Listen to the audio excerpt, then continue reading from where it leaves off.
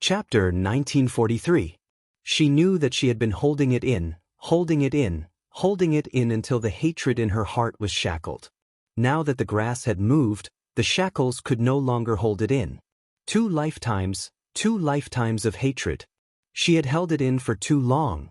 Yiqian held it in until her eyes turned red. She slowly clenched her fists until her knuckles looked like they were about to break through her skin. In the end, she took a deep breath and said, "I know, don't worry." For the sake of her people, she had to hold it in for a while longer. Once Chief Kai received the test results, she would have a proper meeting with Sun Yaozu. This call was quite exhausting. Yi Jian had a quick lunch and then lay back on the big bed. She was half asleep, half awake, and half awake. It was as if she had been having a bizarre dream. One moment, it was her past life, the next moment, and the next moment, the 2 lifetimes overlapped. When Yi Qian woke up in a cold sweat, she hugged her blanket tightly and gasped for breath.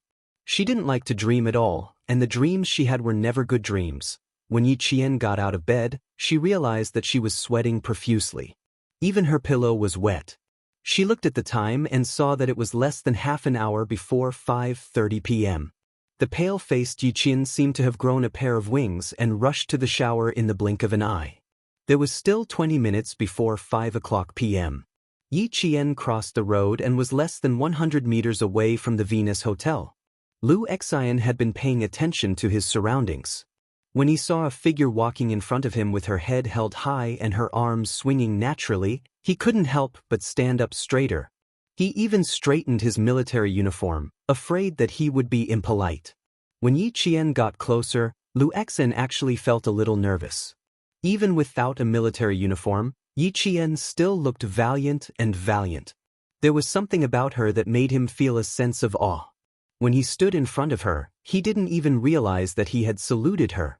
Standing in front of Lu Xian, who was wearing a military uniform, Yi Qian was as surprised as the other students. She was about to ask, "Class rep, did you really join the military?" when Lu Xian saluted her instead. The military salute came a little too suddenly. Yi Qian, who was not prepared, reflexively returned the salute. Hey, do you still need to salute each other? The 2 of you, this is a class reunion, not a general meeting with a soldier. Yi Qian, don't scare our class monitor. A few students from Class 1 who had come out to welcome Teacher Tong happened to see them and couldn't help but laugh. Before the laughter stopped, a boy reacted quickly and rushed over.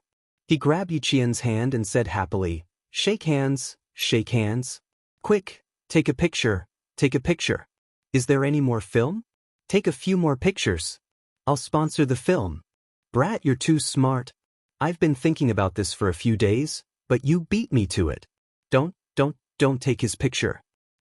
Are you stupid? Don't you know that we should take a picture together? Class rep, come, take a picture with us first." Before the 2 of them could say a word after saluting, one of them was surrounded by the boys for a group photo, while the other was in charge of holding a camera. Yi Qian didn't refuse, but he seemed to lower his head when taking the picture. After the group photo was taken, someone suggested taking a picture with Yi Qian and Lu Xian. Lu Xian, who was still holding a camera, laughed and scolded, "You're so troublesome. We don't have much film left, use it sparingly." Yi Qian's eyes moved slightly. It seems that the class monitor noticed that he lowered his head. There were still a few boys who wanted to welcome Teacher Tong, but they didn't say anything else and only said that they would take the picture during the reunion. Chapter 1944. Yi Jian waved at them and smiled at LVX. "Monitor, it turns out that you weren't joking at that time. You should still be in the recruit training camp at this time." Soldiers knew soldiers best. The other students didn't ask. "I wasn't assigned to any other place, even our southern province. I didn't expect the company commander to agree and really give me 2 days off." LVXN, who had been straightening his back, answered with a smile. His tone seemed a little restrained. "It's not that simple. Just agree to it. Recruits have to apply for leave when they enlist. Monitor, you can't get 2 days off so easily." Yi Qian, who understood the military, didn't believe it was that easy to get 2 days off. Even military school students were hard to get, let alone the army. The company commanders who were more humorous and easier to talk to would usually have a lot of ideas to deal with the troublemakers in the dark. As for the company commanders who were domineering and stood by their words, don't even think about mentioning them. A new recruit applying for leave after only a month in the army. Did they think that the army was their home and they could do whatever they wanted? The company commanders under platoon leader Liu and political commissar Yen were easy to talk to, but no recruit had the guts to ask for leave after 2 days in the army. They really gave me 2 days off. I even asked for leave on a paper. If you don't believe me, take a look. LVXN stared at him with an imposing manner. His hair was slightly numb. He hurriedly opened the pocket of his coat and took out a carefully folded piece of paper. Look, there's the company commander's signature on it. Yi Qian saw that he was so nervous that sweat appeared on his forehead. He couldn't help but laugh out loud. This wasn't like the smooth and slick squad leader. He looked him up and down for a while. Why do you look like a different person? You haven't even finished your recruit training. You shouldn't have changed so much. You don't even look like our squad leader. She didn't take it. Liu Xen became even more nervous. He opened the paper and handed it to her. Don't change the topic. I have to show you my leave request. Look, here, my company commander's signature. There's also a clearance stamp. There's also a time to return to the army. I have to return to the army tomorrow at 5 o'clock. Yi Qian glanced at it. It was really close. It was when the anti-chemical regiment finished their training in the 2nd year of high school. Isn't it close? I was also surprised. How did I get assigned to the anti-chemical regiment? However, my squad leader said that we might not be assigned to the anti-chemical regiment. It's very likely that we'll only be assigned to the recruit training camp. LVXIN saw that she believed him. He was afraid that the wind would blow the leave slip away, so he carefully folded it and put it back in his pocket. He said, I don't know why the company commander gave me 2 days off. I guess it's because I performed well. The better the performance, the stricter the unit would be. The class leader's good performance gave her 2 days of leave. From her experience, after the 2 days of leave, the class leader would fall into an abyss of suffering from the special care of the unit leaders. It's a pity that the class leader still doesn't know the tactics of the military leaders. It's better not to remind the class leader so that she won't be in a good mood during the gathering. Yi Qian deeply sympathized with this. LVXN, who didn't know the tactics of the military leaders, didn't know what the days would be like. He urged her, go in and sit down first. All the girls in our class are here. Zhang Yuan asked if you were here as soon as she came. And Jessen was also worried that you weren't coming. He was embarrassed to say that standing next to her was like looking at the chief. There was pressure in his heart. Even if she was wearing casual clothes, he still felt an invisible pressure. Chapter 1945. Seeing this, Yi Qian was very considerate and did not ask any further. He smiled and said a few words before entering the venue. And Jessen was the first to see Yi Qian. She purposely sat at the entrance of the venue, so the moment she saw Yi Qian, the entire venue was filled with her screams. Then she screamed so loudly that it almost shattered the chandeliers in the venue. Yi Qian. My Jane Eyre. You're finally here. When she screamed, she had already hugged Yi Qian tightly. She bumped into him and hugged him, causing Yi Qian to choke and cough continuously. His ears were about to go deaf. Her screams were unusually loud and became the loudspeaker of the entire venue. The students who had not been paying attention to the entrance of the venue all turned to look at her. You bumped into me so hard that my throat is about to spurt blood. Yi Qian tried his best to pull away from his best friend. Let go. My neck is hurting because of you. And Jessen immediately loosened her grip a little and said, tell me, you've been back for a few days. Why didn't you contact me? Were you busy with your man? Busy with your man? Yi Qian's mouth twitched when he heard this. His best friend, who he had not contacted for a semester, had become even more ferocious. Zhang Yuan and the other girls who had been in the same dormitory as Yi Qian stood up at almost the same time. The 5 of them dashed towards the entrance. Yi Qian, they shouted loudly.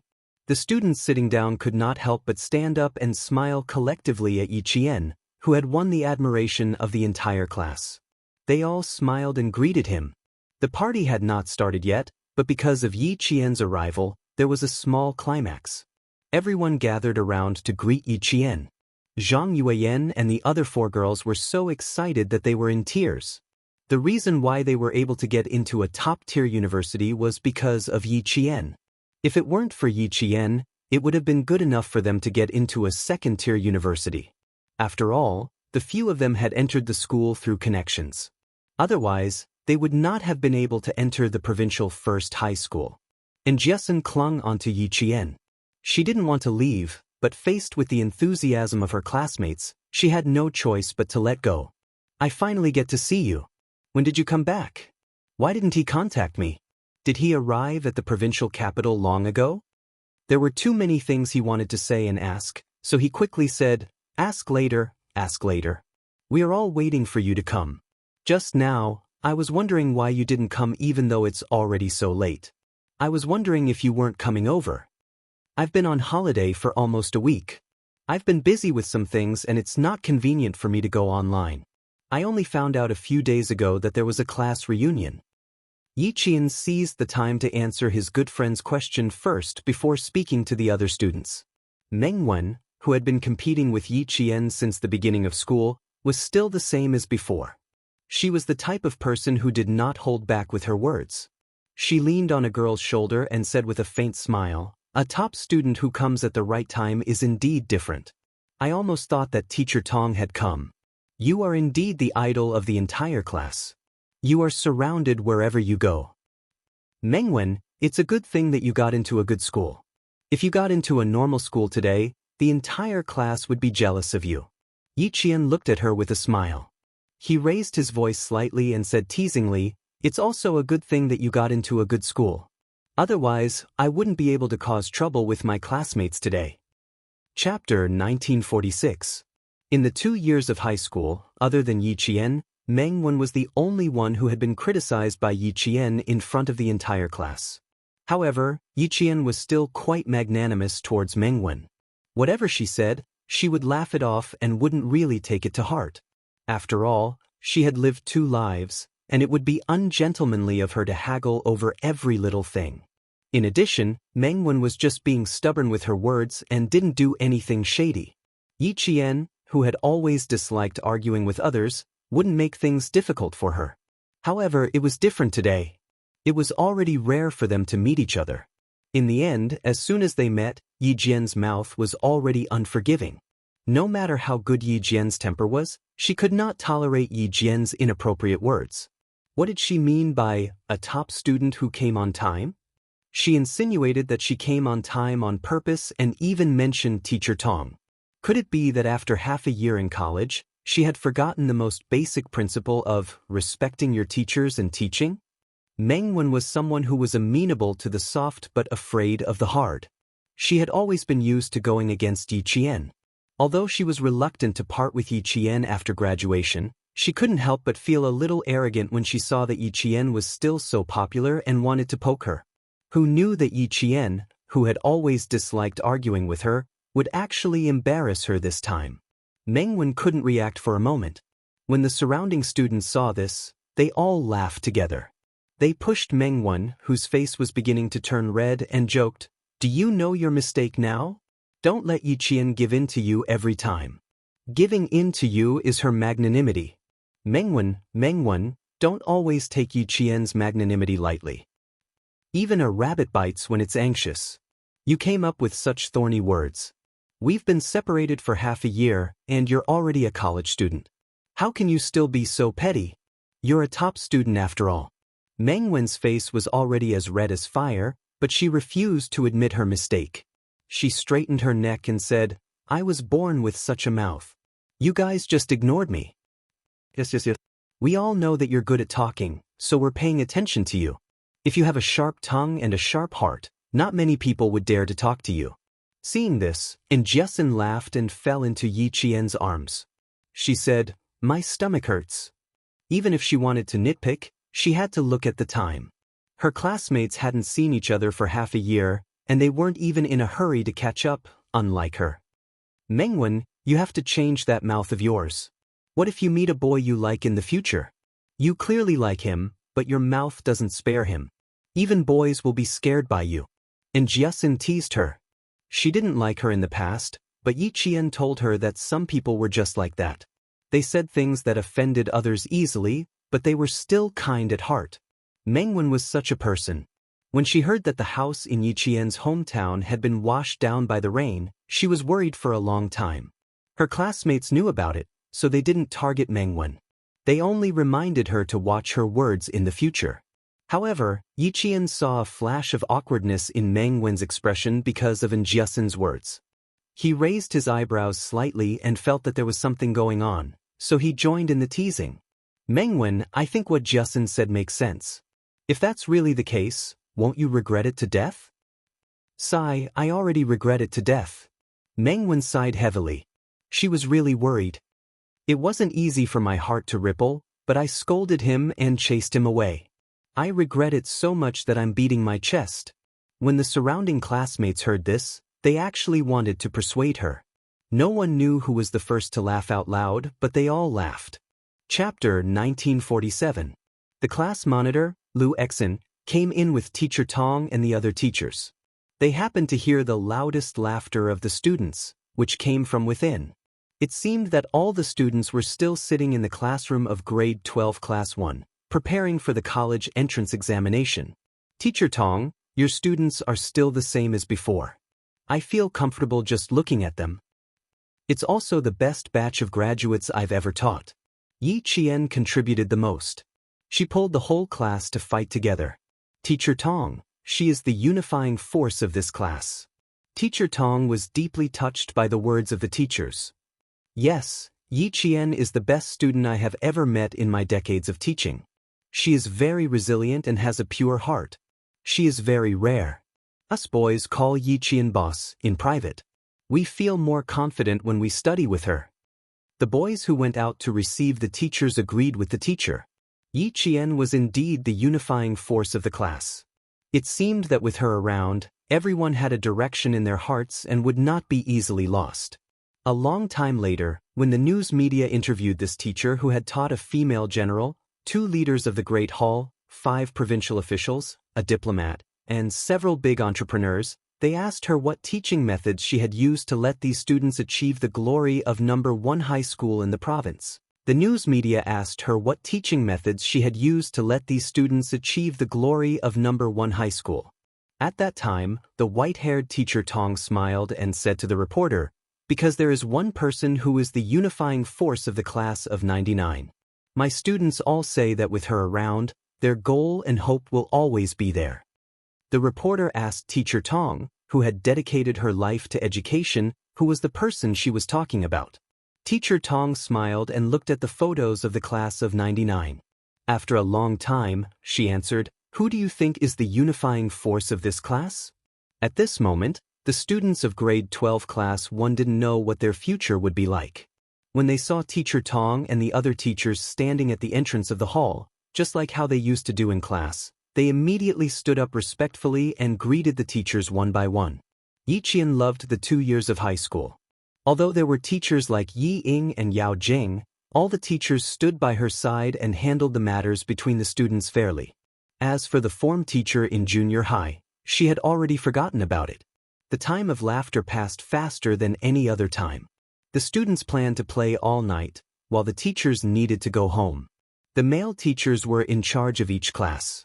Yi Qian accompanied Teacher Tong and sat outside, waiting for Teacher Tong's lover to arrive. Teacher Tong, who had white hair on her temples, nodded gently when she saw that the student she had taught before was sitting upright like a pine tree.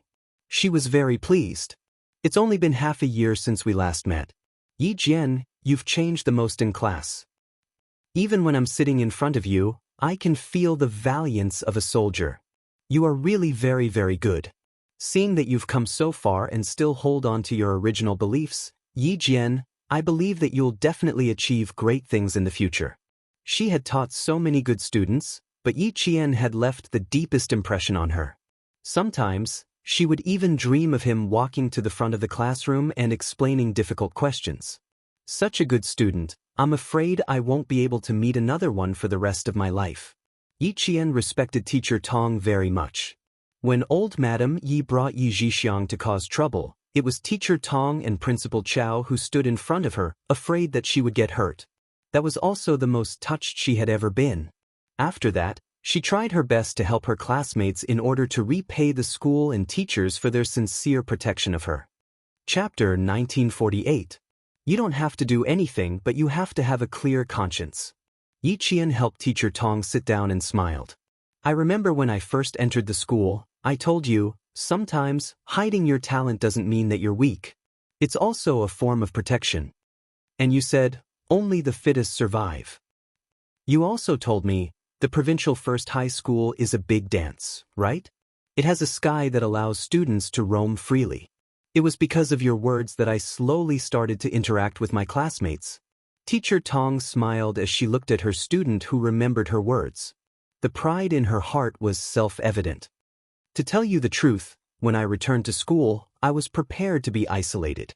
If you didn't ask me to cooperate with my classmates from time to time and participate in group activities, I think I might have really been isolated for the first 2 years of high school. She wasn't good at socializing and speaking. Plus, there was Ying. She didn't think that her high school life would be good. Later, as she gradually integrated into the class and often called to the office for heart-to-heart talks, Yi Qian's way of doing things had the smoothness, roundabout, and gentleness of a girl. She was no longer as domineering as a boy and didn't have the gentleness of a girl. At the mention of the past, Teacher Tong's smile deepened. When I asked you to fill in the admission form, you pointed at your parents and stopped me. The words you said to me made my heart ache. Child, you protected yourself so much that you were even wary of me. At that time, I was very surprised. How could you be so wary? It was as if I would hurt you at any time. Later, I specially looked for Principal Chun to understand your situation in junior high. Only then did I understand why you were so wary of me. I knew that you needed to be counseled. Now it's all good. Everyone in the class likes to talk to you and ask you to make decisions for them. Yi Qian, you're doing very well now. I hope that no matter what kind of life you have in the future, the next time I see you, you'll still be the same person. Continue to maintain a positive attitude. I'll watch you go further and higher step by step. Let me say one more thing. Whether you enter the military or society in the future, connections are very important. Other than Zhang Yueyan, Yang Yi, and a few other girls in our class are all from rich families. There are also many classmates that you've helped. Their families have certain connections. Look, Zhang Yueyan and Yang Yi's families are paying for today's event. They're not giving me face, they're giving you face. There are also a few other parents who called me to thank me properly and hope that I can give them your contact information. Yi Qian, this is your network. As long as you continue to work hard and stand at the height where others want to befriend you, your path will become wider and wider. Even if you encounter a temporary difficulty, those who you have helped before will extend a helping hand to you. The life experience that society gives you will also give you more stage space. All of this comes from your hard work and is inseparable from yourself. When Yi Qian heard this, he seemed to understand something. His clear eyes widened slightly. After a while, he said in a low voice, "Back then, when you arranged for me to live with Zhang Yueyan and the others, was it to teach me how to maintain certain connections? It's good that you know it in your heart. There's no need to say it out loud. This is also the only selfish thing that I've done." When Teacher Tong saw that her student only understood her arrangement at this moment, the kind smile on her face deepened. Chapter 1949. Yi Qian held Teacher Tong's thin hands tightly and said softly, "Thank you, teacher. If you didn't say it, I really wouldn't have known about your good intentions. Since I won you over from Class 6 to Class 1, as your form teacher, I have to be responsible for you. Your grades are already very good, but you're still lacking in the way you handle things. I'll do my best to help you, but you still have to rely on yourself to stand up." Then Teacher Tong teased her like an old child. "I'm also very proud. The smartest student in my class only now understands that students are no match for teachers." Yi Qian smiled warmly. Her eyes were clear and bright like crystals under the light. "You're the most amazing teacher in the eyes of all of us. None of us are your match. You'll all surpass me. When that happens, I'll still be a teacher, but you won't be you anymore. You'll all be pillars of the class. Teacher Tong had a lot of confidence in this batch of students because the students in front of her would continue to influence the entire class. Even if they were separated, her influence would not disappear. This was Yi Qian's personal charm. Yi Qian leaned over and hugged her teacher. She said softly, "You have to be good. You have to see all of us in Class 1 become successful. You'll be proud of us." "I'm already proud of you now. There's no need to wait until the future." Teacher Tong helped her tidy her clothes. Looking at the energetic girl, even her kind wrinkles had a gentle smile. Lu Xine looks just like an adult when he wears a military uniform. He's very masculine. It's a pity that I didn't see you in uniform. Next time, send me a picture of you in uniform. I want to see what you look like in uniform. It was just a small request, but Yi Qian couldn't fulfill it. She said softly, "Teacher, I'm sorry. I intentionally avoided taking pictures tonight. I couldn't avoid the group photo, so I made some small movements and didn't get a picture of my face." Her words stunned Teacher Tong. Couldn't students take pictures in military schools? There wasn't such a rule. Yi Qian lowered his eyes and explained softly, "There are some unspeakable reasons. Please take a look." Although Teacher Tong did not understand why, she believed that there was indeed an unspeakable reason. She smiled slightly and said, "I know that you are not an ordinary college student now. You are a soldier who will serve the country in the future. With your ability, I am afraid that you are not an ordinary soldier." "No, it's fine. Just pretend that I didn't say anything. Study hard and do well in the future. I will always support you." The fact that Yi Qian was able to meet a teacher with such high moral standards had a deep impact on him. It had also affected the entire grade 12 Class 1 students. After sending Teacher Tong off, Yi Qian returned to the meeting room. Then, a group of people went to the hotel's KTV. All of them wanted to stay up all night. Zhang Yuan and Yang Yi's father would pay for all the expenses and told them to thank Yi Jian again. Zhang Yuan and Yang Yi's father would pay for everything. Yi Qian and Lu Xian did not drink. In the end, they went to the second half of the night with a few other students who did not drink to take care of the drunk students. Yi Qian didn't know whether to laugh or cry when Meng Wen ran onto the stage with a beer bottle in her arms and shouted that she wanted to win someone over. Chapter 1950. This time, Jiasun was very obedient. She only drank a few glasses of beer and did not dare to drink too much. She was afraid that if she got too drunk, Yi Qian would not be by her side when she woke up the next day. Although they had agreed to party all night, in the end, Yi Qian arranged for them to stay in a hotel. 4 of them shared a room. When they were done, Jiasun could not even straighten her back. Yi Qian did not drink, but he smelled of alcohol. When he came out of the shower, he saw Jiasun lying on the bed, looking at him with sparkling eyes. "What's with that look? I already said that I would chat with you tonight." "You can't believe it. You guys are all so mysterious. You said that you would accompany me, but in the blink of an eye, you disappeared." "You guys?" Yi Qian sat on the edge of the bed while drying his hair. He asked her with a half smile, "Who else? Tell me about it. It sounds like there's a story, and it's not a simple one." "I'll go take a shower first, then I'll tell you. It's a long story. I have to tell you slowly." And Jiasun blew into her palms. She looked at herself with disdain. What a strong smell of alcohol.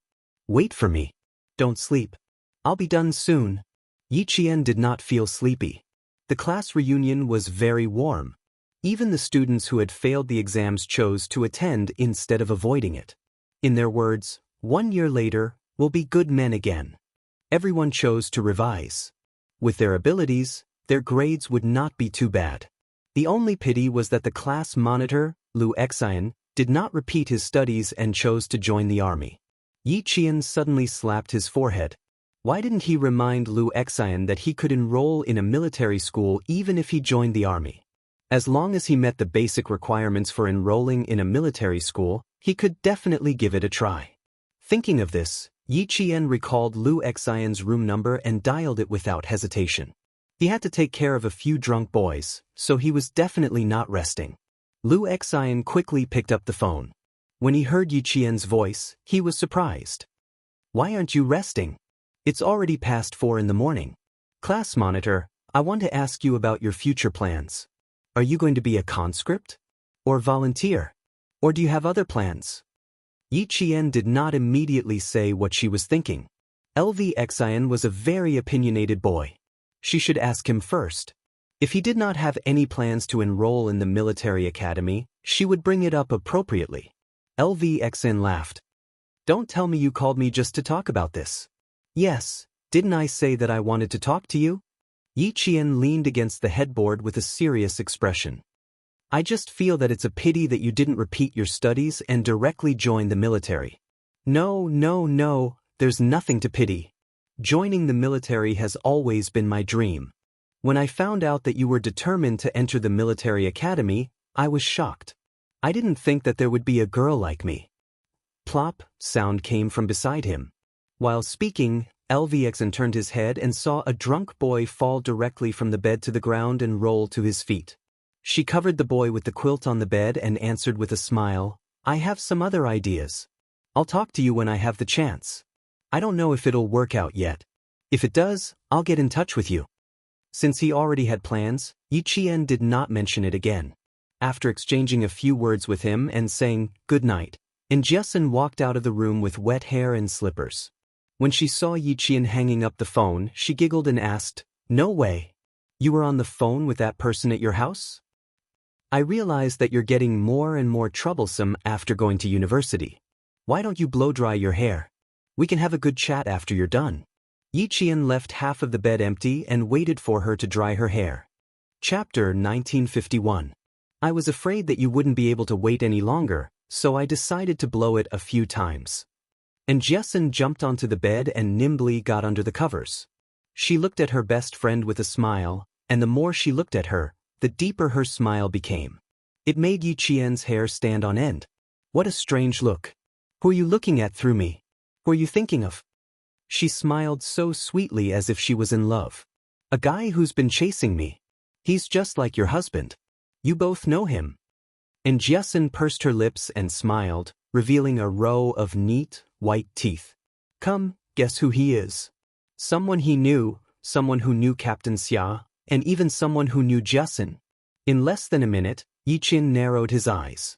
When did the two of you get together? He was a little surprised, but not surprised. He had heard from Xia Jinyuan that the T6 guy was interested in Jiesun. What was surprising was that Zhang Bin had liked Jiesun for so many years, but in the end, the T6 guy beat him to it. He wondered if he was so angry that he wanted to bang his head against the wall. I don't think so. I can't really make up my mind. I have a pretty good impression of him, and I feel that he's very reliable. But he came to look for me twice, and each time, he disappeared without saying a word. I even had to run out to look for him after class. Jane Eyre, do you think he's playing with me? We agreed to go for a walk together, but when I went over, he was gone. Isn't it a little too casual for him to suddenly disappear? Listening to her complaints, Yi Qian turned to look at his best friend and said softly, there's no other way. He's a soldier. Sometimes, when the military calls, he has to return immediately. He really can't wait for you. Jiesun, you have to think about it carefully.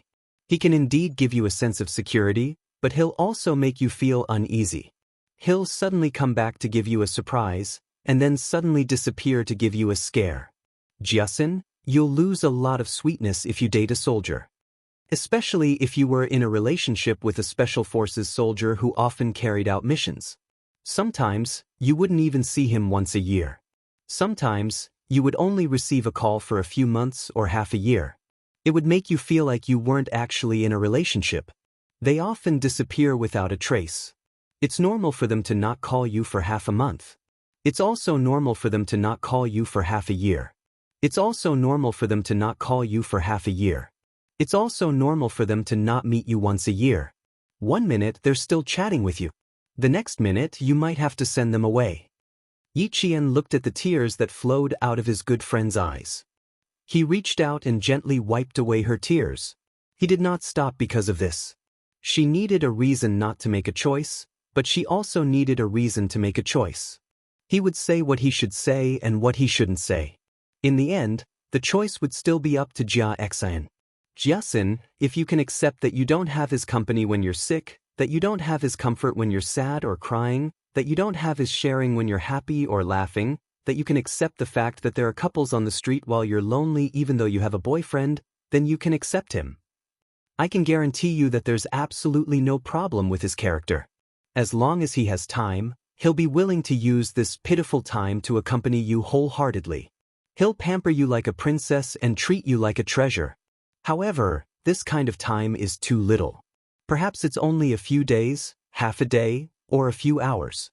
And you'll need to rely on this little bit of sweetness to support you for a month, half a year, until he appears again. Chapter 1952.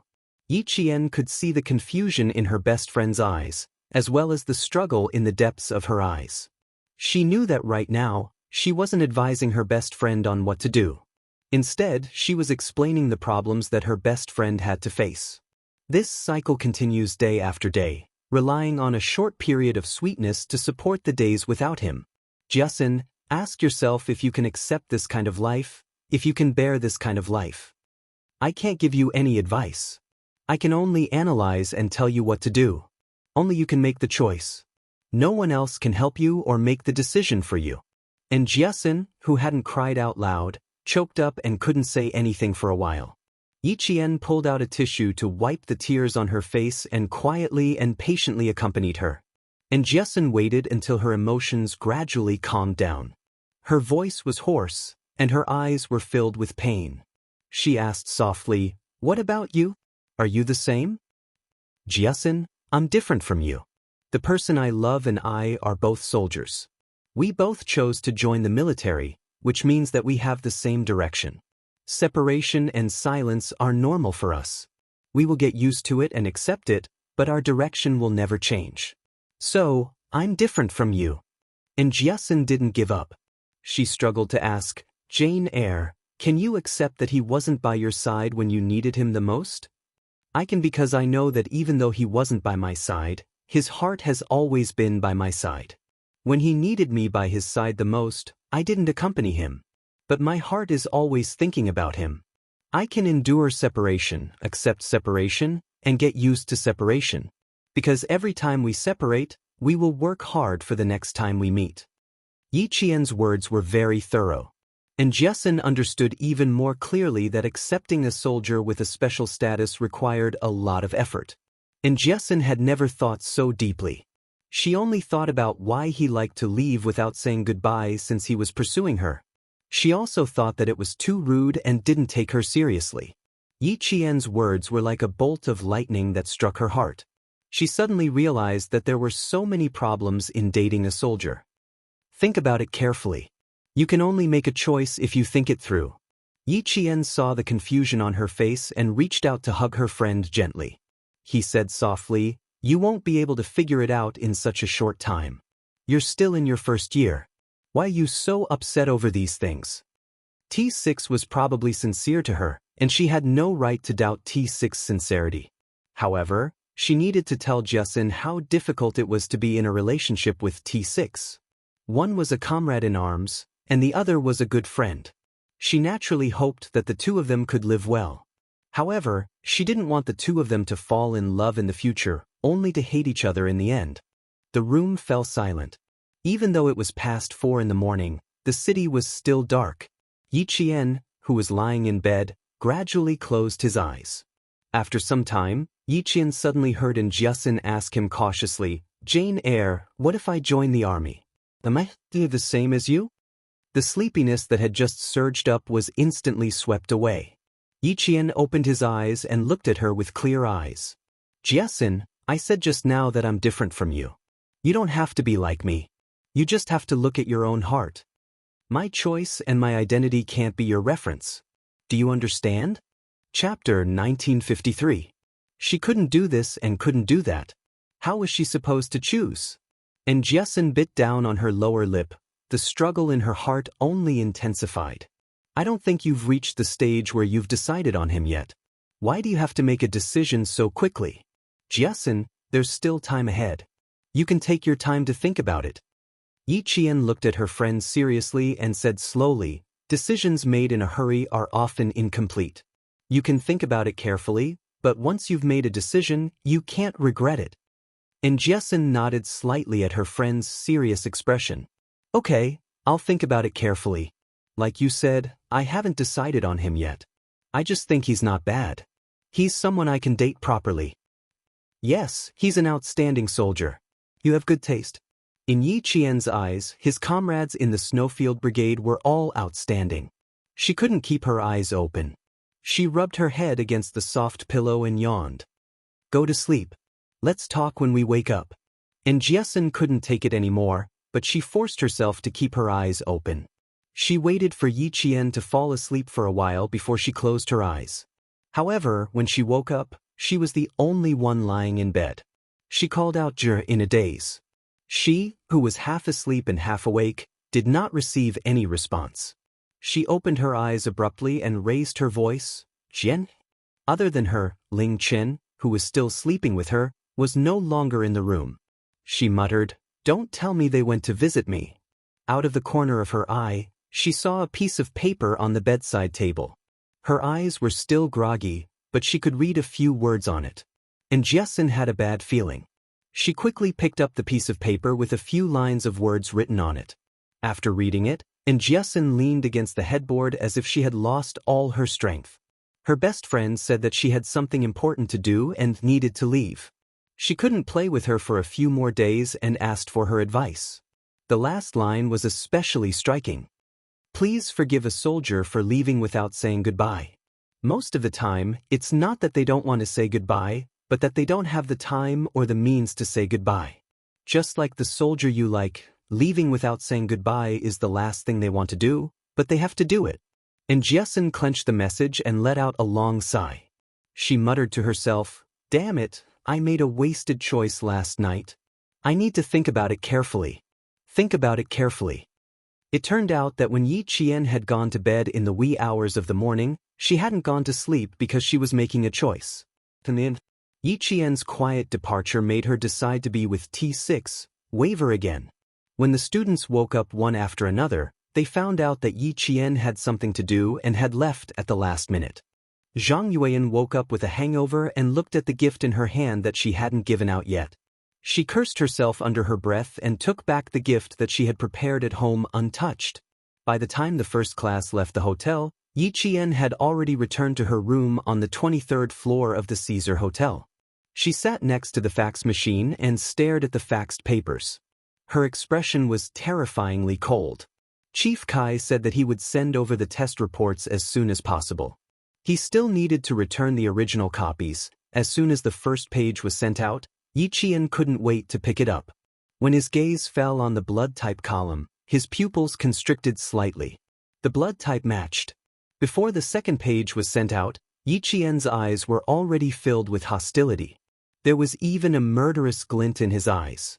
It was the same. The two reports were exactly the same.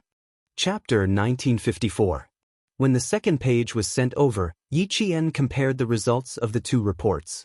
The match was 99.9%. There was no need to investigate further. The two reports were enough to prove that Sun Yaozu was blinded by his mother. At the same time, Sun Yaozu also knew who blinded him. That was why he treated himself so viciously. With bloodshot eyes, Yi Qian slowly folded the two reports and put them away. Tonight, she needed to find Sun Yaozu. She had to properly ask him about what happened in the past. Chief Kai's call came. He spoke very quickly. Knowing that Yi Qian had already received the fax, he only said, "Wait for his call," and hurriedly hung up. Yi Qian was so agitated that her blood was boiling. Chief Kai's hurried words were like a bucket of cold water splashing her heart. It was so cold that it made her slowly come back to her senses. She couldn't go find Sun Yaozu yet. At least she had to wait until Chief Kai was safe. She couldn't put Chief Kai, who had already risked his life to help her, in danger because of her hatred. Wait a little longer, Yi Qian. Wait a little longer. You've waited for so many years. It won't hurt to wait a little longer. Yi Qian sat on the bed and softly muttered a few words. Then she sat motionless like a statue. She didn't think about going back to her good friend Jessen. Before she dealt with Sun Yaozu, she didn't want to be too close to her friend. She didn't want to implicate her friend and cause her to do something bad. Since she couldn't go find Sun Yaozu for now, she would go find old Madame Yi, who had been living in the sanatorium of the Southern Province People's Hospital. Old Madame Yi would know as much as Sun Yaozu. The sanatorium of the Southern Province People's Hospital was equivalent to a nursing home, but it was a little more advanced. The elderly who lived there were all wealthy families who could afford to pay for treatment and care. Old Madame Yi had Yi Zhixiang's money to take care of her, so she was living quite well. Yi Qian looked at old Madame Yi, who was sitting in a wheelchair, slurring her words and ordering the caregiver around. She walked in with a cold smile and said to the caregiver, "Auntie, go and rest for a while." The nurse had never seen Yi Qian before. Just as she was about to ask, old Madame Yi, who was sitting in the wheelchair, stuttered, "Jian." The corners of her mouth were crooked to one side, and it was quite difficult for her to speak. It was also hard for the nurse to be scolded by her. "You're already stuttering. Why don't you speak less? I haven't visited you for a long time, so I thought it was time for me to visit you." Yi Qian walked in and put the fruits he bought on the way to the side. He even took the initiative to pass a glass of water to old Madame Yi. "I have something to talk to you about. Why don't you let the caretaker take a rest first?" Old Madame Yi was a strong-willed person at all times. When she saw Yi Qian, she wanted to scold him, but she was powerless. A bunch of words were squeezed out of her throat, and she couldn't speak fluently. All she could say was strange sounds. The caregiver didn't dare leave. She was afraid that something would happen to the patient she was in charge of. She hurriedly said to Yi Qian, "You can come back next time." "Look." Old Madame Yi raised her head, trembling. She pointed at the door and yelled at the caregiver, "Get out, get out." At her command, the caregiver glanced at Yi Qian. After a moment of hesitation, she took the cleaning tools in her hands and left. All the caregivers, nurses, and doctors in the sanatorium knew how bad-tempered the elderly in room 606 was. None of them were willing to take care of her for a long time. However, the hospital had specifically instructed them to take care of her. The caregiver who took care of her once a week left quickly. It was obvious that she didn't want to stay for even a moment. Chapter 1955. With no one else around, old Madame Yi stared coldly at Yi Qian. She raised her hand and swept the glass cup in front of her wheelchair to the ground. Bang! The glass cup shattered as it hit the ground. The water splashed all over the floor and the glass shards flew everywhere. Yi Qian didn't even raise his eyebrows. He smiled faintly and said, "It's better for an old lady who has suffered a stroke to remain calm. If you get angry too often, you might suffer a second stroke. I'm here to talk to you. Why are you angry?" "But I don't know why, but seeing you angry, I feel quite happy." Old Madame Yi had been strong her whole life and rarely suffered in the hands of others. However, she had suffered in front of Yi Qian, whom she thought she could easily control. She couldn't swallow the anger in her heart. Otherwise, she wouldn't have asked Yi Zhifan to get rid of Yi Qian when she was just able to pick up a pen to write. Now that Yi Qian was standing in front of her, old Madame Yi couldn't suppress the anger in her heart. She just wanted to teach her a lesson. She couldn't move and couldn't speak clearly. The only thing old Madame Yi could do was glare fiercely to express her feelings. She couldn't do anything else. "Why, you're not dead." Old Madame Yi slanted her lips and said viciously, "I don't know. Where did this bastard come from? Why aren't you dead?" When Yi Qian was young, he often heard old Madame Yi call him a bastard. He became numb after hearing so much. Now that he heard it again, he didn't think much of it. With an indifferent expression, she looked down at old Madame Yi, who used to be awe-inspiring and strong-willed. She smiled faintly and said, "Your current appearance really suits you. You've been pretending to be kind all your life, and now you're finally living the truth. Old Madam, your serious illness was worth it. You did something wrong back then and didn't let Sun Yaozu kick me to death. It was your mistake. You can continue to watch and see how your family will suffer retribution. Old Madam, although you can't walk, you're still living a good life and haven't been tortured. But it's hard to say whether I'll have a good life in the future." Yi Qian slowly bent down. She stopped sneering and looked into old Madame Ye's murky eyes. Her dark eyes were filled with murderous intent. "One killed my father, and the other killed my mother." Old Madam Yi, your retribution has just begun. She spoke very slowly, and her words were very light and cold, like an invisible blade that suddenly cut into old Madame Ye's heart. Suddenly, old Madame Yi, whose mouth was crooked, and the stiff muscles on her face twitched as if she had been greatly stimulated. Her eyes were filled with fear. What do you want to do? Not only were her eyes filled with terror, even her tone was filled with terror. She was afraid, very, very afraid. Yi Qian, who had originally only wanted to trick Sun Yaozu, knew that she had made the right choice in coming here. She didn't need to know too much. All she needed to know was that her mother's sacrifice had something to do with Sun Yaozu. He stood up and said softly, "What do you think I want to do? I just want to do something that your family once did to my parents and me. Whatever you and Sun Yaozu did, I will return it to you truthfully, one by one." Bastard, bastard? Bastard, you're not. You're not. Old Madame Yi, who had been holding on to her courage, let out a strange cry. She shouted anxiously and in shock, and her entire body began to twitch in the wheelchair. Chapter 1956. Old Madame Ye's expression made Yi Qin even more certain that she knew something about his mother's sacrifice. He was even more certain that she had something to do with his mother's sacrifice. Otherwise, she wouldn't be so scared. If he continued to question her, old Madame Yi would definitely suspect something. No matter how much he wanted to get something out of her, he had to hold it in for now. He had to take things slowly. Furthermore, what he said just now had successfully made her think that he knew something. Based on his understanding of this old woman, she would definitely take action next. Old Madame Ye's heart would be even more ruthless and hardened. In order to get rid of a future threat like her, she would either tell Sun Yaozu or Yi Zhifan about what happened today so that they could deal with her. She would tell Sun Yaozu as soon as possible. Sun Yaozu already hated her to the bone. If he knew that she had found out about what happened in the past, he would definitely take action. As long as Sun Yaozu took action against her, it would be her chance. In her previous life, she didn't have the ability to seek justice for herself. In this life, she would definitely take revenge for all the suffering she had suffered in both lives.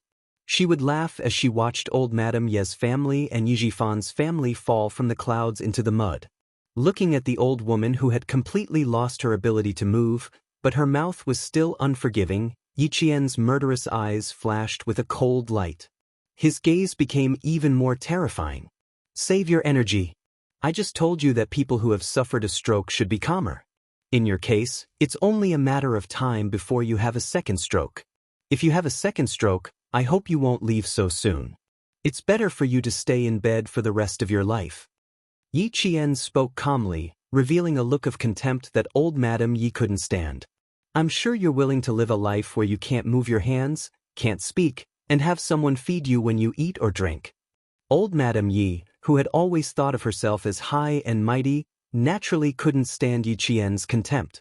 When she heard him curse her again, she was furious and her limbs twitched even more uncontrollably. She really wanted to stand up and slap the bastard who dared to curse her. Unfortunately, she couldn't even speak properly, let alone stand up. "Back then, you bullied my father because he was too obedient. It's a pity that he didn't see your current miserable state. If he did, he would be happy. Have a good rest. When I go to see my father tomorrow, I'll mention your current miserable state and what kind of miserable state you'll be in the future. My father and mother were killed by your family. How can I watch you live a good life? I only hope that you will be tortured and live a life worse than death." The cold and murderous words were like a sharp knife that ruthlessly pierced into old Madame Ye's heart, as if it had pierced a big empty hole. A heart-piercing cold wind blew past, instantly extinguishing the raging flames of anger, and her heart began to feel anxious. Did that bastard Yi Qian know something? Did he discover something? Otherwise, why would she say that one killed her father and the other killed her mother? That's right, that's right. That's what she said before. She even brought a photo over to scare her and Zhixiang. Zhixiang was easily frightened and screamed when she saw Yi Xinfan's photo. Zhixiang's actions last time must have made this bastard completely suspicious. While she was lying in the hospital, Sun Yaozu and Yi Zhifan were fighting openly and covertly. He secretly investigated on his own. Chapter 1957. She must have found something by now. That's right. She must have found something. I can't let this bastard live anymore.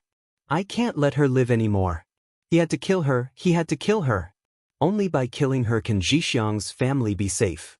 Otherwise, she will pester Zhixiang to death. She might even harm my two precious grandsons. Although old Madame Ye's body was paralyzed and her brain wasn't as good as before, she didn't completely go on strike. She looked at Yi Qian, who had grown to the point where she couldn't control him anymore.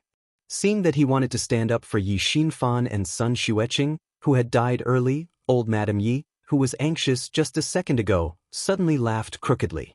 Her laughter flowed out of her mouth. It was like the strange laughter of a person who lived in darkness and damp all year round and was filled with malice. Just a bastard. She really thinks she's someone important. Old Madame Yi had never liked Yi Qian, not even for a moment. She stared fixedly at Yi Qian, who was now so arrogant that he could make her angry. Old Madame Ye's mouth moved a few times. Suddenly, she spat out a mouthful of thick phlegm at Yi Qian. Seeing Yi Qian nimbly dodge, old Madame Yi gripped the wheelchair's armrest tightly. Her face and eyes were filled with malice. Yi Qian, do you know why I don't like you? Because you're a bastard. You're the bastard your mother gave birth to outside. She spoke in a hurry, so her words were even more unclear. However, Yi Qian heard everything clearly. Hearing this, his gaze suddenly sharpened. He stared at the old woman who couldn't even walk and was still acting like a tyrant. What did you just say? The ferocious-looking old Madame Yi looked at Yi Jian, whose expression had changed. Her upper lips trembled uncontrollably as she let out an unpleasant cackle. Mother's fish outside. Martyr? Cackle.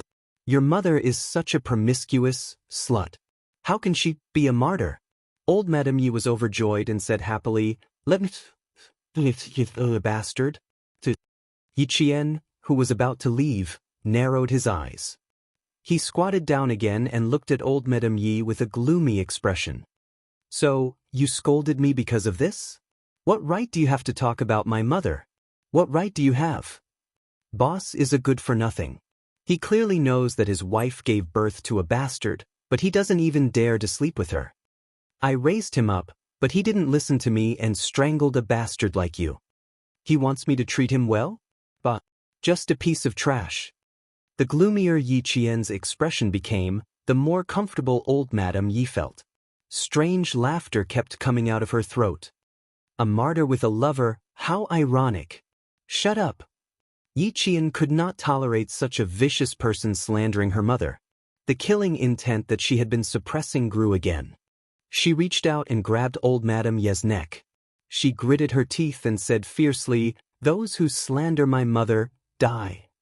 Come, strangle you to death. Strangle, ye girl. The door of the ward behind her was pushed open with a bang. Principal Chen's angry voice shook the air. What are you doing? Stop it. Strangle. Strangle me to death. Strangle me. Old Madame Ye's laughter was unusually loud. She continued to provoke Yi Qian fiercely. You're not. Boss's child. You're a bastard. Haha, you want to make my life difficult? Bastard, let's see who's the one who's going to suffer. Chapter 1958. You're a bastard. Your mother gave birth to you with another man. Your father is a good-for-nothing. He knew that you weren't his child, but he still raised you. Old Madame Ye's continuous curses seemed to come from the void, expanding in circles. When they reached the ears, they all swarmed in like a whirlwind, squeezing into the brain in an instant. It was incomparably sharp, piercing the brain and causing pain. Yi Qian, whose eyes were red, glared at the old woman whose face was completely distorted. He gritted his teeth and wanted to bite her throat so that she could no longer speak and say those vicious words. Little Yi, she wants to destroy you. Are you really going to let her destroy you? Principal Chen held Yi Qian's wrist tightly. His gaze was as sharp as a knife. Do you know that your loved ones will be hurt and your enemies will be happy? Where did your rationality go? Where did your calmness go? Principal Chen scolded in a low voice. He didn't want old Madame Yi, who was like a mad dog, to hear him scolding Yi Qian. He wanted her to be happy. He was really glad today. He suddenly wanted to contact Chief Kai to ask about the progress of the investigation into martyr Sun Xueqing's death. He wanted to see if he could leak some information to Little Yi. It was also because of this phone call that he found out that Little Yi and Chief Kai had been in contact for a long time. He also found out who the eyepiece on the dagger in martyr Sun Xueqing's hand belonged to. When Chief Kai found out that Little Yi didn't leak any information to him, he immediately said, "Oh no," and asked him to come out and find Little Yi immediately. After searching for a few hours and taking a big detour, he finally found Caesar Hotel. When he knocked on the door, he bumped into Caesar's boss, Ho Zi. With his help, he successfully found the hospital. Principal Chen, who ran until his forehead was sweating, was anxious and angry. His voice was several times stricter than before. "Little Yi, if I came even a little later, you would have committed a heinous crime. Do you know that?" Yi girl had always been calm. No matter how big the matter was, she would not lose her mind completely. However, the situation was different this time. The old woman of the Yi family had coincidentally made Yi girl, who had just found out that Sun Yaozu was related to the sacrifice of martyr Sun Xueqing, suddenly lose her mind. No child could bear the humiliation of their parents, not to mention the humiliation of the enemy who had killed their parents. Even if a saint was alive, he would not be able to bear it. Moreover, Granny Yi was truly detestable. Every word she said was disrespectful. "Wake up, Yi girl. Do you remember what I said to you before I died? Look at you now. Are you worthy of this old uncle?" Principal Chen was obviously really angry. He even mentioned Uncle General. When Yi Qian heard the words Uncle Gen, her muddled mind suddenly cleared up. She looked up and seemed to have realized who was holding her back. "Uncle Chen," she scolded my mother. "I couldn't help it. I couldn't help it. She's the only one who's collapsed on the bed. Do you still need me to clean her up? The person you want to deal with isn't here. Do you understand?" Seeing her eyes gradually clear up, Principal Chen heaved a sigh of relief. He looked at Granny Yi, who was laughing maniacally. He lowered his voice and said, "She's not important at all. If you want to strangle her to death today, you'll have fallen into her trap." Granny Yi's expression just now clearly showed that she wanted to drag Yi girl down with her. She wanted to completely destroy Yi girl. Yi Qian gently closed her eyes and forced back the tears in her eyes. "I know, Uncle Chen. Let go first. I want to ask her a few questions." She wanted to ask if what she said just now was true. Chapter 1959. Yi Qian knew that he had lost his composure, but he had already restrained himself. He hadn't really killed this vicious old woman. Faced with Uncle Chen's reprimand, Yi Qian didn't regret his loss of composure, nor did he regret strangling old Madame Ye's neck. As a child, if he didn't do anything when someone insulted his parents, how could he be a child? Seeing that Principal Chen didn't intend to let go of his wrist, Yi Qian swallowed back his salty tears and said, "Uncle Chen, Yi girl has never disappointed you or me. Even if she lost her composure and did something unwise, I still tolerated it. You know that with my skills, if I really wanted old Madame Yi to die, I wouldn't even have to strangle her neck. All I would have to do is twist her head. Uncle Chen, I'm very angry, but I know how to control myself. After all, my status restricts my actions and I can't make any mistakes. I won't do anything that would make my enemies happy. I will never do that." Principal Chen thought for a moment, then slowly retracted his hand. That's right. With Yi girl's skills, if she really wanted to kill old Madame Yi, she wouldn't have to go through the trouble of strangling her. She could have just twisted her neck. But what she wanted to ask? He could answer her. "Don't ask any more, girl. She's right. You are indeed not your father's daughter. Your father is infertile. Back then, your mother chose to marry your father because she knew he was infertile. Girl, you really aren't Yi Xinfan's daughter. Your parents are only married, but they aren't husband and wife." Uncle Chen's words made Yi Qian, who had gradually calmed down, narrow his eyes. He looked up at Principal Chen in shock and disbelief. "What did you say? Your father and mother got together because of me. It was your mother who found me and asked me to find an honest and reliable man of the same age in the same village, so I found your father." Principal Chen knew that she actually heard it very clearly, but she just couldn't accept it at the moment. Principal Chen glanced at old Madame Yi, who was still laughing strangely, and looked kindly at Yi Qian. He sighed softly and said, "Your father didn't dare to agree, but old Madame Yi did. He secretly went to your mother and told her about his situation. He thought that your mother would refuse, but unexpectedly, your mother agreed. Even Uncle Chen doesn't know what happened between your parents. Uncle Chen only learned about it from your mother's diary. If you want to know, Uncle Chen can bring it to you when he returns to the village. This diary was personally delivered by Chief Kai." Principal Chen's words completely shattered Yi Qian's last hope. He stood there in a daze as if he had lost his soul. She was actually not her father's daughter? Then whose daughter was she? No wonder old Madame Yi called her a bastard child. She already knew that she wasn't her father's daughter. Then who is my father? Yi Qian, whose eyes were blank, asked in a daze. It didn't seem like a question, but more like a sentence that he didn't even know what he said. Principal Chen couldn't answer who Yi Qian's father was because he didn't know either. Martyr's son Xueqing's diary didn't mention it in her comrade's safekeeping. Chapter 1960. Old Madame Yi, who was sitting in her wheelchair, looked at Yi Qian, who was standing a few steps away from her.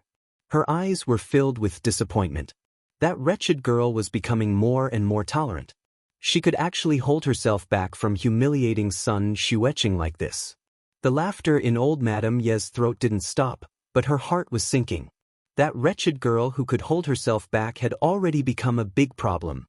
Back then, she was worried that if she killed son Xueqing's illegitimate child immediately after her death, she would be criticized by the villagers. Moreover, Yi Zhifan, the white wolf, convinced her to keep the illegitimate child. She was so obsessed that she really kept the illegitimate child. She regretted it so much, so much. She should have thrown son Xueqing to her death back then.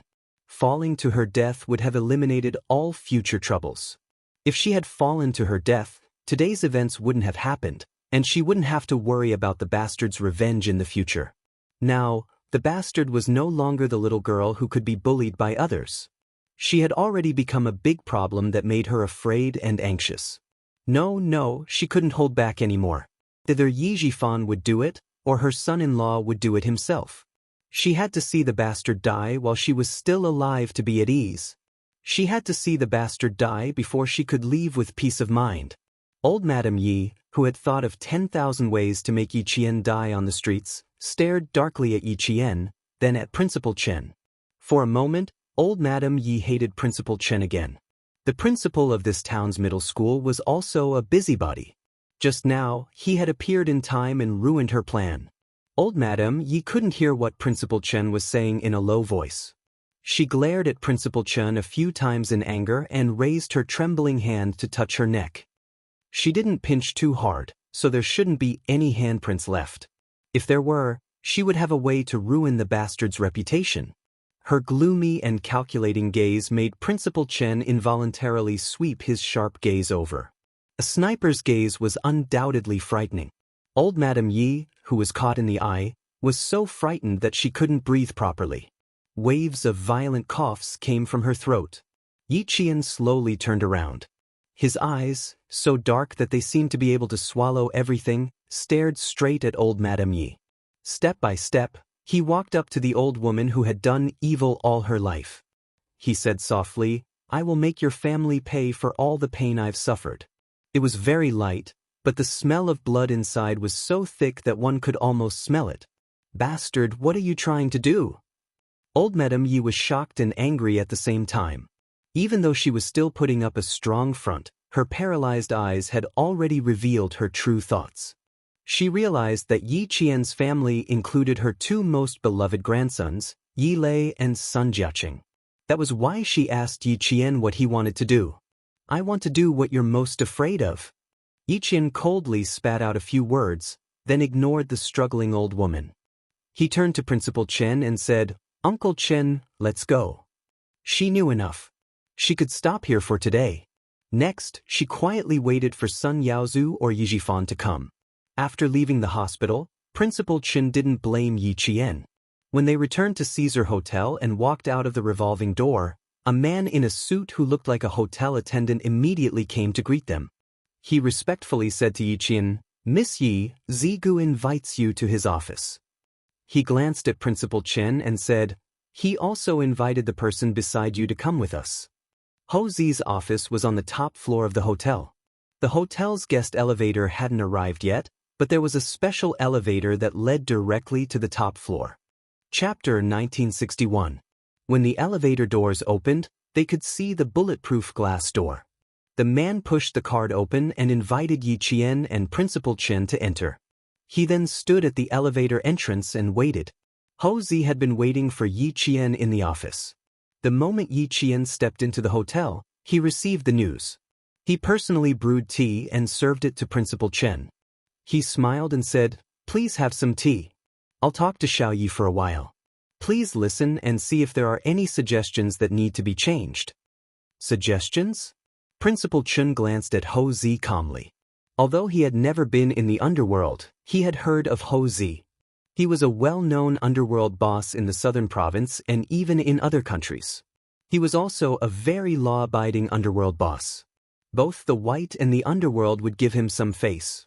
He had heard of him, but when he saw him in person, he could only say that the real person did not show his true colors. Who would have thought that the underworld boss would be so gentle? Principal Chen took the tea from him and smiled. "You're too polite. If it's about little Yi, I'll have to be thick-skinned and listen to it." He really did not know that little Yi was in contact with Ho Zi. When he received Ho Zi's help, he was shocked. "It is indeed about little Yi. A Yuan has asked me many times to take care of little Yi. Therefore, I know a little about any movements on little Ye's side.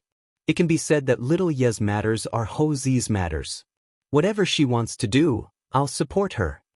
Ho Zi was a righteous person. When he spoke, he was calm and had the demeanor of a general. As he spoke, he explained how he knew Yi Qian. Principal Chen understood when he heard this. So that was the case. He immediately felt relieved. Seeing this, Ho Zi smiled faintly and said to Yi Qian, "Is Sun Yaozu's matter not over yet? How far has it progressed? Can you tell me?" "Sixth brother told me in secret that if you make any big moves in the southern province, I must help you. I reckon that your actions this time were indeed a little too big. In addition, this old senior's expression changed a little. I thought that your actions might not be as big as what I saw. It's very likely that there's an even bigger movement in the dark. You're Lao You's girlfriend, and I'm your brother Zi. With such a relationship, Xiao Yi, you can tell me what to do next. I need to say one more thing. With my status, it will be easier for me to do things." This sentence made Principal Chen, who was quietly drinking tea, raise his eyes slightly. That's right, it was indeed easier to do things with Ho Zi's identity than with little Ye's identity. However, dragging Ho Zi into this mess was a little unkind. Yi Qian thought so too. He smiled bitterly and said, "Brother Zi, you've helped me too much. If you continue to help me, you'll be in deep trouble. I'll be honest with Brother Zi. Sun Yaozu and I have a grudge against each other for murdering my mother. There are too many things that are related to this grudge. I'm afraid that if I'm not careful, a disaster will befall anyone who has anything to do with me." Chief Kai clearly told her that her mother's sacrifice had deep implications. Some things were still classified and couldn't be revealed. They could only be buried by time. And she needed to dig through the mud of time to find the truth behind her mother's sacrifice and the murderer behind it. She really didn't dare to involve too many people, even though many people were already involved. Chapter 1962. Ho Zi sneered. "If you want me to get involved in the military, I can tell you right now that I definitely won't. But if I want to deal with Sun Yaozu, it won't be a problem. If sixth brother was here, he would definitely think of me first. He wouldn't even bother with his childhood friends. Xiao Yi, just tell me your plan. Guzi can help, he will. If he can't, he will tell you immediately." He then looked at Principal Chen, who had been silent all this time. "Senior, what do you think?" Xiao Yi didn't mind. This senior who cared about Xiao Yi from the bottom of his heart would know what to do. It was best for him to speak. Ho Zi wouldn't be wrong. Otherwise, he wouldn't have invited Principal Chen to his office. "Little Yi, tell me your plan first." Principal Chen would be very happy if someone from the underworld helped little Yi, because Sun Yaozu was also from the underworld. Yi Qian, who had been silent for a long time, finally spoke up when Principal Chen opened his mouth again. He lowered his eyes slightly and said, "I want to deal with Sun Yaozu, and I also want to get some information from him." It was related to a person's life. She planned to deal with it in secret. "I won't show up to deal with Mr. Sun, but I can help you," Ho Zi said calmly. A big matter sounded like a small matter to him. It was extremely easy. Yi Qian looked at him and said, "I'll wait for Sun Yaozu to come looking for me. Even if they want to investigate, we have to let the police know that Sun Yaozu was the one who committed the murder and was killed in the end." He knew that Sixth Brother's girlfriend was a ruthless character. Look at this arrangement. It was quite well planned. The matter was settled just like that. Principal Chen, who wanted to stay, was forcefully sent back to the military by Yi Qian. He was not allowed to interfere. Ho Zi repeatedly assured him that there wouldn't be any problems, so Principal Chen had no choice but to return to the military. Even after returning to the army, he was still worried. He was afraid that something would happen to Yi Qian. Sun Yaozu found out that Yi Qian had gone to look for old Madame Yi 3 days ago, and it was from his wife, Yi Zhixiang. Sun Yaozu glanced at his clueless wife and immediately drove to the People's Hospital. When he came out of the People's Hospital, his eyes were stitched and bandaged, and there was a fierce look on his face. "That damned girl still dared to come here? It just so happens that I'm looking for her too. You want to settle accounts, right? Fine, I'll settle accounts with you. If I don't kill you this time, my surname isn't Sun." How could old Madame Yi bear to let her daughter and son-in-law take the risk first? She thought of asking Yi Zhifan to step in, but Yi Zhifan hadn't come to the hospital recently, so there was no way to make this plan come true. Since his son-in-law, Sun Yaozu, had come over, he could only be the one to solve the problem. Yi Qian did not let Sun Yaozu search for too long. She had the intention of letting him find her, so how could she delay it? She wanted to meet Sun Yaozu more than anyone else. "Miss Yi, someone is following you. Don't look back. Keep walking forward." Walking along the dimly lit street, Yi Qian knew that someone was following her before the people sent by Ho Zi. "I know. Don't get too close to me." This was a street that led to a village in the city. The residential buildings hidden among the tall buildings were all low-rise buildings from the 1970s and 1980s. The electricity above their heads was dense like a spider's web. The streets on both sides were narrow, and only bicycles and motorcycles could pass through. Yi Qian had been in and out for 2 days. Finally, the people sent by Sun Yaozu arrived. Chapter 1963. In the depths of the alley, someone hurried past, as if there was a terrifying monster behind him. The footsteps became faster and faster, and in the blink of an eye, he turned into another alley. After confirming that he had not caused any trouble, the pedestrian pressed his back tightly against the cold wall. While gasping for breath, he hurriedly knocked on the rusty iron door outside his house. The lights in the house were turned on, and a woman answered, "Coming." She opened the inner door with a creak, and then opened the outer iron door. Before the door was fully opened, the frightened pedestrian squeezed in with a frightened face. "Come in, come in." His voice was soft and hurried, as if he was afraid of being seen. Seeing this, the female owner was also shocked. "What happened?" She conveniently turned off the lights. The male owner, who worked overtime until 11 o'clock, found his chair in the dark. When he sat down, he realized that even his legs were trembling. A group of hooligans blocked a little girl. I wanted to help with a stick, but when I saw that they even took out a knife, I was so scared that I almost peed my pants. I didn't dare to help and quickly came back. They were in a village in the city, the most chaotic place. 5 people lived together, and no one knew each other. Robberies were discovered at the end of the year. But it was the first time that he had encountered someone with a knife. The female owner, who was so scared that she kept gasping, was so nervous that she stuttered, You? Are you okay? This is none of your business. Our family depends on you. If anything happens to you, who will we rely on?" I don't care. I don't dare to care even if I wanted to." 5 or 6 of them all had knives. The male owner was so scared that he wiped his face and asked the female owner to pour him a glass of cold water to calm him down. After a while, he sighed. That little girl, sigh. Probably, seeing that he was still talking about it, the female owner scolded in a low voice. That's enough. Don't meddle in other people's business.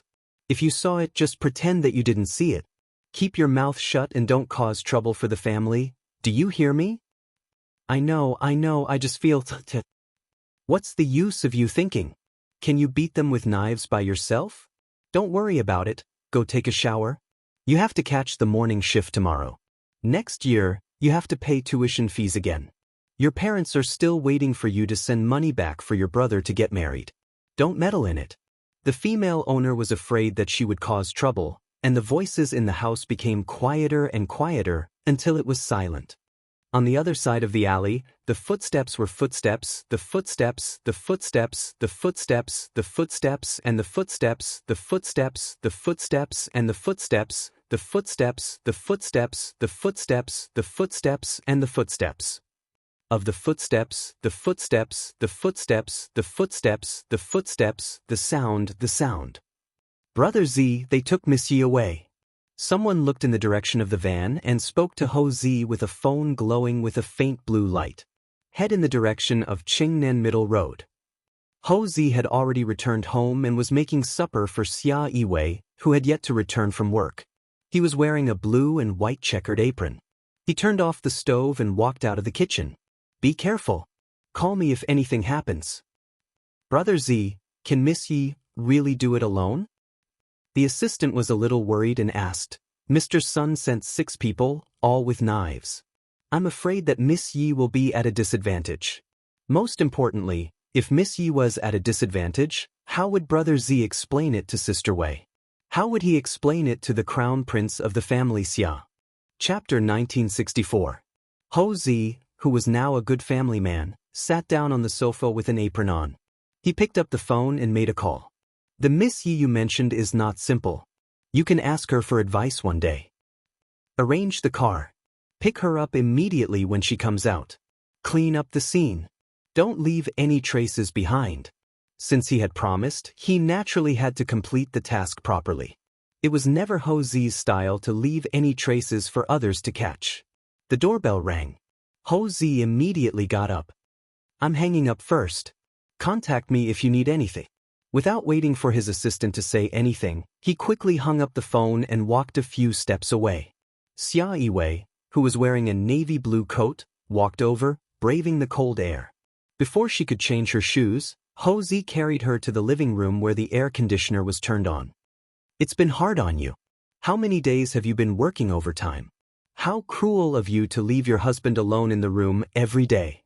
Master Ho San, who was awe-inspiring outside and could shake the entire southern province with a stomp of his feet, was a filial husband at home. For a successful man like him, his wife at home should be afraid of him messing around. However, when it came to Ho Zi, it was the opposite. He was afraid that the cruel woman in his arms would abandon him again. Xia Yiwei lazily lay in her man's thick arms and said weakly, Haven't you always been clamoring to go back to family Eve with me? Let's go back together on New Year's Eve. I don't want to leave you alone to celebrate the new year. She spoke weakly, but Ho Zi's mood was like a roller coaster that suddenly rushed to the clouds and then fell back to the ground. He asked her uncertainly, Baby, you're not talking nonsense, right? What? You don't want to go home with me for the new year? Xia Yiwei, who seemed to be weak just a moment ago, suddenly sat up in his arms. She glanced at him from the corner of her eyes. Suddenly, her aura was released and she had the demeanor of a queen. Forget it. Pretend I didn't say anything. Then she was telling the truth. Ho Zi, who was pleasantly surprised, hid his expression and said in a deep voice, You have to keep your word. How can you be so casual? Then I have to make some preparations. The old man likes to drink tea, so I have to prepare some good tea leaves. Old madam likes small ornaments such as embroidery, so we have to find some good ones. It would be best if they were old. Uncles, aunts, brothers, and sisters-in-law, you have to give me a list of what they like. It's my first time visiting, so I have to be polite. Where are your brothers? Is there anything you like? Apart from you, I only have a younger sister from my aunt's side. I'll have to spend some effort on this younger sister. When it came to marriage, Ho Zi was just like any other man. He was afraid that he would leave a bad impression on his first visit, so he tried his best to be perfect. Xia Yiwei looked at him with a serious expression, and the smile in her eyes had long been overflowing. She and the man in front of her had been going around in circles for almost 20 years. They had been on and off, but in the end, they were still together. Looking at the young man who used to be so handsome that the delinquents in Chang and went crazy and the socialites threw themselves at him, he became a mature and steady middle-aged man in front of her. Time was kind to him. He didn't become uglier, but more handsome. He was full of charm that could make women fall in love with him. Especially his peach blossom eyes, which were deep and reserved. Looking at them for a long time would make her heart beat faster. Although his appearance was handsome, what made her even more fascinated was his feelings for her. For nearly 20 years, he had never had another woman, not even a scandal. He had always kept himself clean and honest. Once, he said to the young her, "You will be my one and only. My one and only will never change."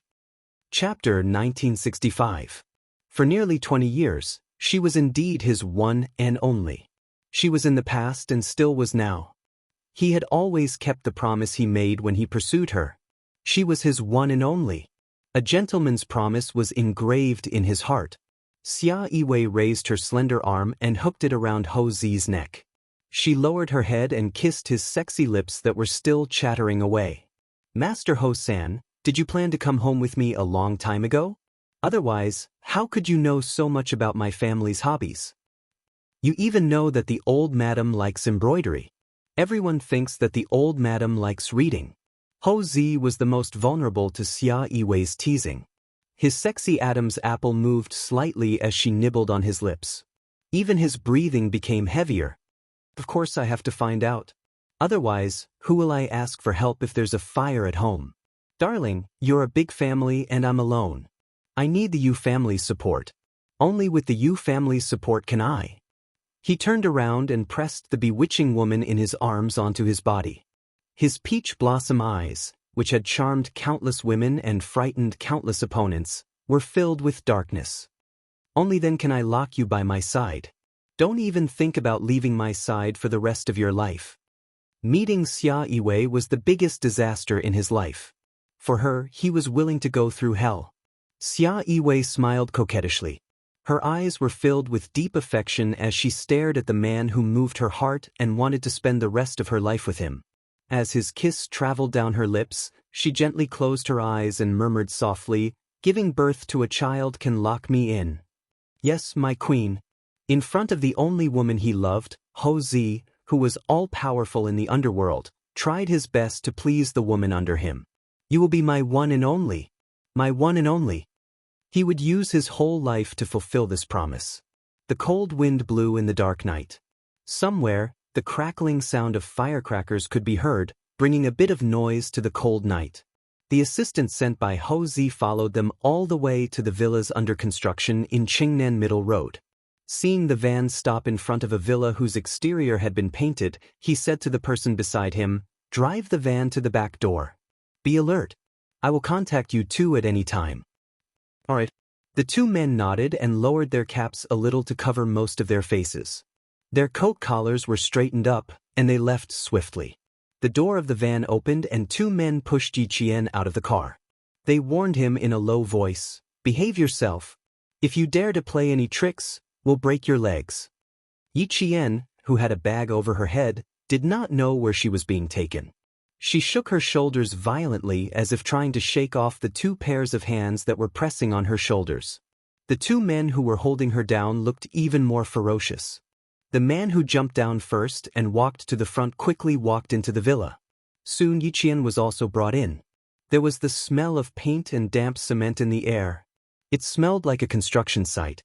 Yi Qian, whose hands were tied, estimated where she was the moment she was pushed in. Then, someone said, "Why are you only here now? The boss has been waiting for half an hour. He even lost his temper just now. Hurry up and bring her in. This chick is very fierce. Our brothers only became obedient after we showed them our knives. One of our brothers even got bitten twice by her.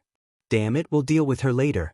The man in charge of capturing Yi Qian scolded and urged the people behind him, "Hurry up and bring her in. The boss is not in a good mood." Chapter 1966. After the leader finished cursing, he ordered the other 3 men, "The 3 of you stay outside and don't let anyone come near. Keep your eyes open.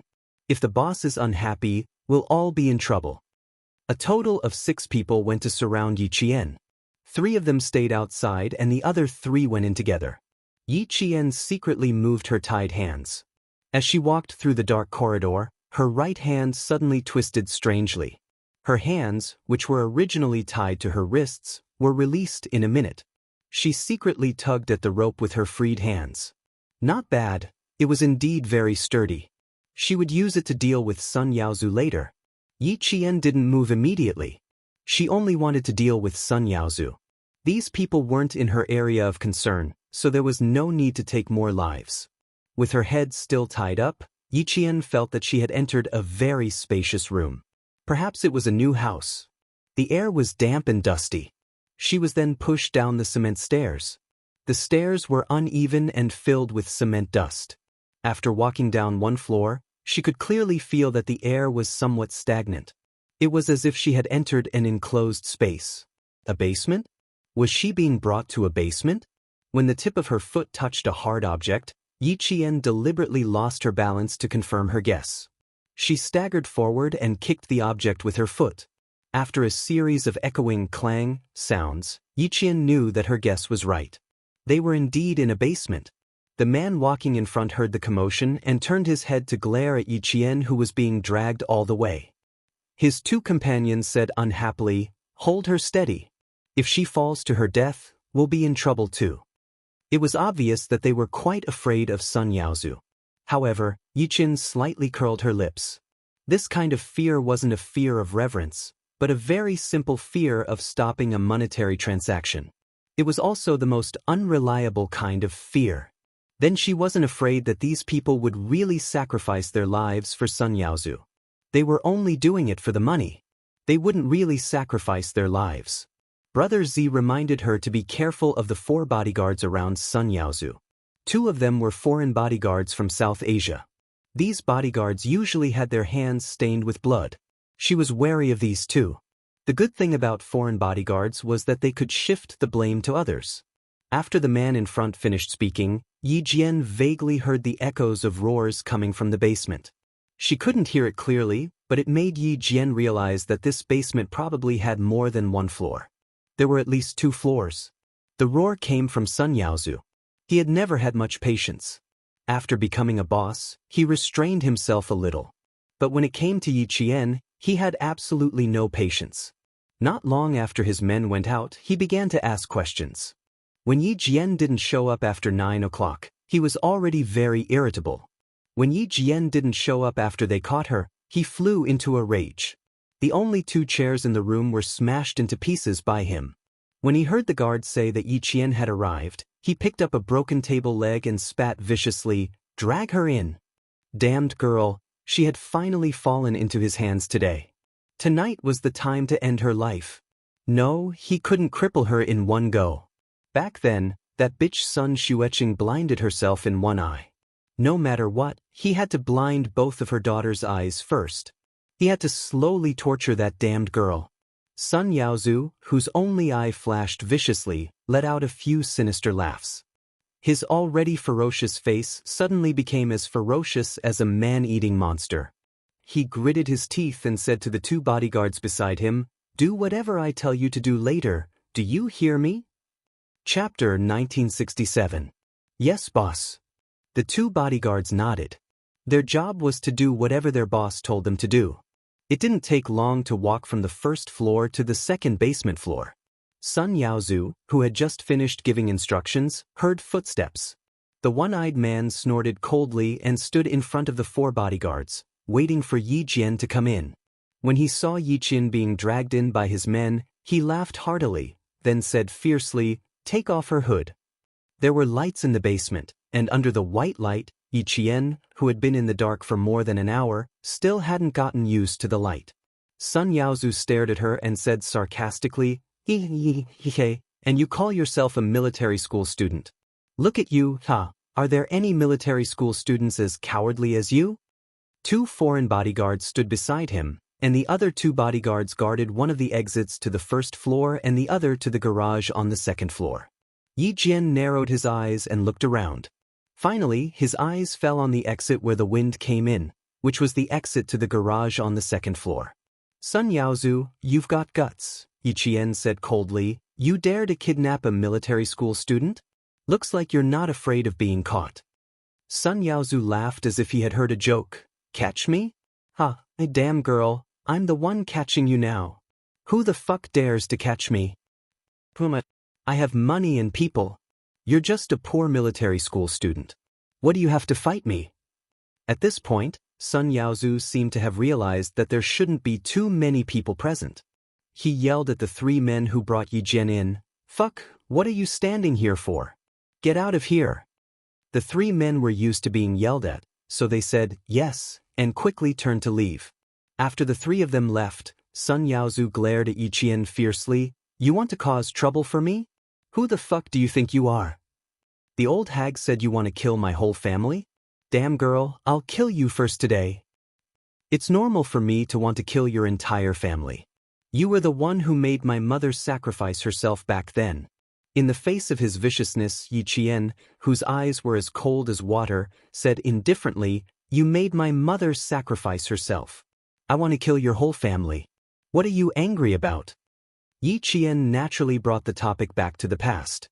Now that Sun Yaozu thought that victory was within his grasp, based on his understanding of Sun Yaozu, he could not help but say a few more words to show that he was the victor. The fact that he had chased the person who had captured her away and only kept the bodyguards by her side showed that he knew that she might say something, but he didn't want too many people to know. As long as he led the topic back to the past, he would always bring up the past. Although Sun Yaozu did not have much patience, he had not told Yi Jian about what had happened in the past all these years. It was obvious that he was a tight-lipped person. When Yi Jian mentioned what had happened in the past, his laughter grew louder. What can you do even if you find something? My eyes were blinded by your mother back then. I can only take revenge on you. He took out a small knife from his pocket and gave his bodyguards a look. He said fiercely, hold her down. Yi Jian pretended to be afraid and retreated. He said angrily, my mother should have blinded both of your eyes back then. She trusted you so much back then, but you betrayed her. Chapter 1968. Ah, wretched girl, your mother called me little brother back then. Who else could she trust if not me? Betrayal? I was doing well and earning a lot of money. How could she make me give up on making a fortune with just a few words? Sun Yaozu stood where he was and spoke fiercely, while his other 2 bodyguards closed in on Yi Jian. Yi Jian, who continued to retreat to the corner, heard his mother call Sun Yaozu little brother, and his eyes immediately darkened. Grandfather did not have any biological brothers. My mother doesn't have a brother, she only has Sun Dongqing as a sister. Sun Yaozu, don't get involved with my mother. If she really called Sun Yaozu little brother, then the matter could be explained further. When her mother sacrificed herself, she was holding a dagger in her hand. There were no signs of a fight around, which meant that Sun Yaozu, who was stabbed by her, was actually next to her mother. Later, when her mother discovered the problem, she hurriedly raised the dagger and stabbed him. Unfortunately, she was shot and killed before she could finish off Sun Yaozu. My surname is Sun, and so is your mother. What's wrong with calling me little brother? Sun Yaozu smiled strangely. His fierce eyes were filled with murderous intent as he stared at Yi Jian. He gritted his teeth and said, I'll remember the wound that blinded my eyes. Today, I'll get it back on you. Catch her and press her to death. The 2 bodyguards who were surrounding them heard the order and did not slowly close in on Yi Jian. They all thought that Yi Jian would be easily caught, but Yi Jian nimbly avoided them with a roll on the spot. At the same time, he rushed at lightning speed toward the exit that she had noticed wind coming in from. Wind meant that the airflow was flowing, and airflow meant that it was unobstructed. This was the exit to the underground garage, and the bodyguard was from South Asia. He probably did not expect the girl who was dragged in by a few hooligans to be so agile. When he reacted and reached out to grab her, he only managed to grab the corner of Yi Qian's clothes. In just a few seconds, Yi Qian, who was in front of them just a moment ago, rushed out of everyone's sight. Even Sun Yaozu, who had been watching closely, did not react. When he came back to his senses, he roared angrily, "Fuck! Why aren't you chasing after him? I fucking invited a bunch of trash." The 4 bodyguards raised their sleeves and quickly chased after him. Yi Qian had already rushed out of the second-floor basement exit and was heading towards the entrance of the villa. Now, she needed someone sent by Ho Zi to distract the bodyguards. Ho Zi's assistant wasn't an ordinary assistant. When he saw Yi Qian's figure flash past him, he immediately knew what to do. A stray cat's meow came out of its mouth, and Yi Qian quickly hid after hearing it. Soon, 4 figures came out and caught up with the vague shadow in front of them. The 3 men guarding outside the villa had already been tied up. Even the 3 men who were chased out by Sun Yaozu were tied up and thrown into the van they drove over. 6 people were tied up, and 4 bodyguards were chasing after them. Sun Yaozu was the only one left in the huge villa. When he saw Yi Jian return, he didn't even have the chance to speak when Yi Jian took a broken leg of a wooden chair and fiercely smashed it against the back of his neck. His plump body instantly turned into a pile of mush and fell to the ground with a thump. When the 2 men who came in with Yi Qian saw this, they carried Sun Yaozu away without saying a word. Chapter 1969. The people who came to help Yi Qian were Ho Zi's most trustworthy subordinates. After receiving Ho Zi's orders, they only did what Yi Qian needed them to do and did not ask questions. Sun Yaozu was wide and fat, so it was quite strenuous for the 2 men to lift him up. By the time they got into the car, his face was flushed red and he was sweating profusely. "Miss Yi, Brother Z has instructed you to go to Mount Dong. There are still men waiting for you there." After putting him in the car, the driver jumped out and handed the car keys to Yi Qian. "Leave this to us." They still needed to get the 2 foreign bodyguards into the car and bring them to Mount Dong. They also needed to leave behind a series of disguises so that Brother Z could take care of Miss Yi safely. Just as Principal Chen thought, Ho Zi's help would save Yi Qian a lot of trouble. With his ability, he could protect Yi Qian. This was also why Xia Jinyuan asked Ho Zi for help. Although Ho Zi, who had a large influence in Southern Province, had retired from the underworld, it did not affect his ability to do things.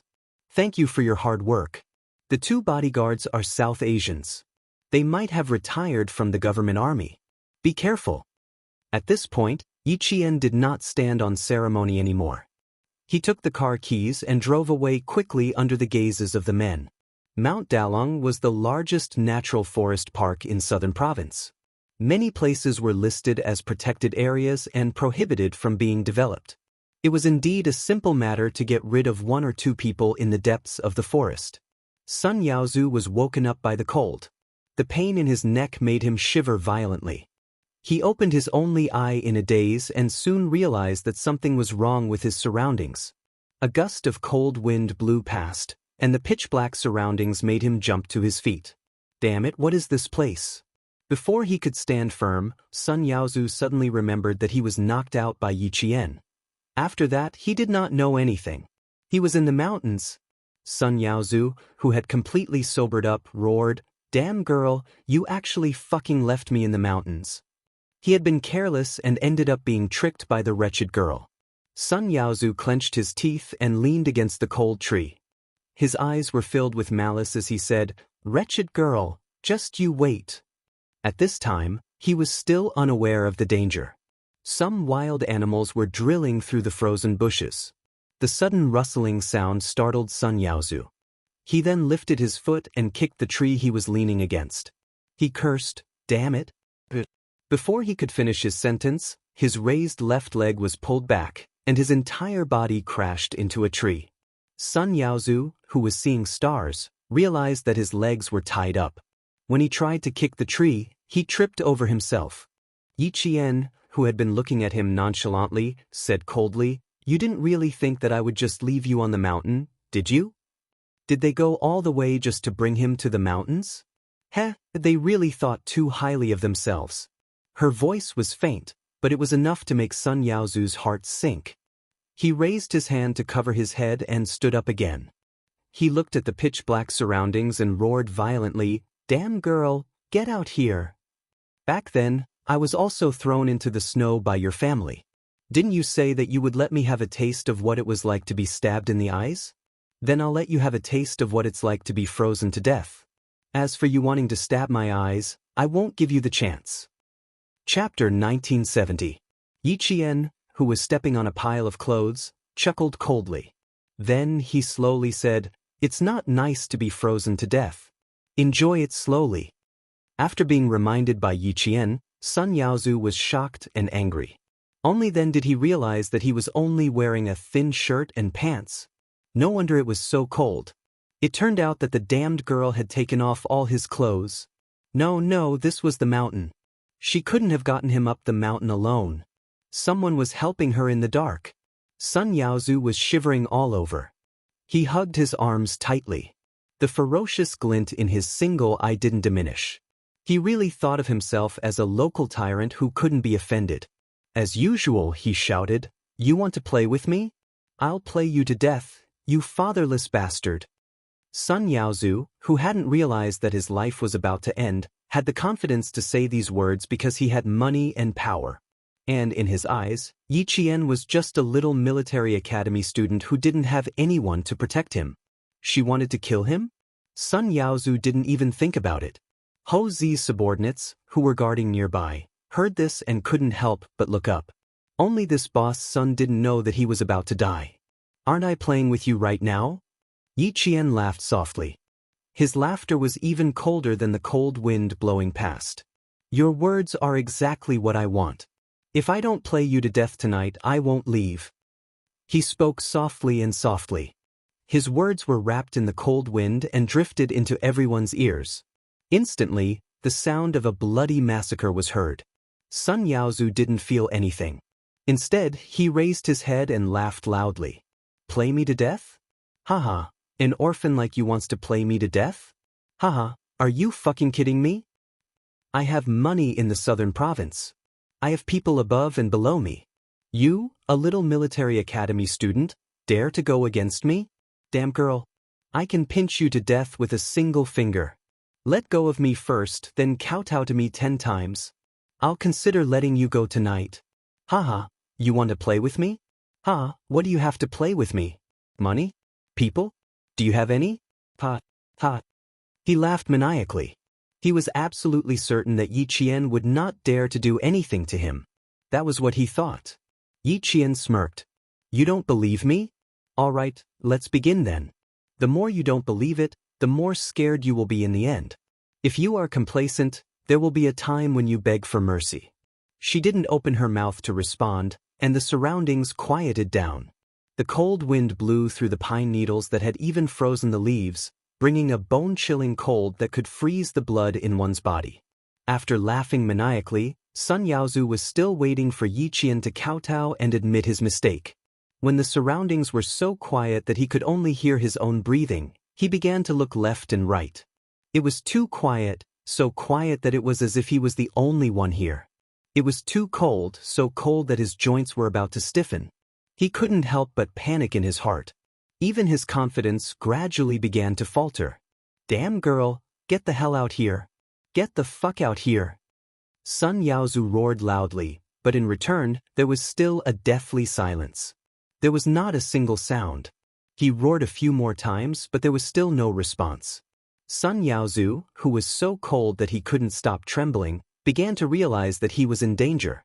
He stopped roaring and squatted down, trying to untie the rope that bound his legs. No matter how hard he tried, he couldn't untie it. It was getting colder and colder, and his fingers were getting stiffer and stiffer. It was getting harder and harder to untie the rope. Chapter 1971. He was so anxious that he didn't dare to untie the rope anymore. He clenched his teeth and roared, "Get out here! Fuck, you dare to play with me? Do you fucking want to die?" There was still no response. The only thing that accompanied him were the cold trees around him and the occasional rustling of some small animal in the bushes. After another 10 minutes, there was still no movement. Sun Yaozu couldn't help but jump up in an attempt to warm himself up. With a ferocious look on his face, he roared again, "Get out here! Get out here. Son of a bitch, get out here. Insults floated over one after another. Yi Qian remained unmoved and continued to lean against the tree with his eyes closed. The show had just begun. Let him torment himself for a while, until he was completely scared. Sun Yaozu wasn't like old Madame Yi, who could curse 18 generations of people's ancestors. He also didn't think of insulting martyr Sun Xueqing. He just kept on cursing Yi Qian, saying unbearably ugly things. Son of a bitch, stop fucking pretending to be a ghost. Get out here if you have the guts. His words were ugly, but it was obvious that he didn't have much confidence left. The only reason he could still shout was because he was holding on. Sun Yaozu, who had shouted until his throat was sore, had a look of panic on his face. His gaze swept around in a hurry, as if he was looking for something. At this moment he was really starting to feel scared. Cold, too cold. Even jumping on the spot didn't bring any heat. Sun Yaozu, who was shaking all over his body, began to wonder if Yi Qian had already left and wasn't around at all. No, if he stayed any longer, he would really freeze to death. Good. You fucking have guts. Just you wait. If I don't kill her when I get back, I'm not human. Sun Yaozu didn't dare to stay any longer. He hugged his arms and tried to run up the mountain. His legs were so cold that his muscles were stiff. Before he could take a step, he tripped over the bushes under his feet. How could Yi Qian give him a chance to escape down the mountain? The rope that tied his legs was the same one that tied her hands. It was tied with a professional knot in the army and could only be cut with a sharp tool. After struggling for almost an hour, before Yi Qian could even make a move, Sun Yaozu, whose face was bruised and swollen from the fall, was so cold that he no longer had any strength to struggle. His teeth were chattering, and his whole body was curled up into a ball, trying to use this method to keep himself warm. He didn't want to die. He didn't want to die. He had earned so much money and achieved his current status. He didn't want to die. He didn't want to die at all. Why didn't those good-for-nothings at home realize that he was missing?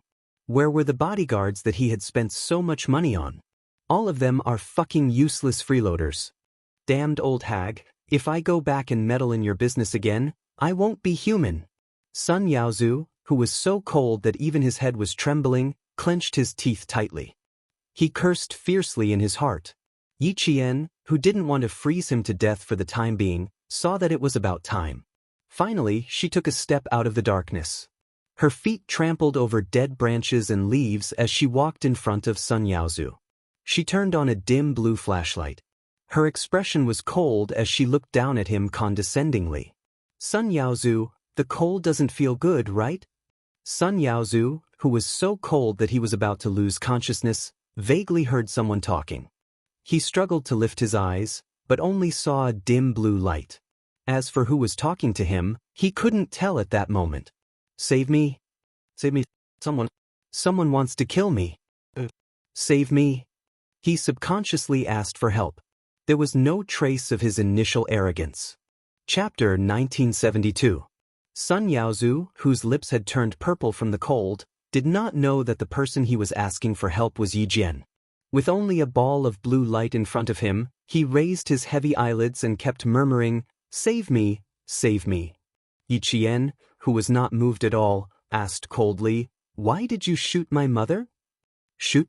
What do you mean shoot?" Sun Yaozu answered with his eyes closed. At this time, he was so cold that his joints were rusty and had no energy left. Just like that year on New Year's Eve, when he threw Yi Qian into the deep snow. Seeing this, Yi Qian broke off a tree branch and turned around to pick up the dirty coat she stepped on. He threw it directly onto Sun Yaozu, who was gradually losing consciousness from the cold. The coat was made of thick wool and could clearly protect him from the cold. Sun Yaozu, who instinctively wanted to live, tried his best to hold on to the warm coat. His fat body shrunk as if he was trying to squeeze himself into the coat. At this moment, the insufferably arrogant Sun Yaozu no longer had the awe-inspiring aura from before. He was no different from a beggar, fighting only for a meal. Yi Qian's eyes were full of mockery. It had only been a little more than an hour and 12 minutes. Back then, when she was only a few years old, she had been frozen for more than 3 hours. She listened to the laughter and chatter in the house. She listened to Yi Ying's happy voice when she received the money. She listened to Yi Zhixiang's proud voice when she talked about how much money her family had made in the coastal area. She also listened to Sun Dongqing's flattery. They stayed in the warm house, eating meat and drinking wine for the new year. She shouted, cried, and begged. Who would even look at her? He kicked her unconscious and threw her outside. Sun Yaozu, tonight is your retribution. Recalling the past, Yi Qian's calm eyes suddenly turned cold and ruthless. He lifted his leg and kicked Sun Yaozu's chest. This was the place where she was kicked that year. An eye for an eye, fair. What she could not take revenge in her previous life, she had to pay it back little by little in this life. Sun Yaozu, who finally had some warmth in his heart, was kicked to the throat and coughed violently. It also kicked him back to his senses. The kick was not light. If it were not for his fat, his ribs would have been broken. Even though his bones were not broken, he was in so much pain that he arched his body and fell to the ground. Before he could recover from the pain, he clearly heard a familiar voice asking him coldly, "Why did you shoot my mother?" Because of this cold voice, he suddenly became clearer. It's that damned girl, the one who dared to risk her life with him. Go za. Before he could say anything else, his voice suddenly, he let out a scream. In the dim blue light, Yi Jian could see that Sun Yaozu's wrist was bent at a strange angle. The number of people I've killed is definitely more than yours. Yi Jian twisted his wrist and looked at him with a murderous look in her eyes. It's more than you think. You said that I don't dare to kill you? Bye. Don't challenge my patience and don't waste our time. We can't afford to waste time. His gaze was as sharp as the sharpest blade. Yi Qian asked again, back then, why did you shoot my mother? Sun Yaozu had never seen Yi Qian like this. The Yi Qian who was so cold that his heart trembled, and the Yi Qian who was so unfamiliar to him. Chapter 1973. He chuckled softly, his eyes filled with provocation. His frozen purple lips trembled as he said, "Let go of me, and I'll tell you." A student dared to say that he had killed many people? Did he think he was a fool? A military school student dared to kill people? Could he continue to study after killing people? Was he trying to lie to Grandpa's son? There was only one way to deal with someone who always thought he was strong, and that was to show him what it meant to be stronger. Yi Jian took out a small knife from her pocket and smiled faintly at Sun Yaozu. She grabbed two of Sun Yaozu's fingers, and a cold light flashed in her dark eyes. The moment she swung the knife, Sun Yaozu covered his little finger and ring finger that had been cut in half and screamed in pain. Ow, ow, ow. His screams traveled quite far, and even scared a few birds away from their nests. Let me give you a gift for our first meeting. Kindly accept it. Yi Qian wiped the blood-stained knife on his coat and smiled faintly. Your knife is very sharp. It's quite handy for me. Yi Qian, who had been captured, did not carry any other weapons other than the silver wire on his wrist. This small knife was the one Sun Yaozu had wanted to use in the basement to stab Yi Qian in one of his eyes. Now that she was using it, it was quite good. Speak properly. If you say something wrong, I'll continue to cut off your other 8 fingers. As long as you can withstand it, I'll be happy to play with you. Yi Qian said faintly. He did not take another look at the blood in his eyes. Take a good look at the 2 fingers that I cut off. Next time, I'll probably cut off the entire palm. If not, I'll leave a section for you. Yi Qian was already used to seeing blood. His 10 fingers were connected to his heart. Being cut in half at once, the immense pain directly cut off Sun Yaozu's domineering confidence. Holding his fingers, he moved along with the dim blue light and saw the 2 halves of his fingers that he had cut off. Bloody fingers, neat white broken bones. She cut them off so easily. It was actually quite difficult to make someone who was used to being tyrannical suddenly become afraid. Facing his 2 broken fingers, although Sun Yaozu was afraid, he wasn't so afraid that he would beg for mercy. He still forced himself to maintain a fierce expression and glared at Yi Qian. How dare you? Of course I dare. Don't you believe me? Don't worry, I'll just cut off 2 more of your fingers. Yi Qian raised his eyebrows. He didn't give Sun Yaozu any chance to react. He reached out and grabbed Sun Yaozu's other hand as fast as lightning. The cold gleam of the knife slashed across Sun Yaozu's eyes. His pupils constricted, and the sound that came out of his throat was even more miserable than before. Yi Qian laughed coldly. There are only 6 left. If you still don't believe me, then keep peeling. Sun Yaozu, who was screaming miserably, believed it. He really believed it. It was only now that he understood that the Yi Qian he was facing was not the Yi Qian he knew at all. It was also not the Yi Qian that he thought was easy to deal with. She easily cut off half of his fingers without a trace of fear. It was as if she had done this kind of thing so many times that she was completely numb.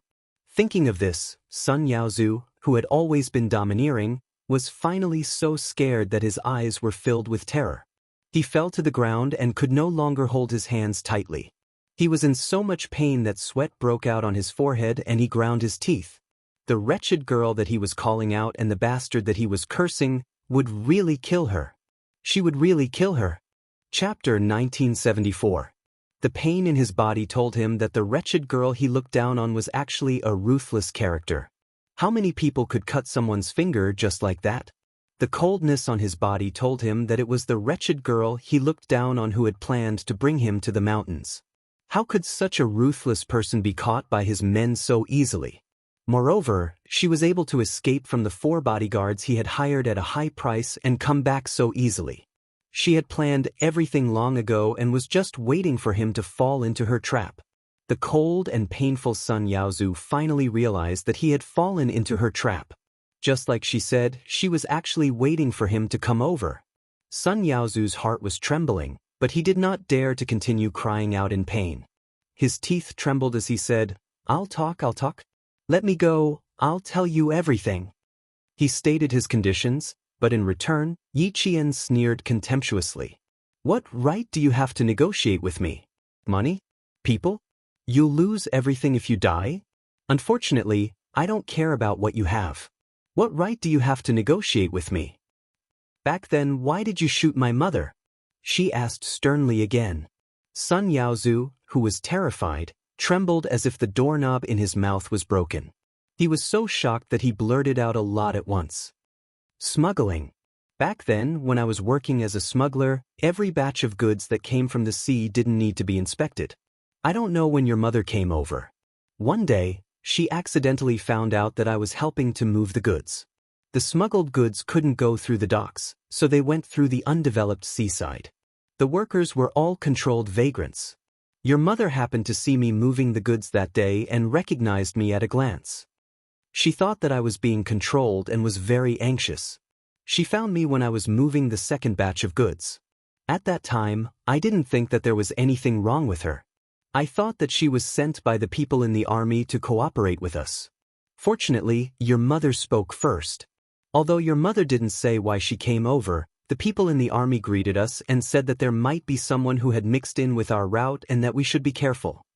Your mother asked me, "How long have you been here?"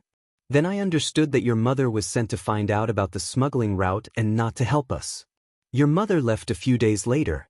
Before she left, she said that she was going to save me. Your mother is from Sunjuan, and I'm also from Sunjun. My grandfather and your grandfather have the same grandfather, and we're relatives. In addition, my mother helped your grandfather's family before, and your mother has always remembered this favor. She wants to save me. I didn't want your mother's life. It was your mother who was stubborn and wanted to blow things up. I can't coax your mother and deliberately let her continue to misunderstand that I'm being controlled while quickly telling the news to the person convenient for us. I don't know who that person is. I only know that he is from the army. I received a message from that person saying that your mother cannot be left alive. He will plan to get rid of your mother. A month later, the army sent a special force to encircle us. Your mother was one of them. That night, the mountain was filled with gunshots. I was so scared that I didn't dare to move, but I didn't expect your mother to find me. I was so scared that my legs went weak. I thought your mother was coming to kill me, so I shouted, "She's here." Your mother reacted really quickly and immediately realized that there was something wrong with me. She was shocked and angry. She shouted my name in her native language and even pulled out a knife to stab me. Chapter 1975. My eyes were blinded by your mother, But I wasn't the one who shot her. I didn't have a gun.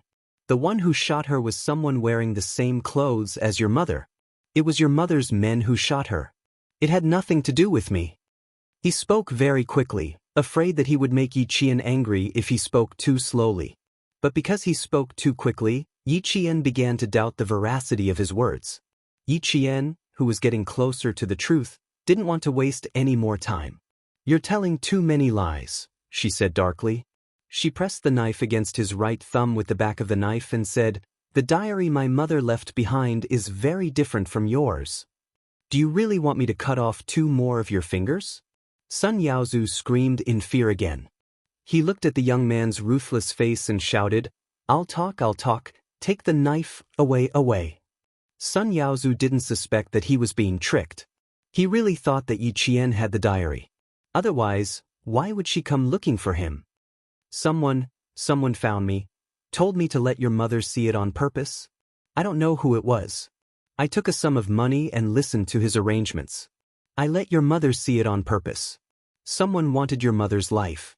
They took someone else's money and worked for someone else. I'm telling the truth. It's all the truth. Knife, take the knife away, take it away. Yi Qian didn't doubt the veracity of his words.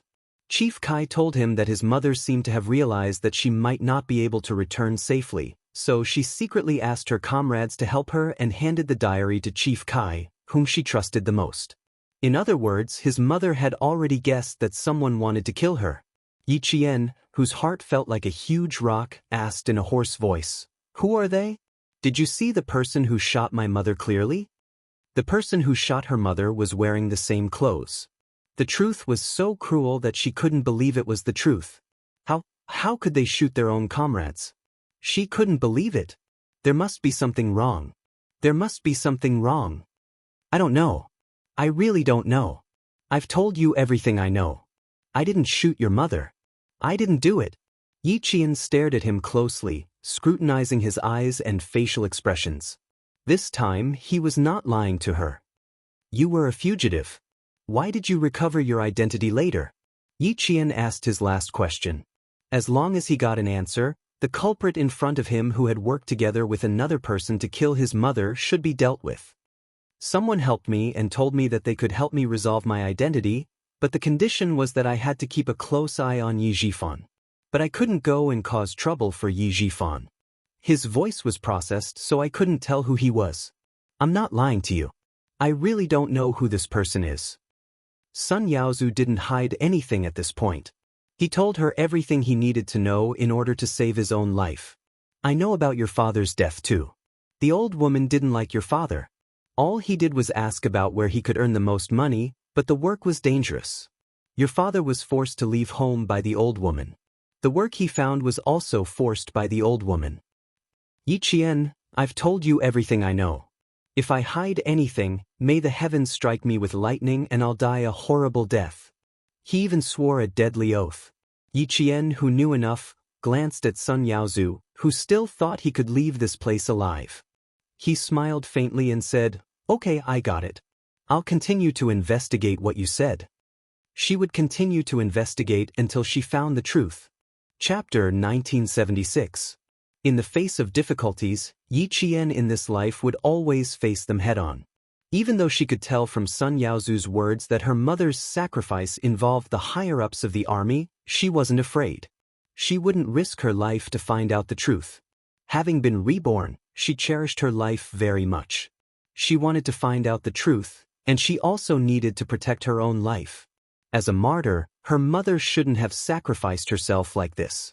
How could she have died under the gun of her comrades? She didn't believe it at all. Mother's comrades, like Chief Kai, and those uncles who never showed up but were still investigating in secret.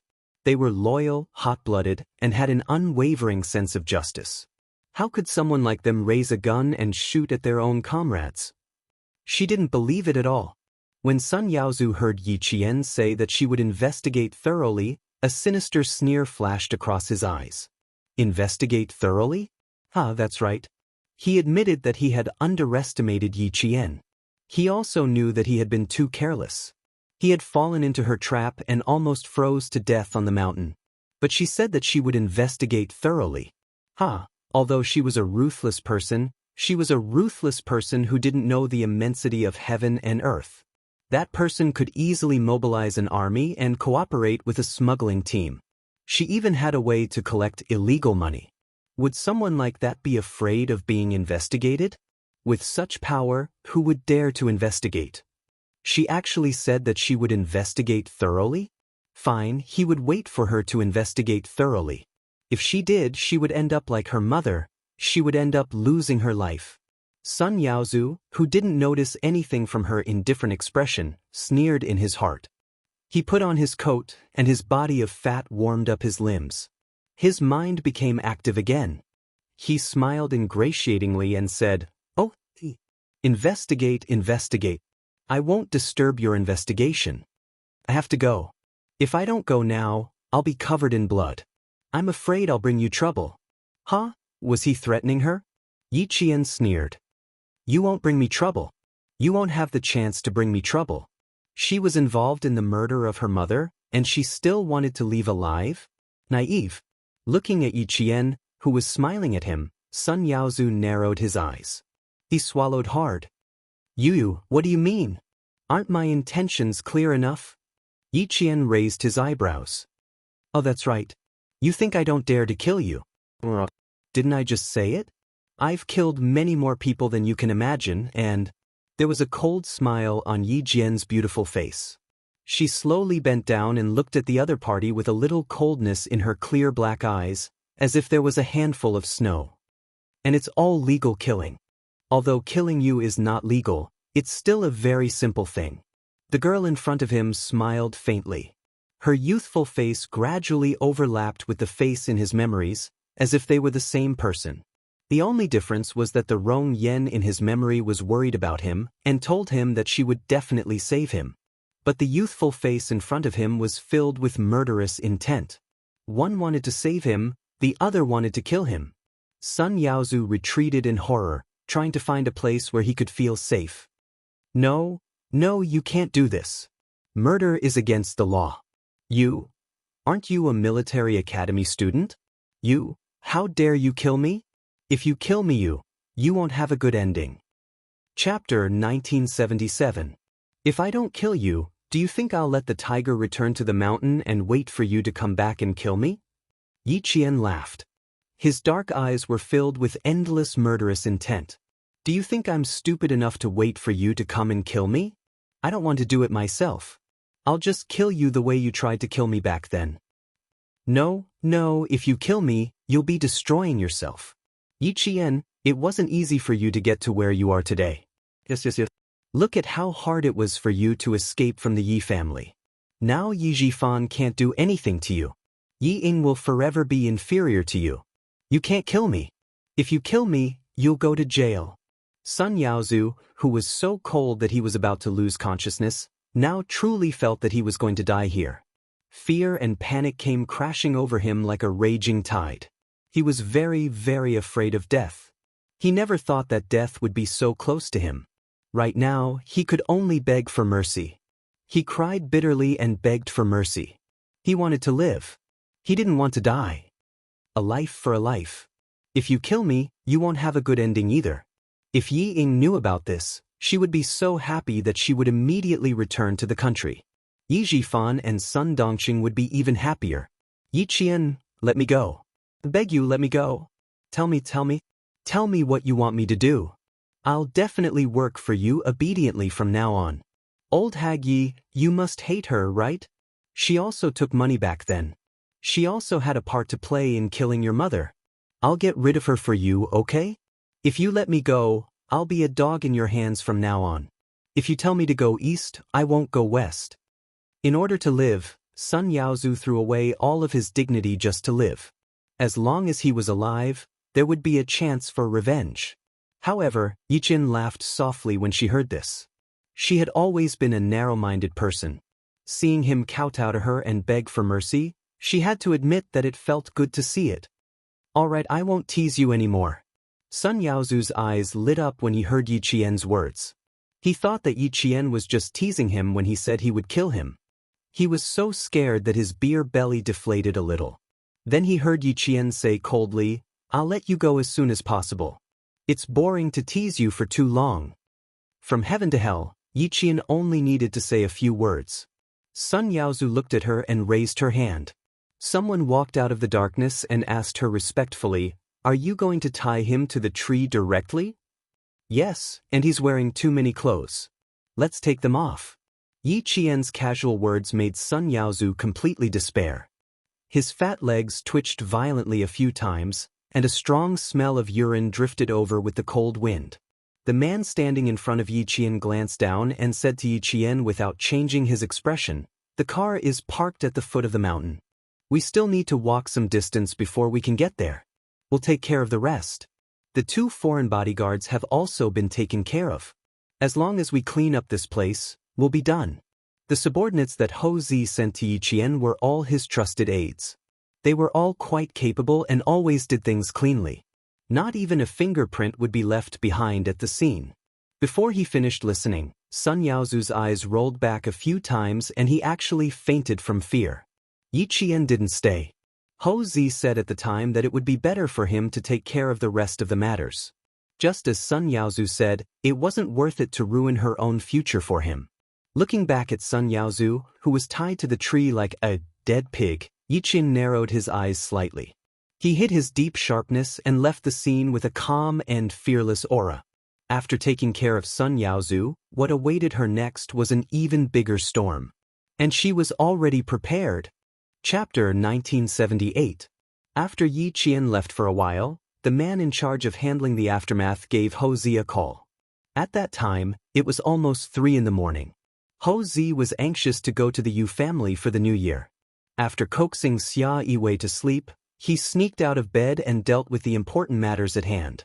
He had to rush back to the capital with his beloved woman to reunite with her family on New Year's Eve.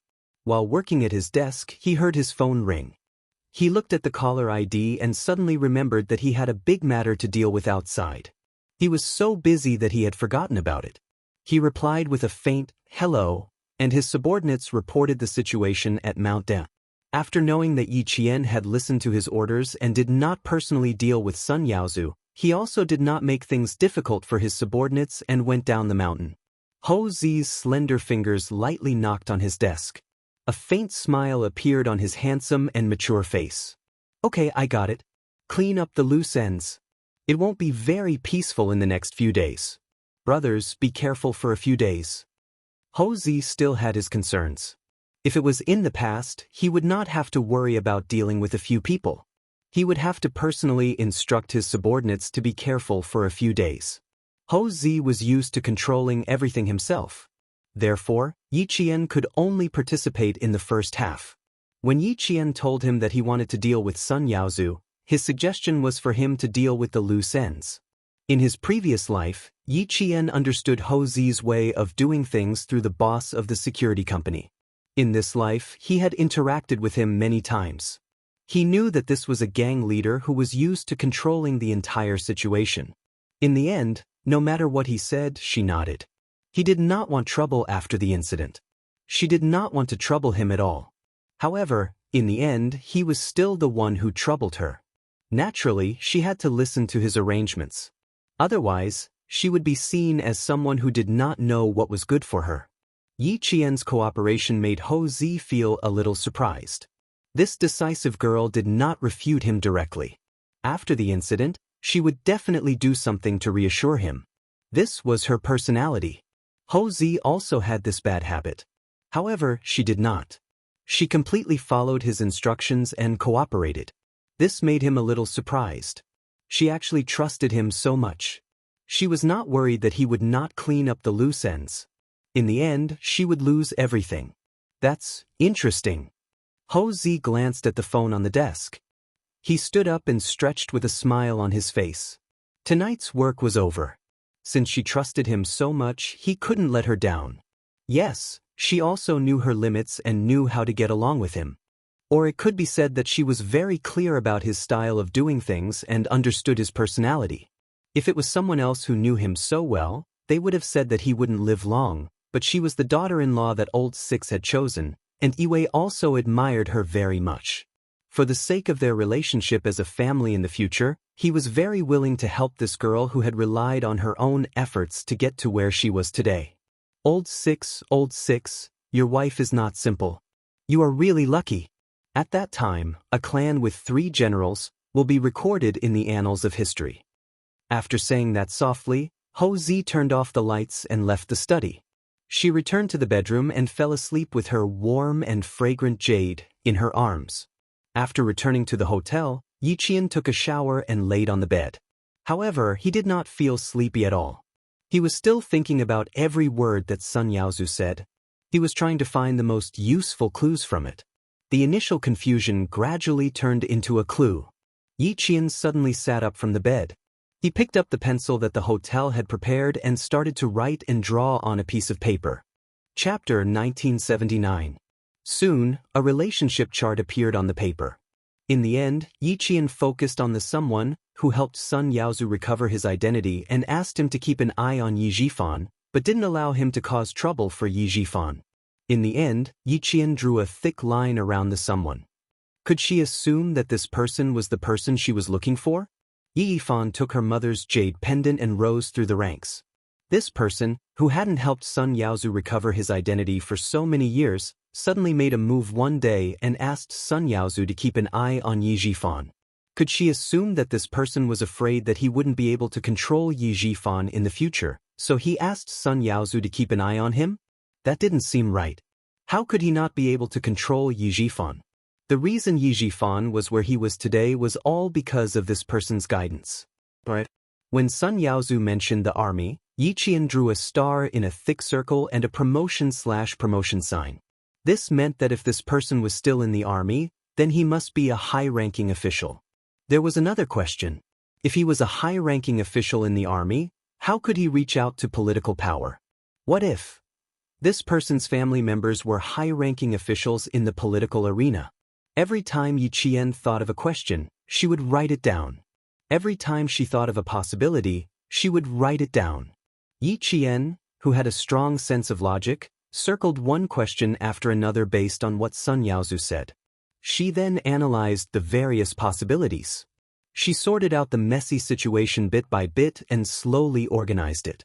In the end, Yi Qian confirmed that this person was a high-ranking official in the army, and his family members were high-ranking officials in the political arena. Only the coexistence of these two could explain her current predicament. It looked like she would have to trouble Captain Xia again. She needed to ask him which high-ranking military officers had powerful connections in the political arena. This way, she could narrow down the scope of her investigation. Yi Qian didn't know that the Military Commission for Discipline Inspection had already begun investigating martyr Sun Xueqing. She also didn't know that Chief Kai was secretly invited to the capital. On New Year's Eve, news of a real estate tycoon being kidnapped and killed by his 2 foreign bodyguards suddenly spread in southern province. For a time, the headlines of all the major newspapers were dominated by the real estate tycoon's death. According to the relevant investigation, the origins of the 2 foreign bodyguards are unknown. They did not go through the normal immigration process. The police suspect that the 2 foreigners may have criminal records. The police later investigated the 2 foreigners for repeatedly molesting women in entertainment venues and obtained relevant evidence. After Yi Qian finished reading the short paragraph, he stuffed the 2 yuan newspaper into the trash can. The police were suspicious of the 2 missing foreign bodyguards. They even took 2 blurry fingerprints from the crime scene and compared them with the fingerprints of the 2 missing foreign bodyguards. It had to be said that Yi Zhixiang had played a big role in this. Otherwise, the police wouldn't have only suspected the 2 foreign bodyguards. She told the police that she had heard 2 foreign bodyguards asking her husband, Sun Yaozu, for a higher commission, but they were rejected.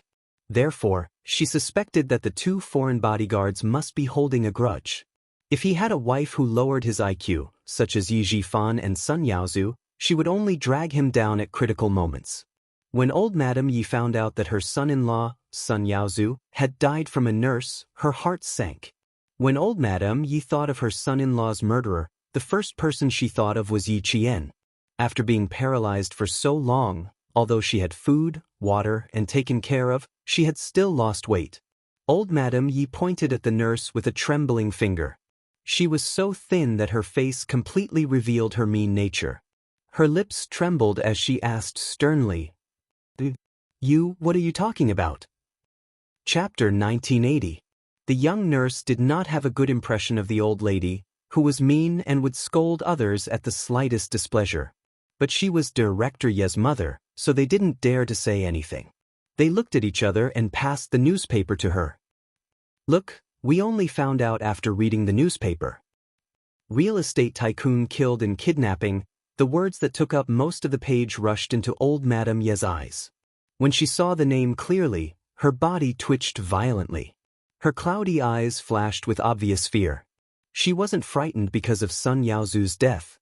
She was frightened because of what Yi Qian said before he left.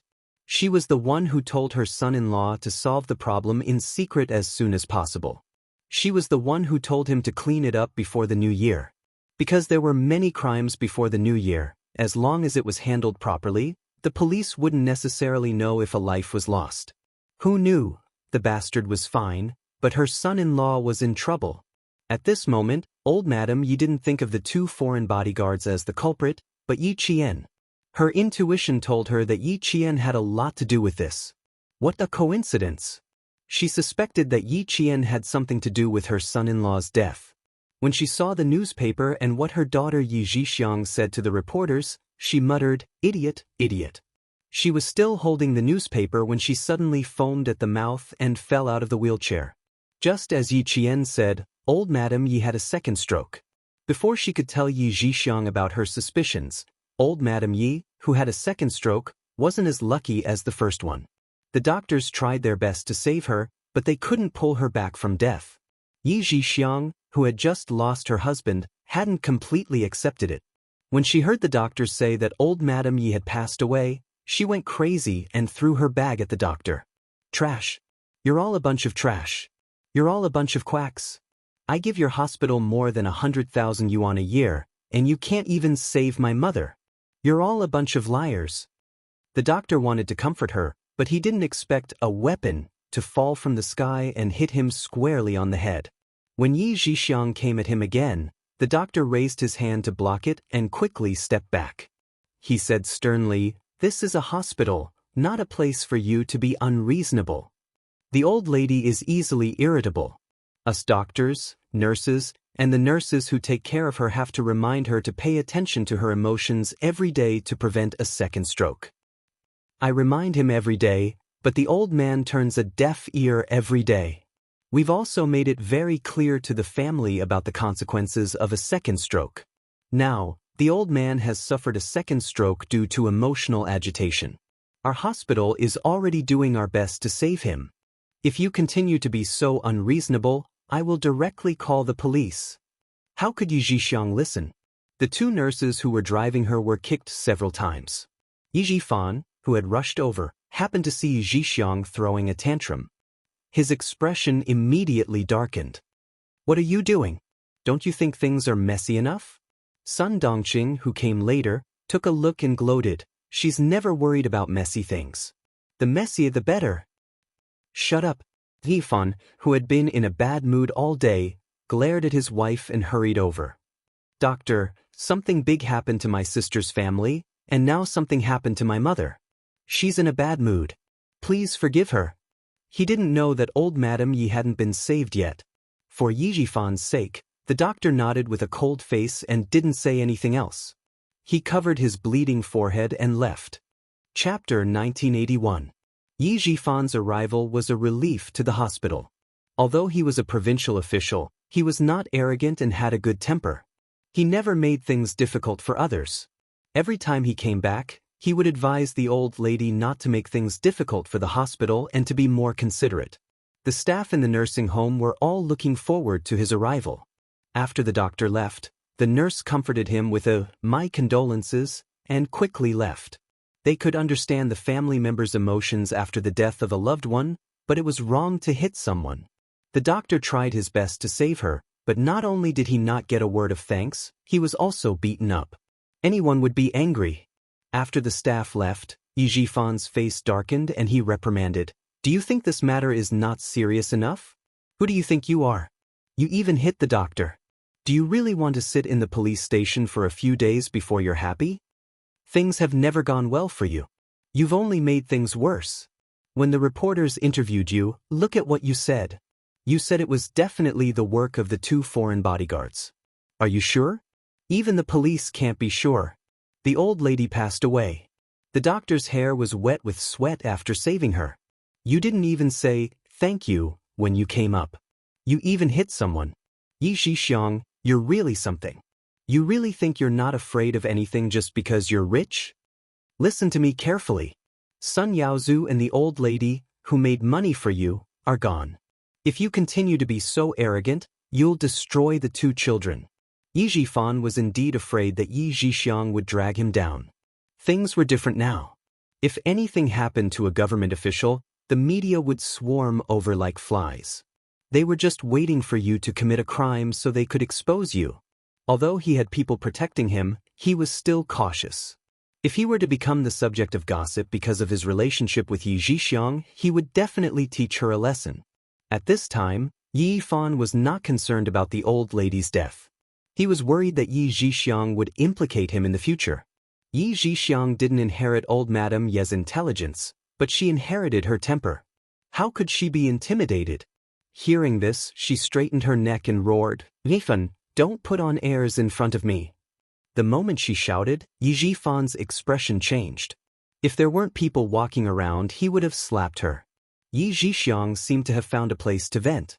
Without looking at his expression, she pointed her finger and shouted, "My mother is gone. I know you 2 are happy. Especially you, Sun Dongqing you." She had just pointed her gun at Sun Dongqing, but Sun Dongqing, who was never one to be trifled with, did not even let her finish. She glared at her angrily and retorted, "What did I do? What did I do?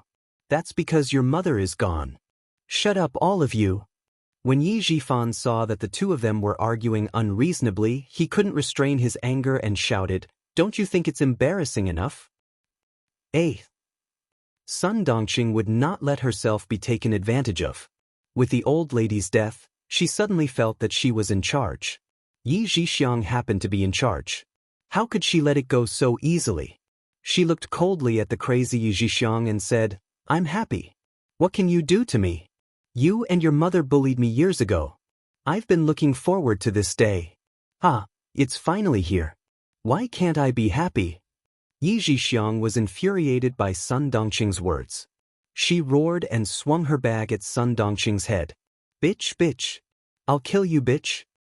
Chapter 1982. A fight between 2 women was much fiercer than a fight between a woman and a man.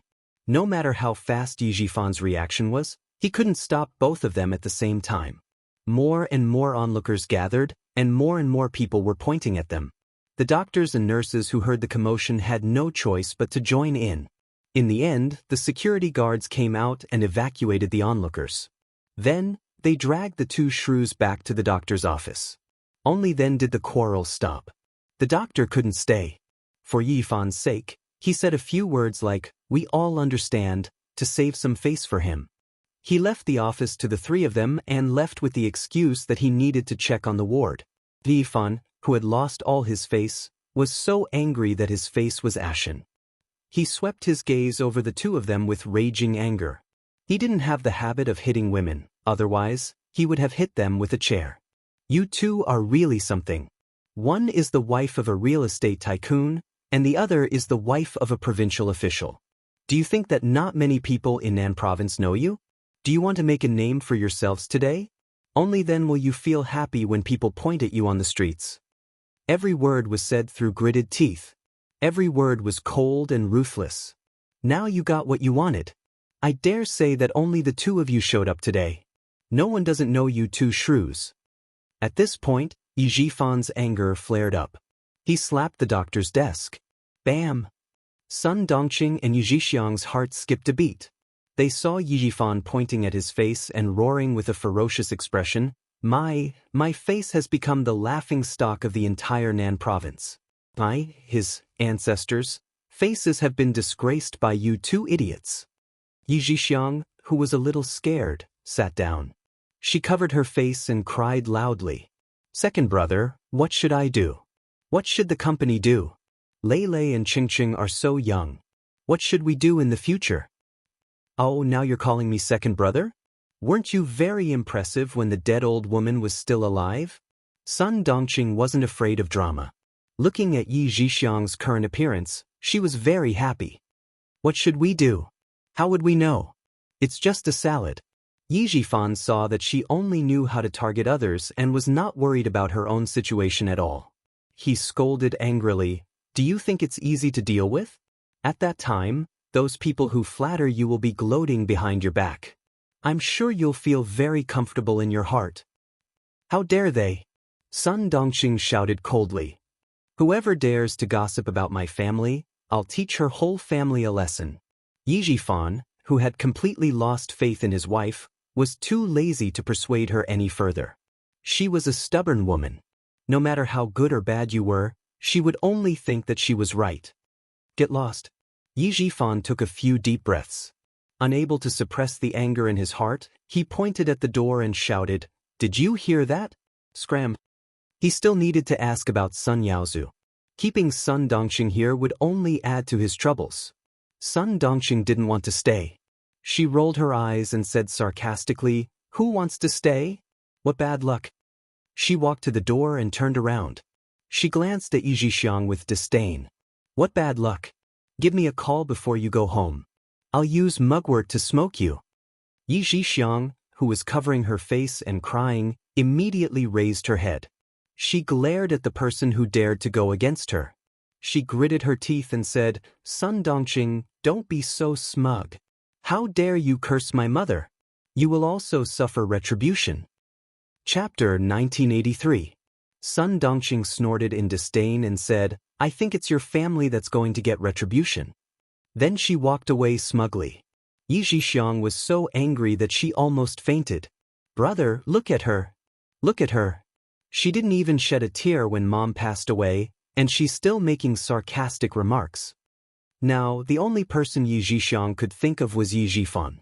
However, Yi Zhifan wasn't sad.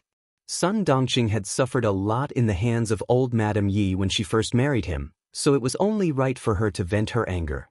Thinking about business, Yi Zhifan calmed down a lot and said, "Birth, old age, illness, and death are natural laws. Do you think being sad can bring someone back to life?" Old Madame Yi's sudden death was normal for Yi Zhifan. She had been paralyzed for so long and had such a bad temper. The doctor had reminded him many times to persuade her.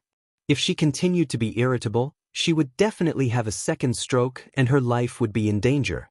He heard it but didn't remember it.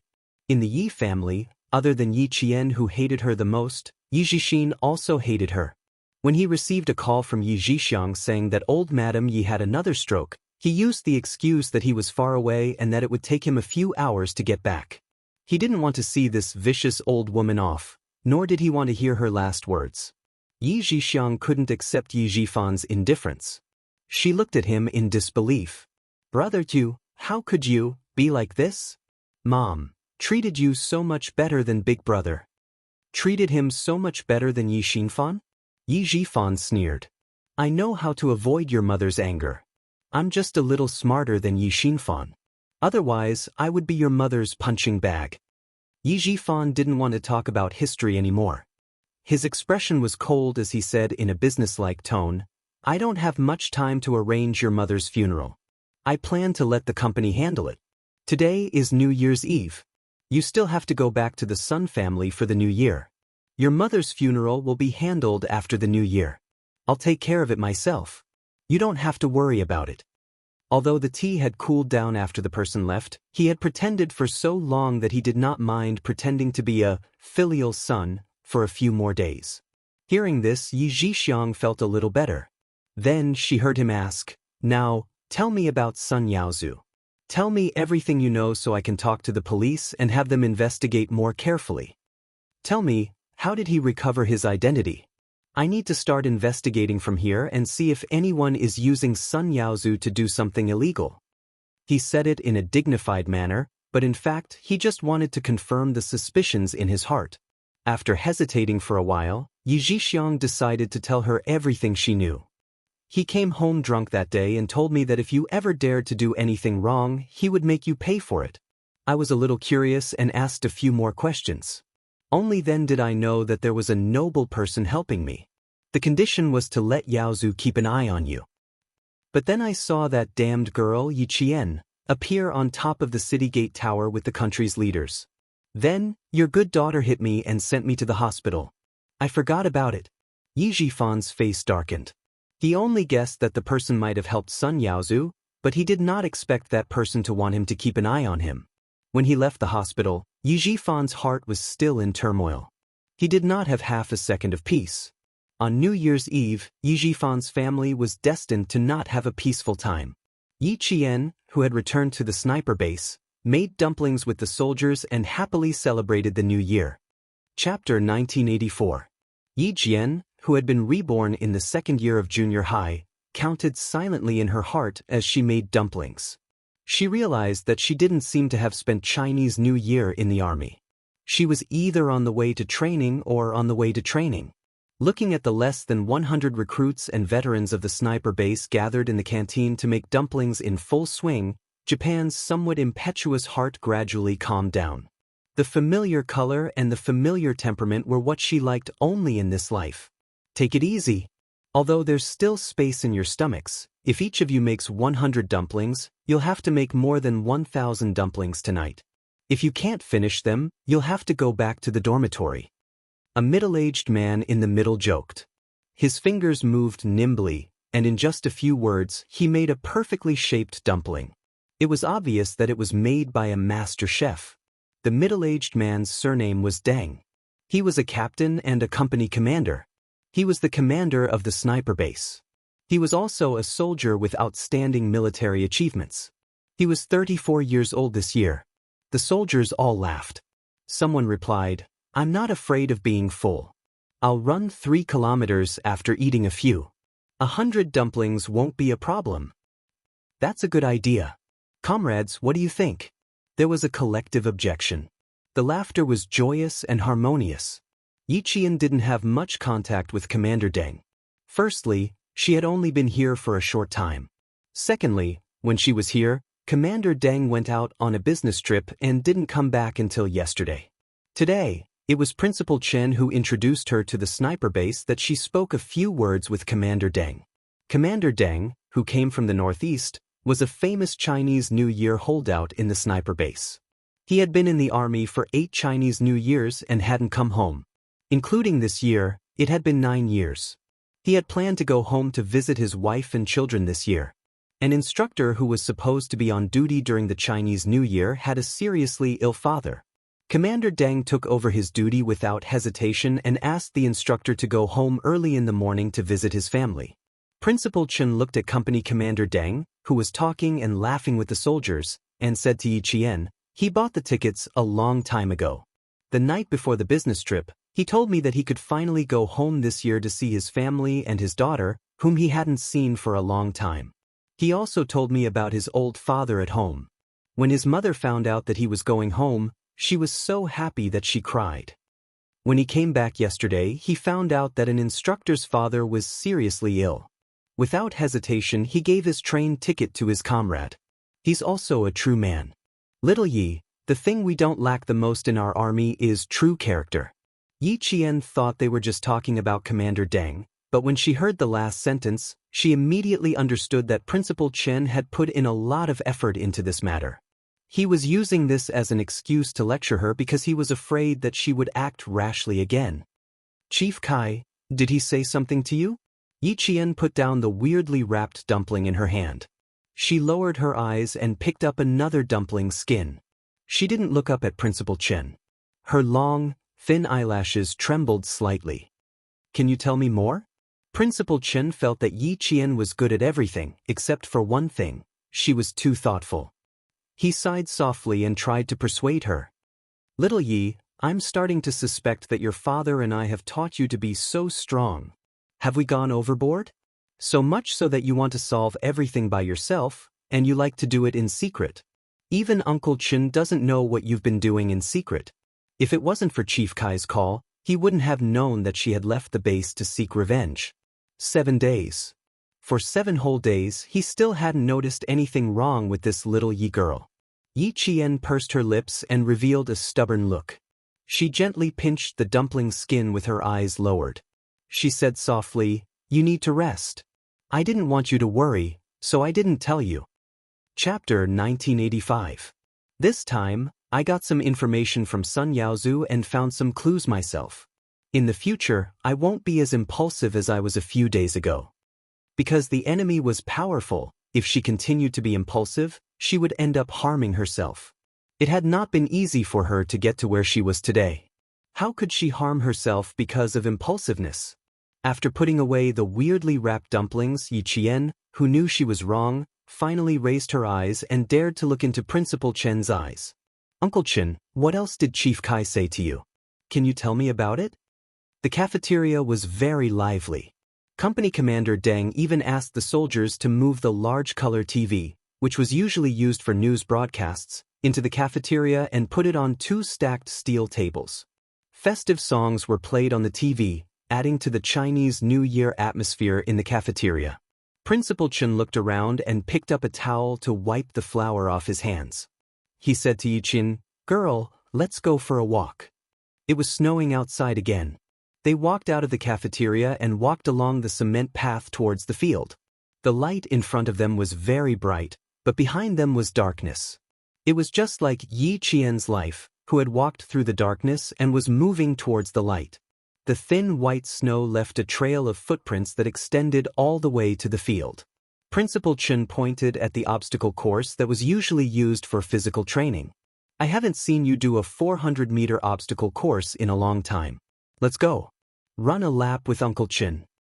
"No, your body has just recovered. You can't do such intense training," Yi Qian refused without thinking. She then said, "Give me the time and I'll finish it. The throne of the world sniper is not that easy to sit on. Girl, don't underestimate Uncle Chen." Her refusal was useless. Principal Chen unbuckled the belt around his waist and put it aside seriously. He then challenged Yi Qian, "Come on, girl. Show me what you're capable of. Show Uncle Chen what you're capable of." For the 400-meter obstacle course, one had to first run 100 meters in the air, then turn around and cross the 5-step pile. Yi Qian saw Principal Chen shoot out like an arrow as soon as he finished speaking. She still wanted to say a few more words to persuade him, but her reflexes were faster than her brain. She was a few seconds behind him and rushed a few meters away. Principal Chen was 3 steps ahead of him. "Little Yi, your strength shouldn't be limited to this, right?" As they brushed past each other, Yi Qian heard Principal Chen teasing him with a faint smile. He couldn't help but tease back, "I have to save you some face." "Ha, what a boastful tone. Let's see who gives whom face." Principal Chen, who had lost a lot of weight due to his serious illness, didn't become dispirited because of it. He had been a soldier for more than 10 years and had the will to risk his life. He leaped over the deep pit and soared into the air like a tiger released from its cage. In the blink of an eye, he jumped over the low wall. The military field was the best place to ignite a soldier's fighting spirit. Yi Qian's eyes turned cold when she saw this. She didn't want to be seen as weak. She rushed up the high platform and jumped down with open arms like an eagle. "Not bad. You're a bit off." Principal Chen jumped up the high wall and smiled at Yi Qian, who was already beside him. "You're not even halfway there. Keep it up, girl." Climbing up and down the high wall, Yi Qian crawled over the net of low posts. She was much faster than Headmaster Chen here. She supported herself with one elbow and slightly bent one knee to make her body as close to the snowy ground as possible. With a sound of swish, swish, swish, she nimbly crossed the net. Once her feet were out of the net, she quickly climbed up and returned to the low net. This time, she had to jump over the low net. Chapter 1986. Principal Chen looked at the silhouette in the light. His kind and gentle gaze was fixed on her. Her slender and small figure was like an eagle that could spread its wings and fly. She no longer needed much protection and could fly freely in the sky and the 4 seas. As for him, he was really getting old. Yi Qian quickly climbed over the 2-meter-high wall and leaped into the air. Like a snake, she ran across the single-plank bridge at lightning speed. As if she felt something, she looked back and saw a figure standing proudly in the light, quietly looking at her. In the light, she saw Principal Chen smiling. "Start running, girl." Principal Chen, who was standing in place, waved his hand. His eyes were full of encouragement. "Start running, girl. Your excitement has already begun. The scenery in front of you is the most beautiful scenery. You must enjoy it well. Don't let down the most beautiful scenery and your most beautiful self." Yi Qian waved her hand. She ran up the high board and down the platform. She crawled through the short hole. In the blink of an eye, she disappeared from the flat ground. A few seconds later, she climbed out of the ground. She went down the deep hole and then went back up again.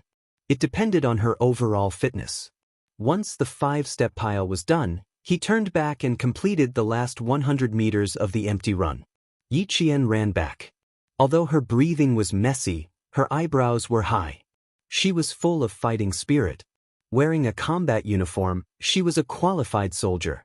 It's better to run 10,000 meters than to run 100 meters.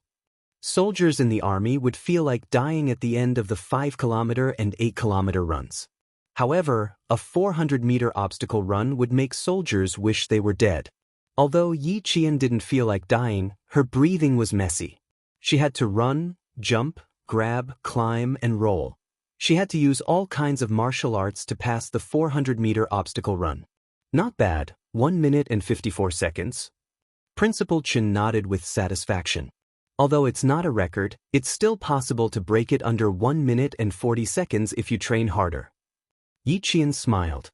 "I heard that at the main entrance of a 400-meter obstacle course in the Linan military region, there is a stone with the words, 'Elite Soldier,' written on it. On the back of the stone, there is a general who personally carved the name of a soldier who completed the obstacle in 1 minute and 22 seconds. Uncle Chen, my current record is 1 minute and 54 seconds. I'm far from that record." Every army had an outstanding soldier who was admired and surpassed.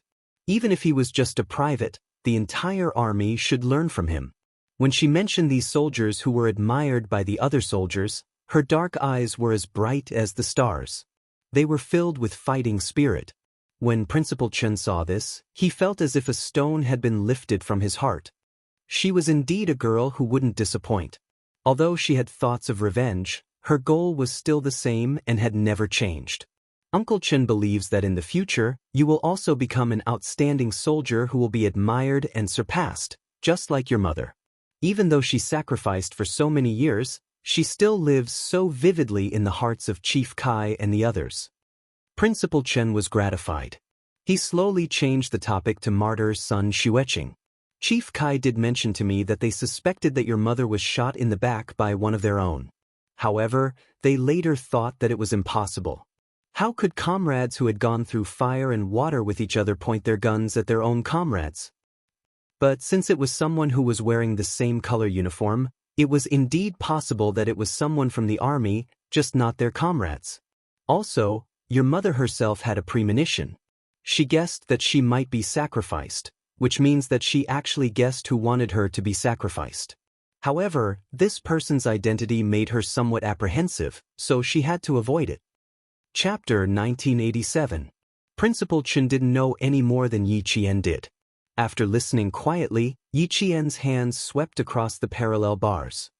His fingers lightly grasped the snow that had fallen into his palms as he gazed into the distance.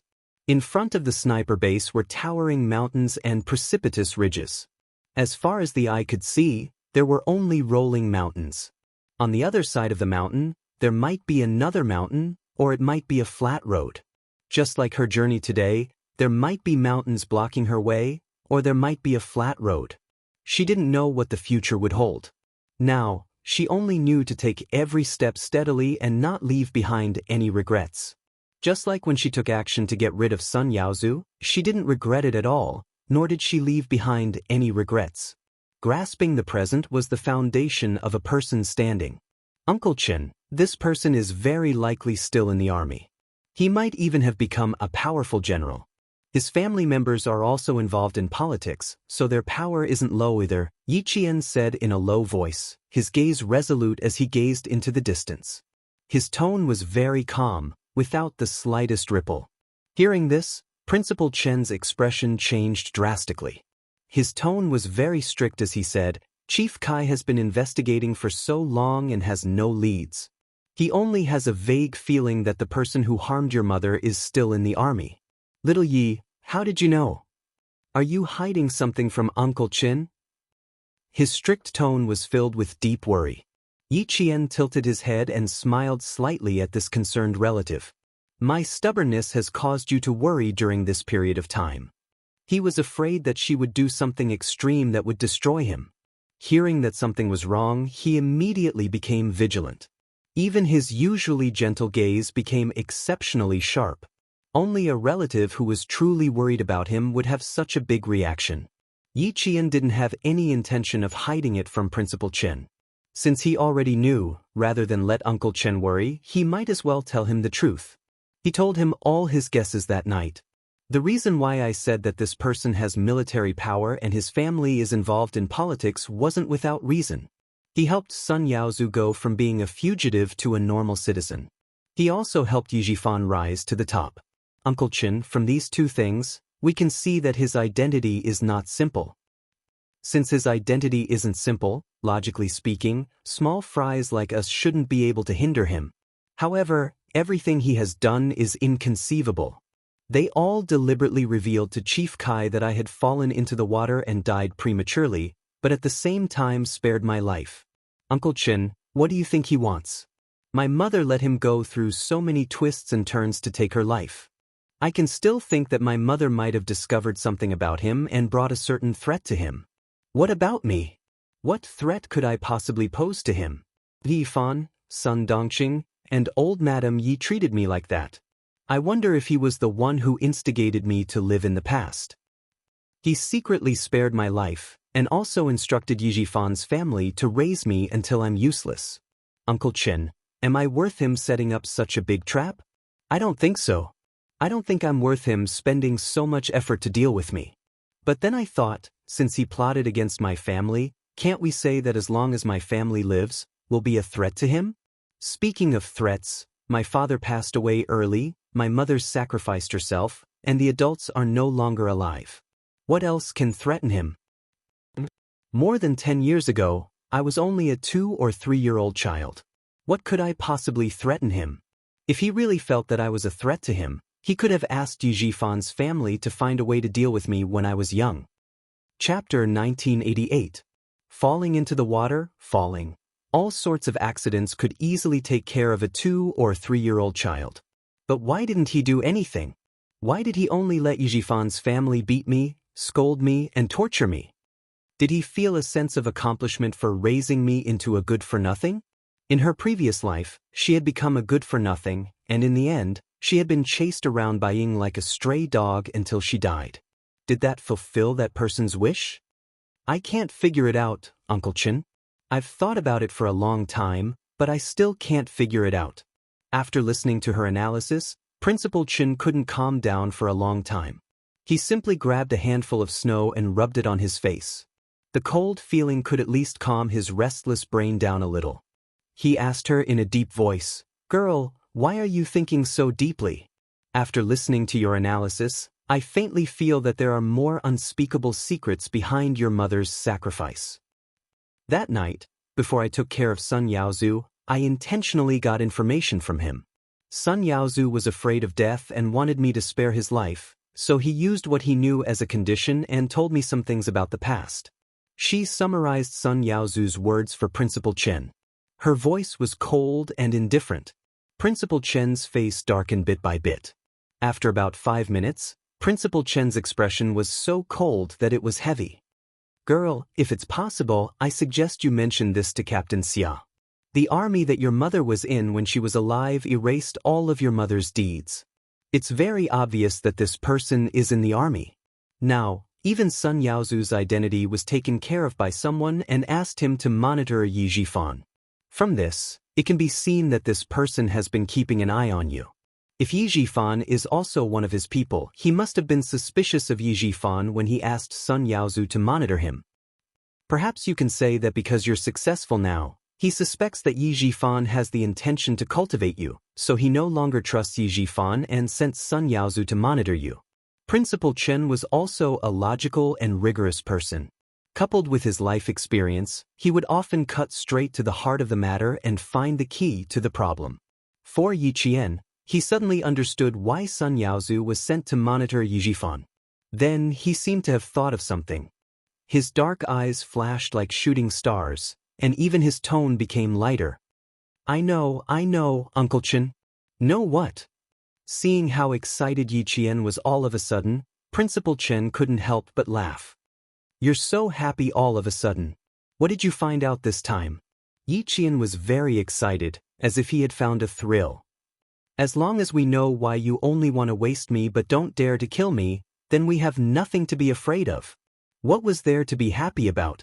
It would only make his mood more solemn. Principal Chen, who was thinking in his heart, didn't interrupt his sudden happiness. He looked kindly at the girl who had quickly restrained herself after being willful. It would be good if you knew why he has so many misgivings about you. He must have misgivings about me, so he can't do anything to me now. Or rather, the time isn't ripe yet. He has to keep me alive first. Only when the time is right will he make a move. Principal Chen nodded in agreement. The little girl was quite optimistic, but she was right. It must be because he had misgivings about Yi Jifan that he didn't dare to make a move. Chapter 1989. However, if he could plot to make Sun Xueqing sacrifice herself, then he could also plot to make Yi Yata sacrifice herself.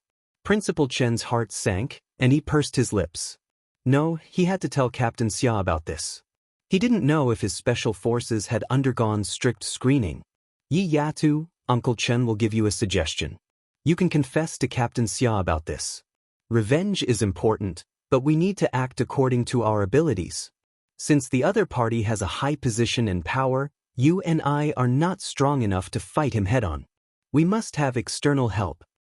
I know about Sun Yaozu's matter. Ho Zi, with your skills, you can deal with him secretly without leaving any traces. However, with Ho Zi's help, even if there are any problems, they won't be able to trace it back to you. Yi Qian had already pursed her lips. She didn't want to tell Captain Xia everything about her. She only wanted to ask Captain Xia about which generals in the army had powerful political power. Seeing her expression, how could Headmaster Qin not understand? There was a trace of regret in his heart. He regretted teaching her the principle of not asking for help in everything. He also regretted raising her to be too independent. Yet, two people get along differently. Your matter to Captain Xia is his matter. He really takes your matter to heart and asked Ho Zi to help you as much as possible. He has already done so much. Do you still want to hide it from him and solve it yourself? Yi Qian opened her mouth and wanted to say something, but Principal Chen didn't give her a chance. He continued, if you really do that, I can tell you with certainty that Captain Xia will be very angry. Because he treats you as one of his own, but you treat him as an outsider who can't be trusted. Yi Yatu, do you think that Captain Xia is an outsider? Yi Qian didn't hesitate and answered firmly, No, I don't think so. It's just that I don't want to trouble him too much. He has enough things to do, and I don't want him to worry about me. As the commander of a special forces team, he had too many things to deal with. She couldn't bear to let him bear another burden. Her problem wasn't something that could be solved in a day or two, and it involved a lot of people. If she implicated him, she wouldn't be able to rest easy for the rest of her life. Child, aren't you usually very clever? Why are you so muddle-headed and worrying? Principal Chen's chest tightened a little. Seeing that she still hadn't reacted, he didn't know whether to laugh or cry. If he thought it was troublesome, why would he ask Ho Zi to take care of you? He's definitely not afraid of trouble, and he doesn't think that you're trouble. In Captain Xia's heart, your problem was his problem. It was something that he had to solve personally. He placed you in his heart and only wished to share your burdens and relieve your worries. He only wished that you would be happy in the future. Since Uncle Chen has said so, you should understand. She knew that the two of them needed to be honest with each other and not deceive each other. Yi Qian understood.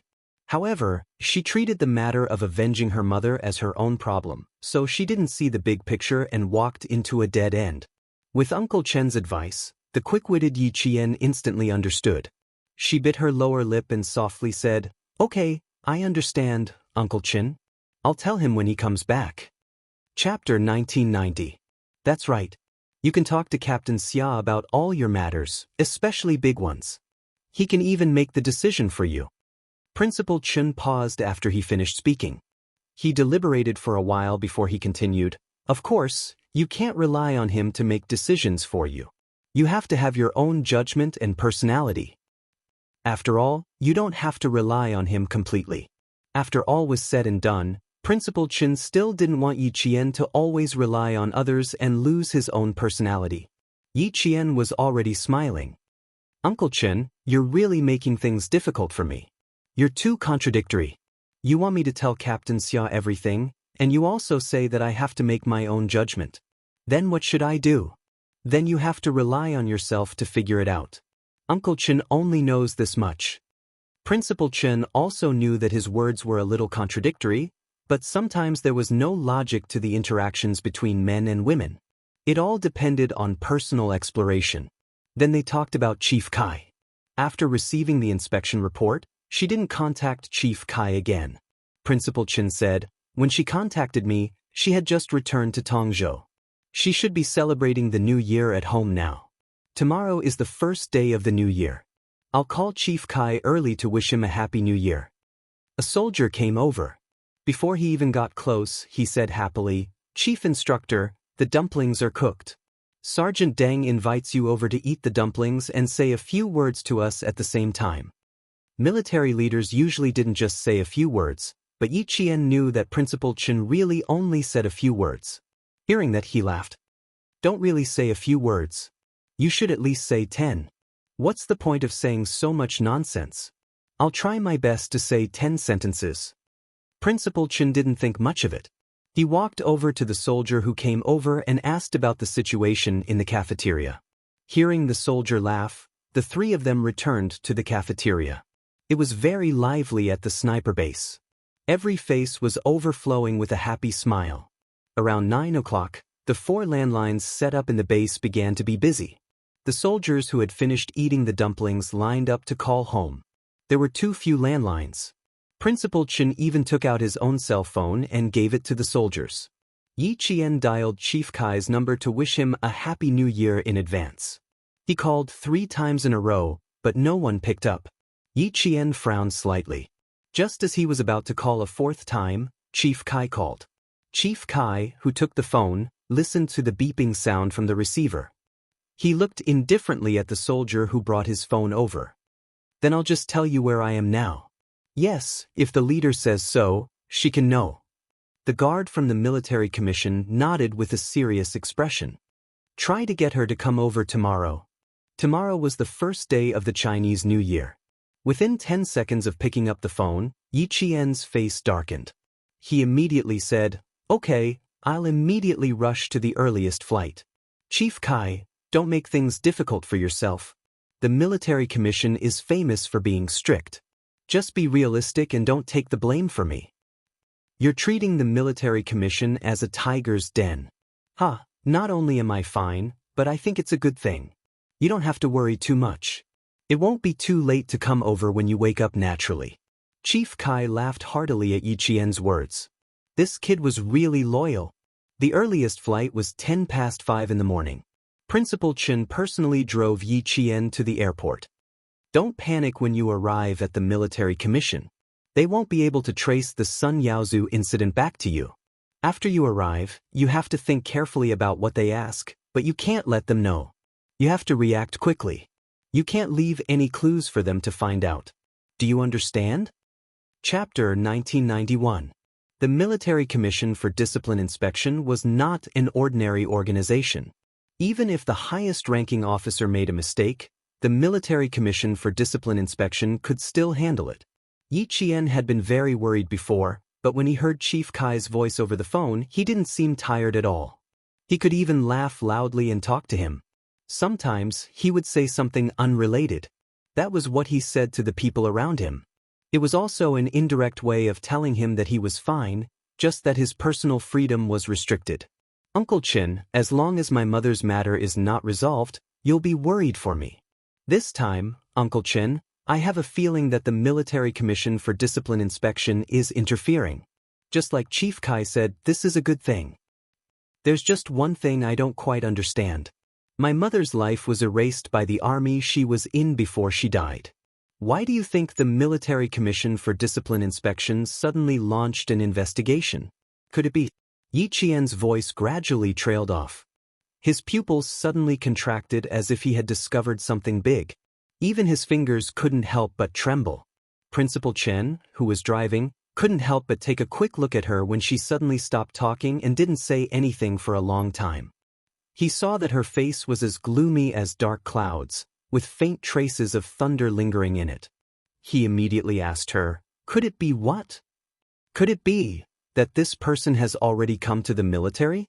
The General Staff Department, the General Political Department, the General Logistics Department, and the General Armaments Department? Could this person be in one of these 4 major organizations?" This was the only way to suppress the matter of her mother being in the army when she was alive. They had the ability to completely suppress it and not let anyone find out. Little Yi, your guesses always make me break out in a cold sweat. Principal Chen couldn't help but tighten his grip on the steering wheel as he drove steadily. He stared so hard ahead that a few more wrinkles appeared at the corners of his eyes. Don't make wild guesses for now. We might have an answer when we get to the Military Commission for Discipline Inspection. You said that the Military Commission for Discipline Inspection didn't investigate previously. Now that they're suddenly investigating, I think it might be Captain Xia who did it. But Captain Xia is a major, so the possibility of him doing it is not high. I'm afraid it's Commander-in-Chief Xia. Yi Qian was stunned. You're saying? Commander-in-Chief Xia reported my mother's matter to the Military Commission for Discipline Inspection? This was too shocking. She could believe that Captain Xia had reacted to the Military Discipline Inspection Commission, but Commander-in-Chief Xia's reaction. She really couldn't believe it. But even if he didn't want to believe it, he had to. When he arrived at his destination, Yi Qian saw a familiar figure standing in front of him. His hands were clasped behind his back, his tall and straight figure towering like a mountain. His imposing military aura caused the sentries on both sides to tense and straighten their legs. Seeing Yi Qian get out of the car, Commander-in-Chief Xia, who had been waiting for about 10 minutes, strode over. As he strode over, the golden military rank on his shoulder flashed with a cold golden light. Yi Qian did not dare to let the Commander-in-Chief receive him. He hurriedly jogged over.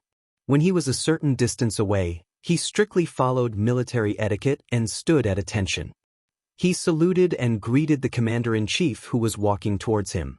His actions were done smoothly and smoothly. He took a deep breath and said in a cold voice, "National University of Science and Technology's first-year commanding student, Yi Qian, reporting. Greetings, Chief.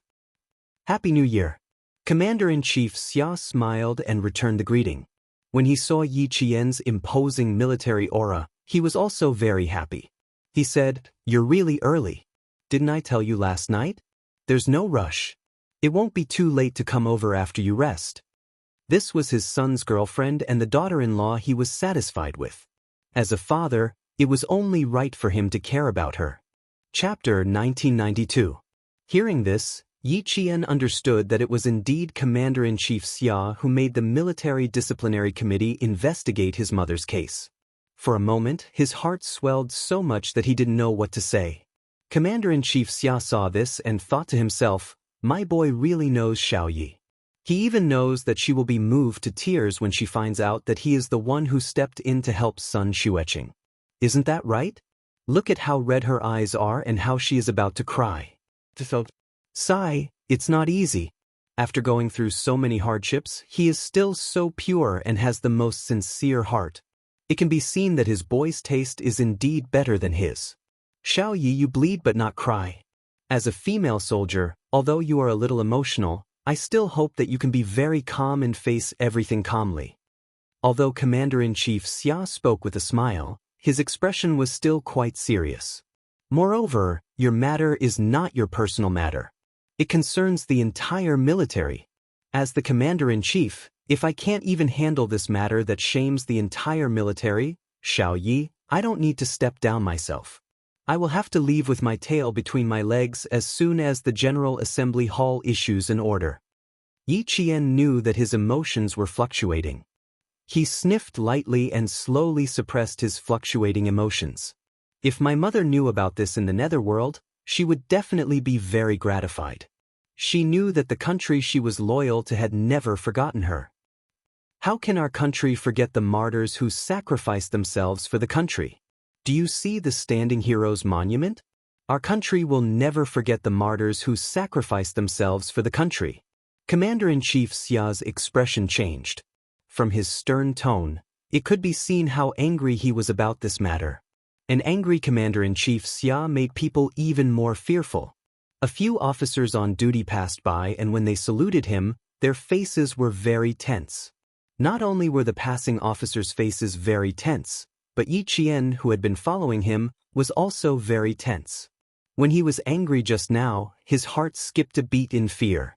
Yi Qian had lived 2 lives, but his real experience was not as much as Commander-in-Chief Xia's in this life. Although he had undergone strict training, Commander-in-Chief Xia, who had been through many trials and tribulations, was also like this. It was normal for her to be afraid of the angry Commander-in-Chief. It would be strange if he wasn't afraid. The Commander-in-Chief, who had spoken to Yi Qian, returned the salute and continued to lead Yi Qian forward. She probably realized that she had scared Yi Qian, so her tone became much gentler. I originally planned to contact you on the 3rd or 4th day of Chinese New Year, but I didn't expect you to take the initiative to call Kai Zhizheng. The Military Discipline Committee notified me and directly asked you to come over. Don't be afraid. It's not a bad thing. It's a good thing. Don't be nervous.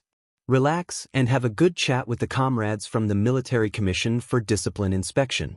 As long as I'm here, you can say whatever you want to say. Just say it from the bottom of your heart. She reminded him that everyone in Yi Qian was trustworthy and that there was no need to hold back. Yi Qian, who understood, nodded gently. She did not show any signs of fear even when she saw the leader of the Military Commission for Discipline Inspection. Commander-in-Chief Xia had specially rushed over to calm Yi Qian down. When Yi Qian was brought in, he directly sat in front of the surveillance camera, turned on the microphone, and said, "Just say whatever you want to say. There is nothing to hold back." The leader of the Military Commission for Discipline Inspection, who was in charge of recording the conversation, glanced at the Commander-in-Chief and laughed. "Old Xia, are you afraid that we will bend the law for personal gain? I feel very assured with you all in charge.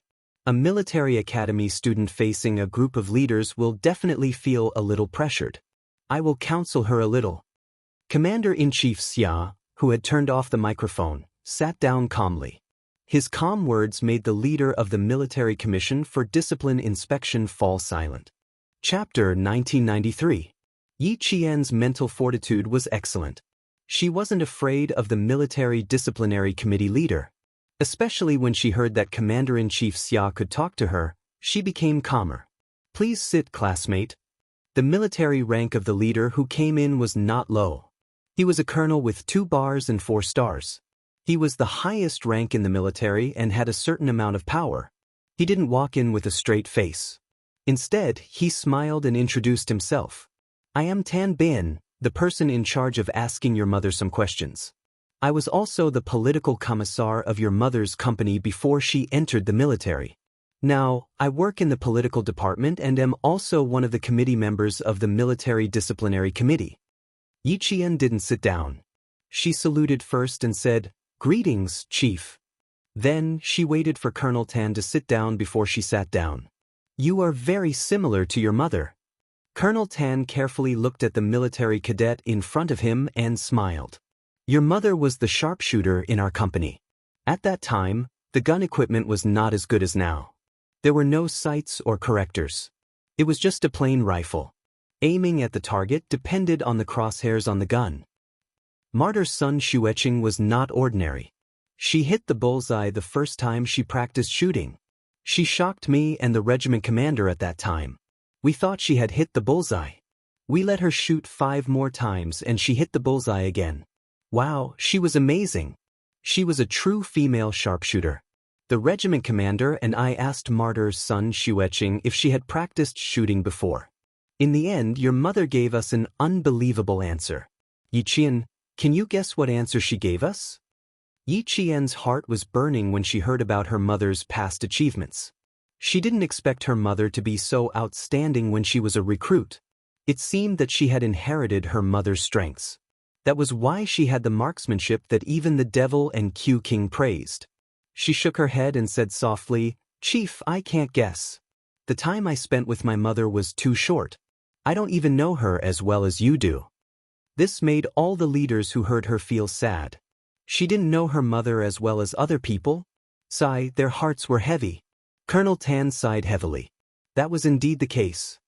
Your mother told us that she has sharp eyes and is very good at threading a needle. She thinks that the bullseye is the eye of the needle that she wants to thread, and the bullet is the thread in her hand. Combined with the key points of target shooting that the instructor said, it's easy for her to hit the target. It was indeed an unbelievable answer. Yi Qian was flabbergasted when he heard it. Using target practice as a go-between, his mother was indeed a talent. Her expression made Colonel Tan laugh out loud. That's right, that's right. At that time, the regiment commander and I had the same expression as you. I've been in the military for so many years, and your mother was the only one who told me about it. The conversation between the two could be heard in the monitoring room. The stern-looking commander-in-chief Xia tapped his fingers on the table. Martyr's son Xueqing had such talent. It was no wonder that Xiao Ye's talent was so high. It could be seen that there was a saying, the student surpasses the master. Originally, he thought that Martyr's son Xueqing had sacrificed herself in battle. But after the army erased her life story, he suspected that there was something else behind her sacrifice. Otherwise, he wouldn't have directly asked the military commission for discipline inspection to investigate. He even suggested that only one team leader and one executive officer conduct a detailed investigation, and then the general secretary would be in charge. To be able to erase the life story of a martyr without being discovered by the military, this person was not simple. Chapter 1994. He said to the Major General who was the backbone of the military commission, Old Song, if the military commission does not investigate this matter thoroughly, we will be letting down all the martyrs who sacrificed for the country and the people. We will be even more ashamed of our military uniform. Old Song, not only the troops, but also the backbone and generals. I have received a lot of anonymous reports recently. Some troops are really ridiculous. There are more officials than soldiers. The heavens were high and the emperor was far away. They were sure that they were far away and the relevant departments would not be able to monitor him. They are bold and presumptuous. They don't do anything practical and only seek personal gain. Old Song, when did the military commission send an inspector? Major General Song was once the director of the political department of the Linchuan military region. He was also one of the leaders of the military commission. Hearing this, he said solemnly, "It's time to clean up. If you didn't report the matter of Martyr's son Xueqing to the military commission, all of us here would be in the dark. The superiors are not strict and the subordinates are incompetent. Our mistakes in work caused a righteous martyr to be humiliated like this. Who can tolerate it? The higher-ups are already paying close attention to this matter. We intend to investigate in secret first, gather all the evidence, and arrange the replacement personnel in place. We will make a clean cut." Commander-in-Chief Xia was also one of the members of the military commission. However, because of the relationship between Yi Qian and Xia Jinyuan, he chose to avoid suspicion. Hearing this, he nodded and said, "I'll leave it to you. The Navy, Army, and Air Forces have to be reorganized properly. Otherwise, the military commission will be useless and useless. The higher-ups have given us a death order. If we don't investigate the matter of Martyr's son Xueqing properly, the few of us will report it to the entire military and apologize." Major General Song watched closely and asked Commander-in-Chief Xia, "Yi Qian is still a military school student, but her information is encrypted. Old Xia, what are you guys doing?" Only the secretary of the military commission had the authority to look at her information. The leaders and committee members did not have the authority. Although Yi Qian was a reserve member of the Snowfield Brigade, her information was classified and not just anyone could check it. Commander-in-Chief Xia smiled and said, although she is a military school student, she is not simple. Martyr's son Xueqing is a sharpshooter, and so is her daughter. Both mother and daughter are not simple. They are heroines in the army. Major General Song sighed with some regret after hearing this. If Martyr's son Xueqing is still here, she must be very relieved. Colonel Tan said the same thing in the meeting room. If Martyr's son Xueqing was still alive, she would be very pleased. You have completely inherited her merits and become a very outstanding soldier. Although I don't know my mother well, from your tone, I can tell that she's an excellent soldier. I'm proud of her. The atmosphere was as relaxed as if they were having a casual conversation, but Yi Qian knew that the real conversation had yet to begin. What they were talking about now was just to make her lower her guard. Senior Colonel Tan saw that she had a slight smile on her face, and her expression was more relaxed than before. He smiled and said casually, "Yes, we are all proud of her. It's a pity that she died so young." "Chief, would you believe me if I told you that my mother's early death wasn't simple?" Yi Qian immediately followed up with a cold and sharp tone. "Chief, I suspect that my mother's sacrifice wasn't simple." The colonel wanted to test how much she knew about her mother. There was no need for that. Other than the matter about Sun Yaozu, she would tell him everything she knew and guessed. Chapter 1995. Senior Colonel Tan, who really wanted to test her, sat up straighter and looked sternly at the military academy student who said, "Newborn calves are not afraid of tigers." At this moment, Senior Colonel Tan no longer had a smile on his face. On the contrary, his expression was so cold that it seemed to twist the air around him. "Yi Qian, how much do you know?" he asked again. He didn't test her anymore and asked directly. From Yi Qian, he saw the toughness that a soldier should have. He didn't give in to power and disdain to scheme. It was better to speak openly and honestly when talking to them. Yi Qian didn't like to test people.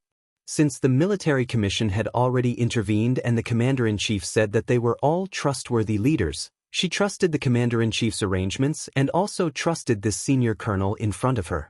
She looked at the senior colonel with her clear black eyes and replied calmly, "Chief Kai said a lot. In addition to the guesses I had in the past, I know a lot. This time, I suddenly came to the military commission and saw you and the two figures that flashed past the door. I'm even more certain that the person who killed my mother is of a high rank. Otherwise, why would the leader of the military commission be alerted?" Senior Colonel Tan crossed his arms on the walnut desk.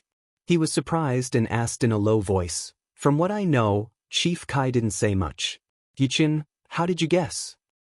"He didn't say much. I just needed to say the main points." In the face of the senior colonel's domineering aura, Yi Qian replied calmly, "Now that I have the main point, I can think about it on my own and come up with my own guesses. It's not a difficult thing for me to do, sir. First of all, my mother's life was erased for no reason and no one in the military noticed it when she was alive. Even the military didn't know about it. This alone shows that this person's identity is not simple. Secondly, your appearance and the appearance of the other two chiefs shocked me. This shows that my mother's sacrifice is not simple. Also, I know that when my mother came back, the Prime Minister personally covered the flag and told the military to take good care of me. However, before the second year of the Chinese New Year, I didn't receive any special care from the military. On the contrary, Chief Kai and the others thought that I died when I fell into the water at a young age. Chief, do you think I can't guess what's going on? I've guessed many things, but I still can't believe it." He had guessed many things, but he still couldn't believe it. It was a few simple and calm words, but they made all the senior officials who heard it feel extremely heavy in their hearts. Even so, she still believed in the army and her country. Therefore, although she had guessed many things, she still did not dare to believe it. Commander-in-Chief Xia and Major General Song's faces sank. How could they disappoint the soldiers who were loyal to the country and the army? Absolutely not. "Old Xia, no matter how big the scope of this matter is, let's work together and get to the bottom of it." Major General Song clenched his fists and slammed the table angrily. He said sternly, I don't believe that we can't find the truth after a strict investigation. He was the leader of the investigation team. The highest leader had given him full authority to investigate this matter in order to give martyr's son Xueqing justice. In the meeting room, Yi Qian gave his own guesses. They were all based on what Chief Kai had said before. It was so reasonable that Senior Colonel Tan nodded his head repeatedly. Occasionally, when he raised a question, Yi Qian would immediately answer it. He would also use his own careful reasoning to rationalize the situation. Chapter 1996. He was eloquent and unhurried. His reasoning was so meticulous that it made people gasp in amazement. However, Yi Qian actually made a colonel and a major general look at him in a different light with just one conversation. This made Commander-in-Chief Xia even more satisfied than he already was. Your guess is correct, Yi Qian. We invited you to the capital to tell you that there is something wrong with your mother's sacrifice. It's related to a major case from more than a decade ago. After hearing Yi Qian's speculation, Colonel Tan only felt that it was extremely terrifying to have a woman like this. He was even more glad that this woman entered the army and was loyal to the army and the country. Luckily, she wasn't spoiled. Luckily, she was still an upright person and didn't go down the wrong path. With her intelligence, if she went down the wrong path, she could still make a name for herself. Since she had already guessed this point, there was no need to be guarded against some words. He could also let her know that the military commission attached great importance to martyr's son Xueqing's death. We have already become a special investigation team to investigate martyr's son Xueqing's death. The former director of the Linchuan Military Region's political department, Major General Song, will be the investigation team leader. The military commission's secretary, Lieutenant General Miao, will be the person in charge. The military commission's secretary, Secretary Miao, will be the general supervisor. We will conduct a comprehensive investigation into martyr's son Xueqing's death. You were never disappointed in the country, and the country never gave up on you. It's even more impossible for a martyr to be humiliated like this after her sacrifice. The country won't allow it, and the entire army won't allow it. Yi Qian stood up and saluted Colonel Tan. His dark and bright eyes were filled with his trust in the country and the military. I've always believed in it. Justice may come late, but it will never die. This is great. Mother, your daughter didn't stand up for you in her previous life. In this life, your daughter can openly walk into the military commission's office and tell the leaders that you didn't die in battle, but were murdered. Yi Jifan, no matter how powerful the people behind you are, no matter how high you climb, pulling you down is no longer my biggest headache. With the military commission's investigation, your good days are over. The big case from more than 10 years ago was brought up again. The dusty history was no longer covered in dust. The truth buried in darkness was only waiting for the sharp sword of the military commission to split it open and let the truth be revealed again. The conversation was over. Major General Song turned off the monitor and praised Commander-in-Chief Xia. Amazing, amazing.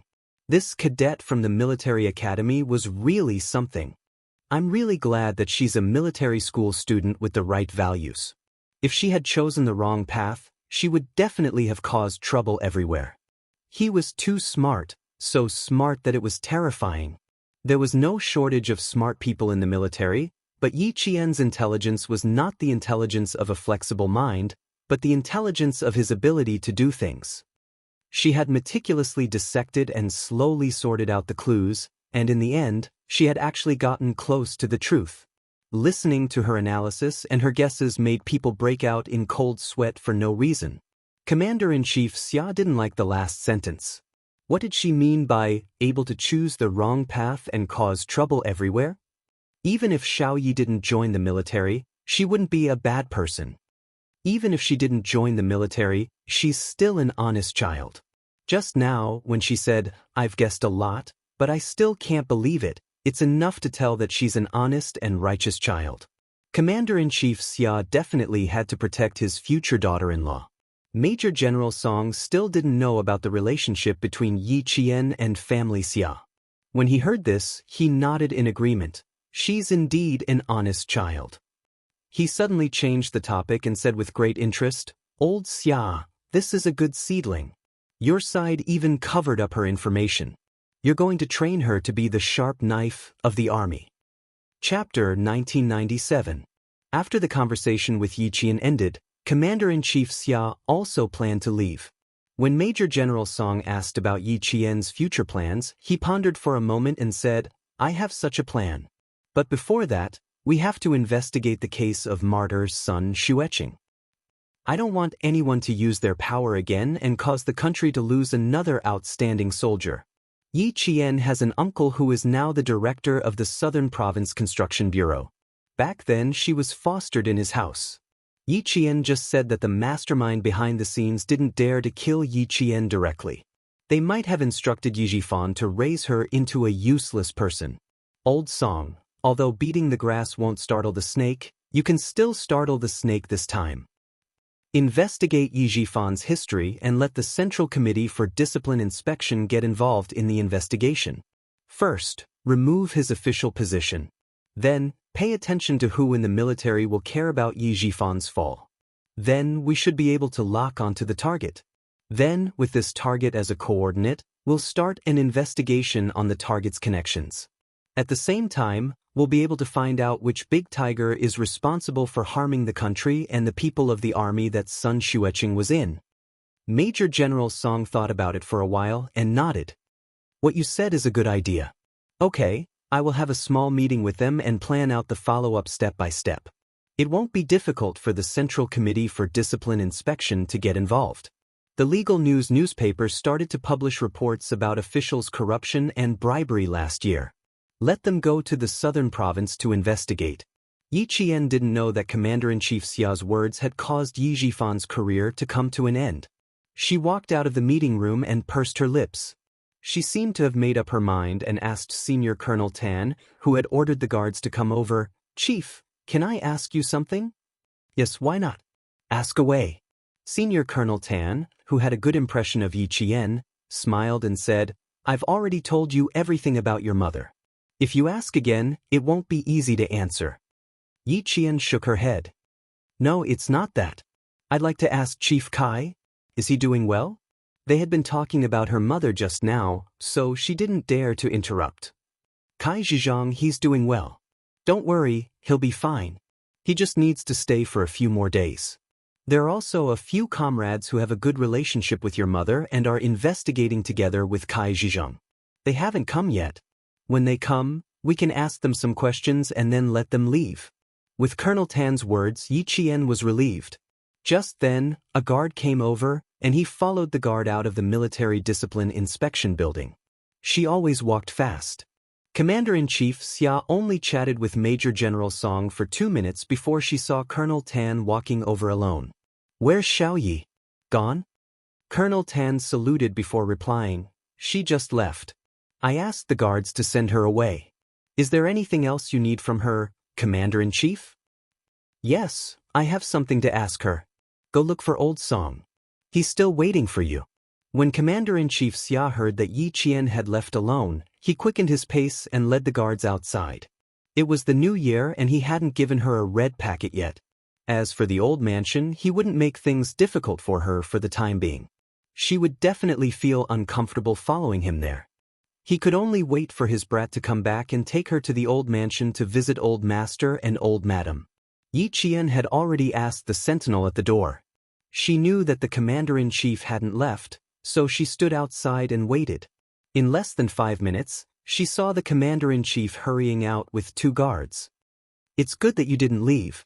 I was talking to Old Song and when I came out, you were gone. Commander-in-Chief Xia signaled the guard to drive the car over. He then asked Yi Qian, There's nothing else here. Do you plan to return to the southern province now? Or do you want to stay in the capital for a few days? Chapter 1998.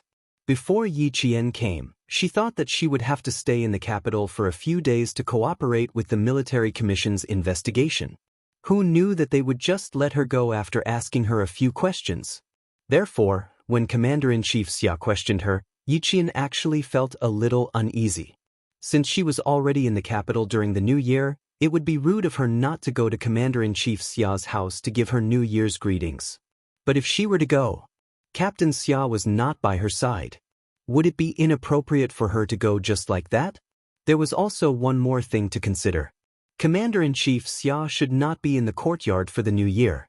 He should have returned to the family Xia's old residence in Beihai's old alley to spend the new year with old master and old madam. If she wanted to go over, wouldn't she have to go to the old residence? It was winter, and Yi Qian's forehead was dripping with sweat. She wanted to be gracious, but she really could not bring herself to say that she wanted to go to the old residence to give her New Year's greetings. She even felt a little nervous. After thinking for a few seconds, she replied respectfully, "Before I came, I thought that I would have to stay in the military commission for a few days. I didn't expect to leave so soon. Commander-in-Chief, I haven't decided whether to return to the southern province immediately or stay in the capital for a few days to play. Just say what you want." Who is Commander-in-Chief Xia? He was a dignified general. Who knew how many demons and ghosts he had revealed with his fiery eyes? It was better for her to be honest and not try to play tricks. She really did not expect to come over in such a hurry. The military commission only found out how much she knew about her mother's case and told her that the people involved were not simple. They also reminded her not to get involved. The entire conversation was completely different from what she had imagined. Everything he said was for her sake. There wasn't even a single word of reprimand, let alone making things difficult for her. Commander-in-Chief Xia felt a little helpless at her respectful attitude.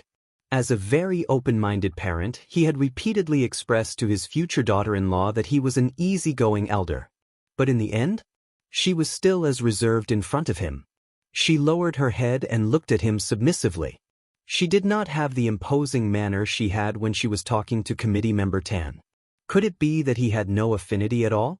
Commander-in-Chief Xia, who suspected that he was not amiable enough, smiled pleasantly and said, "If you want to stay in the capital for a few days, I'll ask your sister Iwei to come and play with you.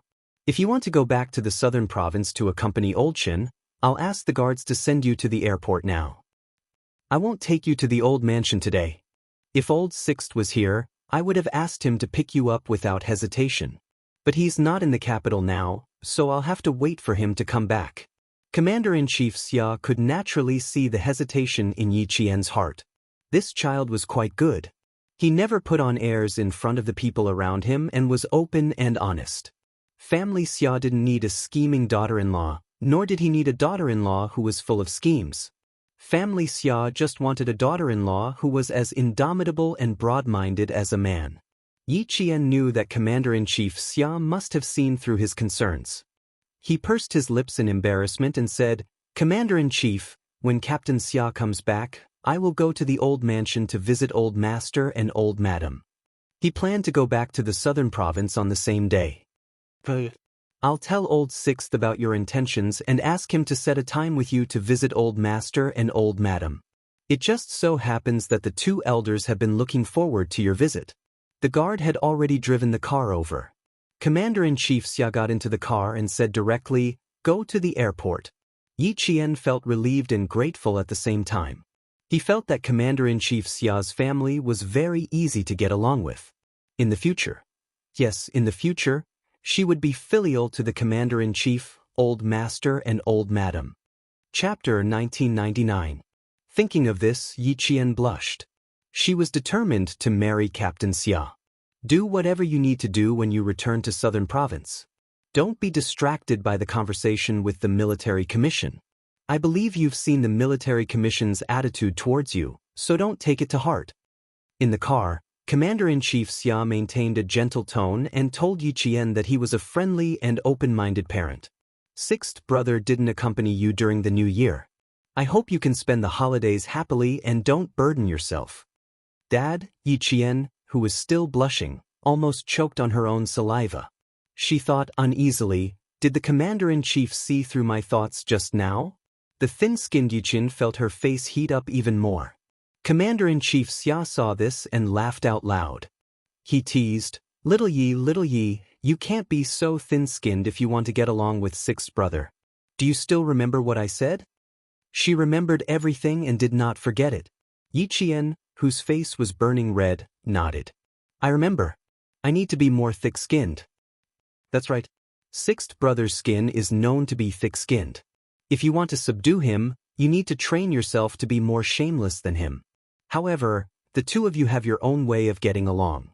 I'm just giving you a suggestion. I don't know if it'll work. She wondered if being thick-skinned was hereditary. Yi Qian thought silently and felt a chill in her heart. How could she think like that? The person sitting next to her was the commander-in-chief. In front of you, looking at your military rank, I still don't dare to be presumptuous. Yi Qian knew that the commander-in-chief was teasing her because he saw through her restraint. Yi Qian pursed her lips and smiled gently. If I want to be on Captain Xia's level, I need to continue practicing. Commander-in-Chief Xia could tell that his future daughter-in-law was being reserved not because he was not friendly enough, but because she respected him from the bottom of her heart. He suddenly felt a headache coming on. If that's the case, we should still meet more often. Commander-in-Chief Xia was not just saying it. He was seriously considering it. Military academy students will be assigned to the company to study during the second semester of their second year. Little Yi, why don't you come directly to the military to study?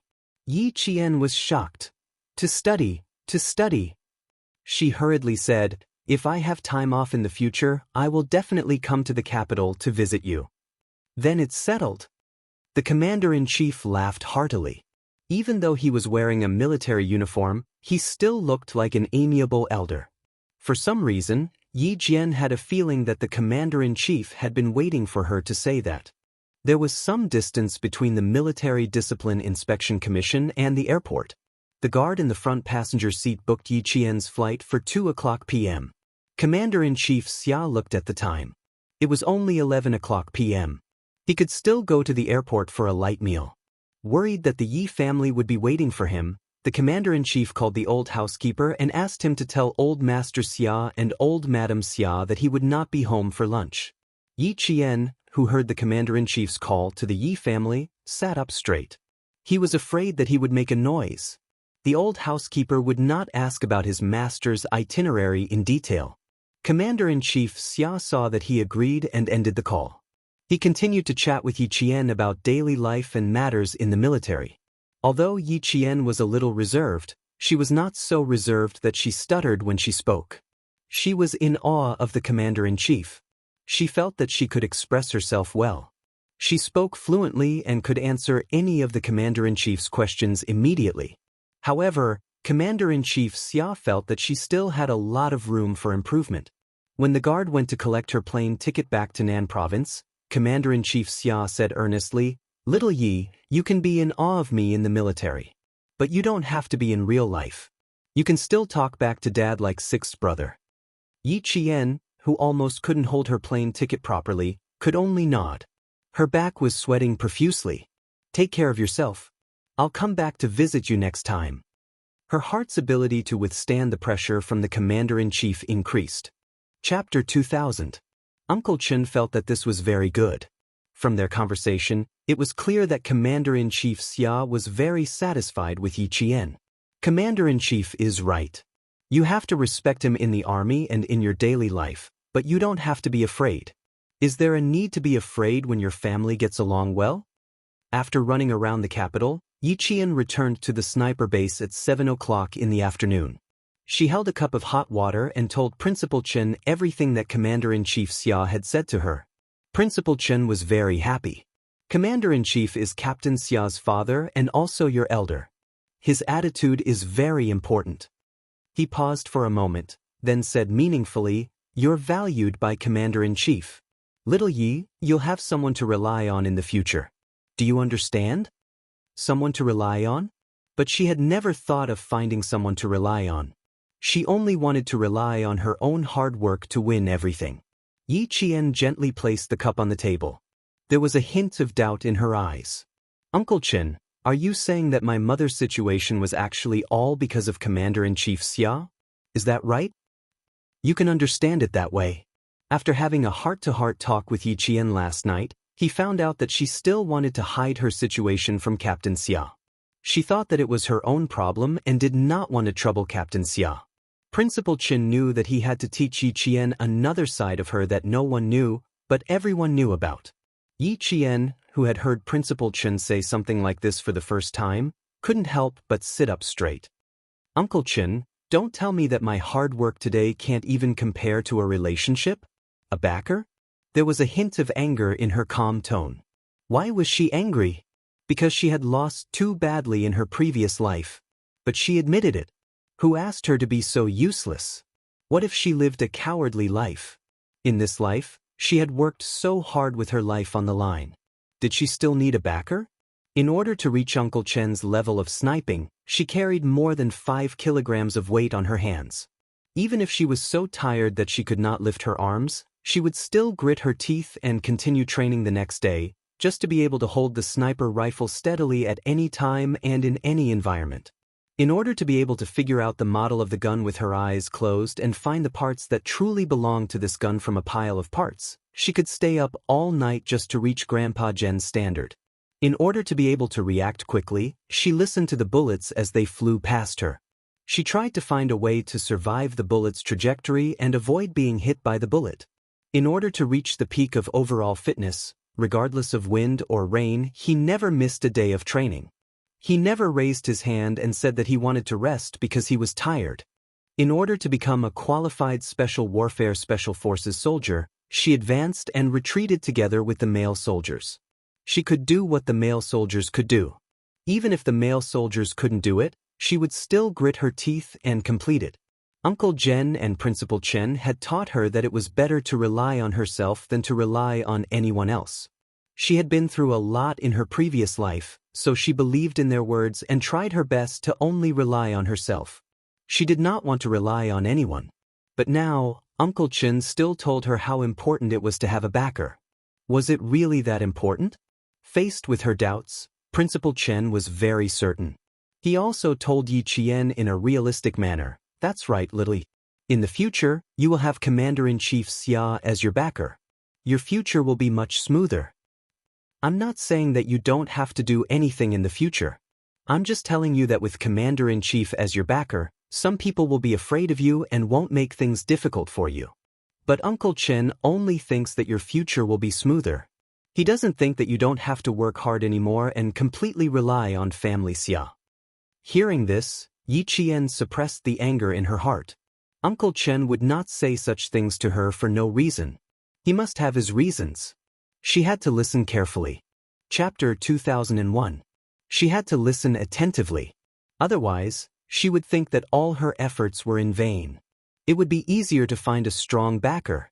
Principal Chen saw that Yi Qian was unworthy, but he quickly controlled his anger and nodded in satisfaction. As a soldier, emotional fluctuations were the most taboo. After training for so long, if he got angry over a small matter, he would be severely punished. I know why you are angry. You are angry because you don't understand why you work so hard, but it's not as good as having a reliable backer. What I want to tell you is that the reason Commander-in-Chief Xia values you and hopes that you and Captain Xia can become husband and wife is because he first saw your ability, and your potential. Uncle Chen is telling you the truth. You don't have ability, potential, or a certain level of charisma. First of all, Major Xia will not be attracted to you.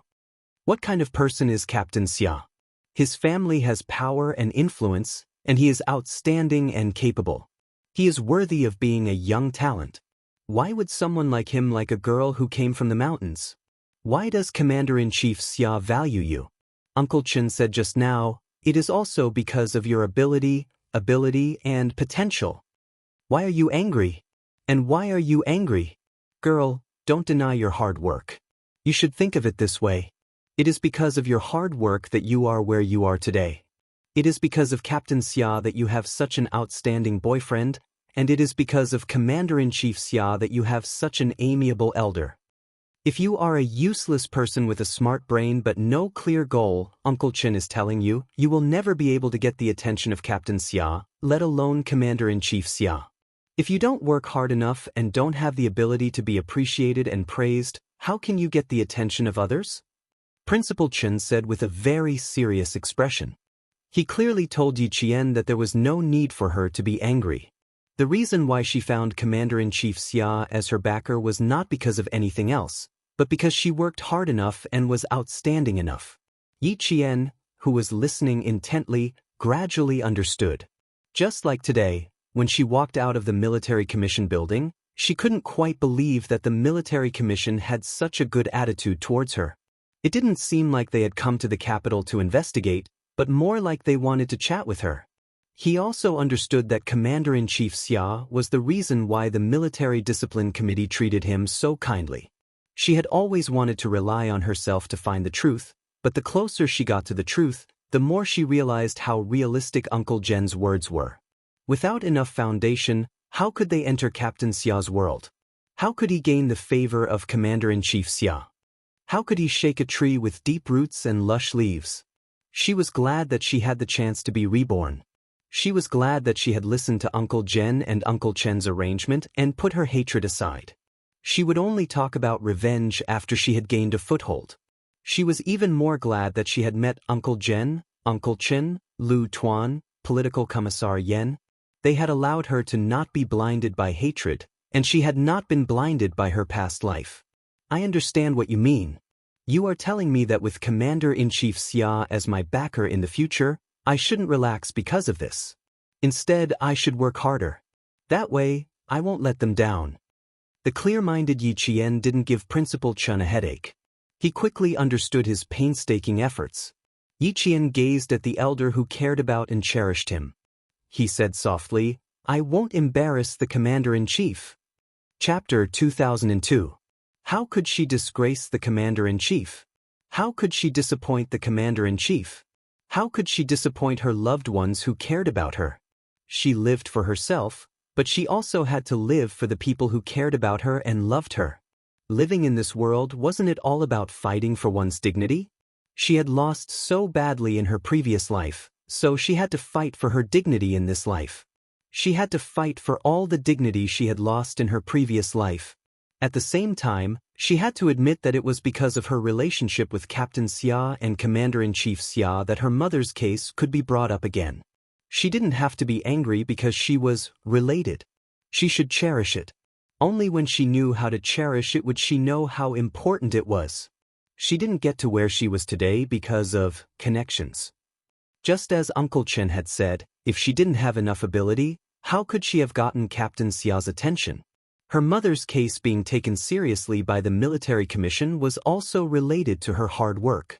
But before this, she really didn't think that she could wash away her mother's shame by making herself outstanding. Yi Qian smiled. Her fair face had this smile, like a white magnolia blooming in the spring rain. It had 9 petals and was as white as jade. Even if it was washed away, it was bright and beautiful. That was the smile of someone who had let go of all her worries. Her face was like a magnolia and her breath was like an orchid. Seeing this, Principal Chen knew that she understood his intentions, so he easily changed the topic. Tomorrow is the 2nd day of the Lunar New Year. A few soldiers want to go into the city for a walk. Also, Regiment Commander Lu and Political Commissar Yen called this morning and arranged to have dinner together tomorrow night. We'll leave together tomorrow morning and have fun for the day. After knowing that the Military Commission for Discipline Inspection had set up a special investigation team to investigate her mother's death, Yi Qian was indeed relieved. Hearing this, she said crisply, Okay, I'll go with you when the time comes. Shopping was not a common occurrence for Yi Qian. As he walked into the largest department store in the southern province with a few other soldiers dressed in casual attire, Yi Qian, who rarely bought clothes, secretly calculated his allowance for the past few months of his military academy life, as well as his allowance for several missions. Then, he said to the soldiers beside him, I'm going to the men's section in front for a while. You guys go ahead and have a chat with the chief instructor. Make sure he doesn't notice me leaving. It's not easy to hold the chief instructor back. You should end this quickly. The soldiers did not have the confidence to stall the chief instructor, who was revered by all the instructors in the sniper base, for a long time.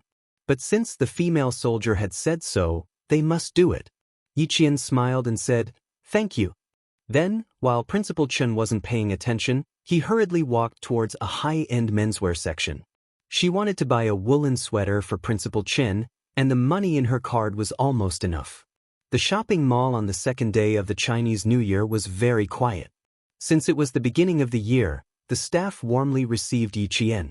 Judging from Yi Qian's clothing and purchasing ability, the staff recommended a thin woolen sweater that cost about 800 yuan. Yi Qian took a fancy to a very thick, navy blue woolen sweater that cost double the price. After looking at the size, he immediately took a larger size and said, "This one will do. Help me check the bill." A woolen sweater that cost about 1,600 yuan was considered expensive. Yi Qian himself did not have such an expensive piece of clothing. The military provided clothing for all seasons of the year, so there was really no need to buy such expensive clothing. The staff was naturally very happy and immediately brought Yi Qian to the cashier to settle the bill. When they returned, Yi Qian heard a gentle but overbearing familiar voice. "I really like this one. Since you only have a larger size, give it to me first, and I can immediately pay you in cash. As for the customer who went to settle the bill, you can just explain that you found a flaw in the clothing. Wouldn't that be enough?" It was really familiar.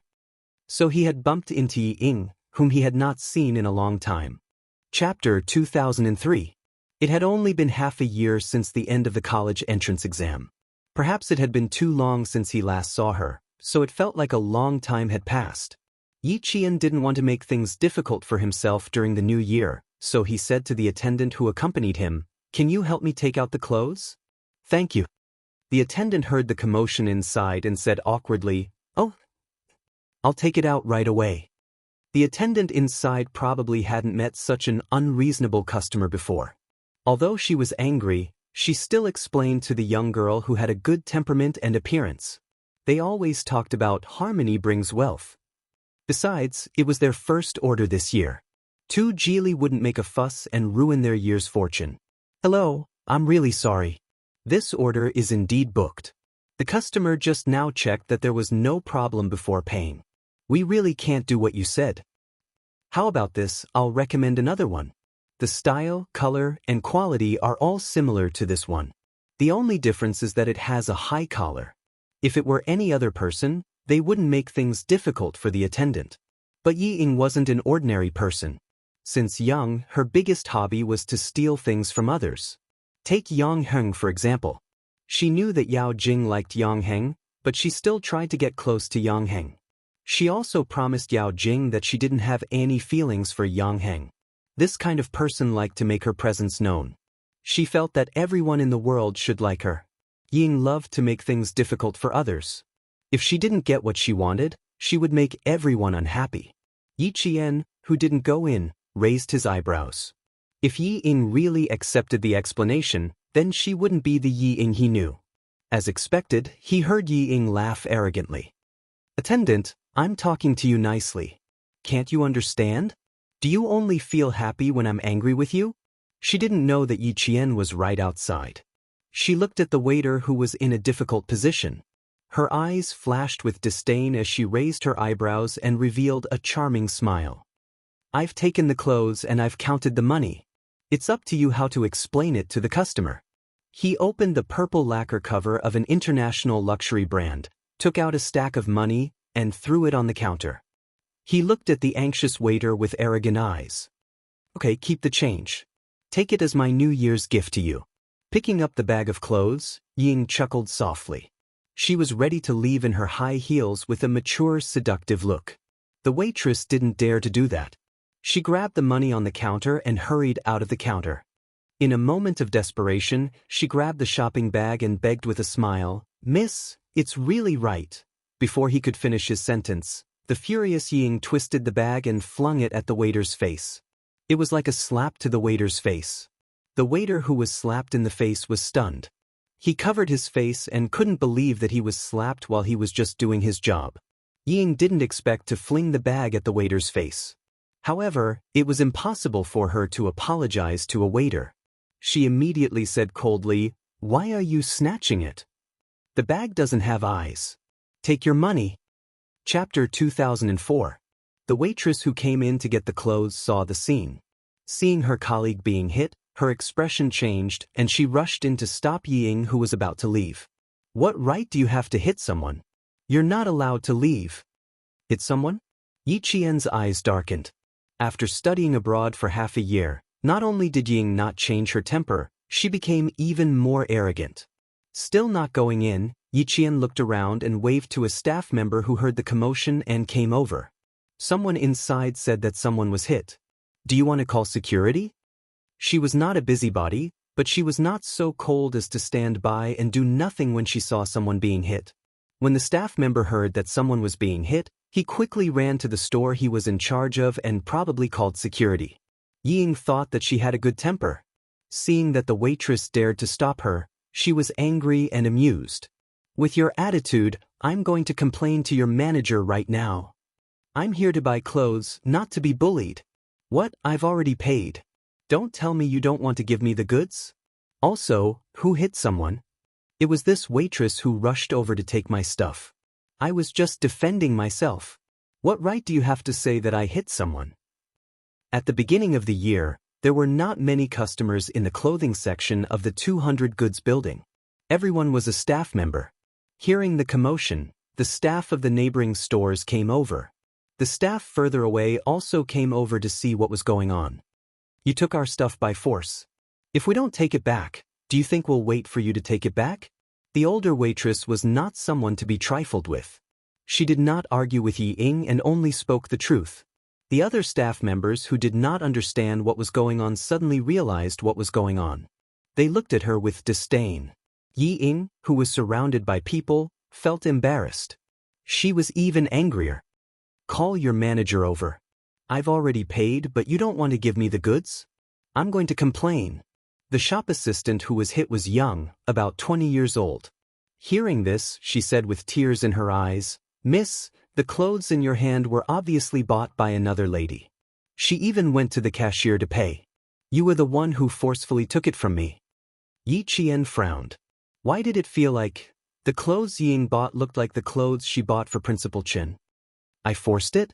Heh, you're still holding the money I gave you. Ying glanced at the money in the waiter's hand. You can count how much I gave you. Seeing that you can't go home on New Year's Eve, I'm kind enough to tell you to keep the change for the rest of the money. Just treat it as a New Year gift. You're really something. How dare you accuse me of forcibly taking it from you? I gave you the money, so why can't you take what I bought? Is this a rule you set? Call your manager out. Yi Ying glared at the waiter who was still covering his face. She gritted her teeth and said, How dare you bully me? I'll make you regret it. Then, she yelled at the waiter who was blocking her, How dare you stop me? Yi Ying's arrogant voice stopped abruptly as if she had been strangled. She looked as if she had seen a ghost as she stared at the figure standing at the door. Yi Qian did not want to interfere, but after watching for a while, he realized that he had no choice but to do so. Seeing that she saw him, Yi Qian took the receipt and walked to the waiter who was hit. He smiled and said, The money has been paid. Here's the receipt. Chapter 2005.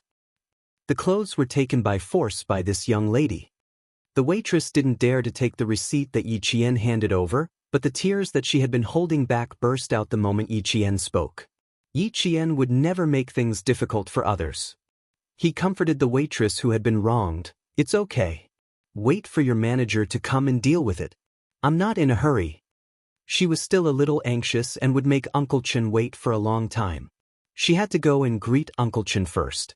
As for the clothes, Yi Qian took the bag from Yi Ying's hand and walked over to Yi Ying, who was still glaring at him.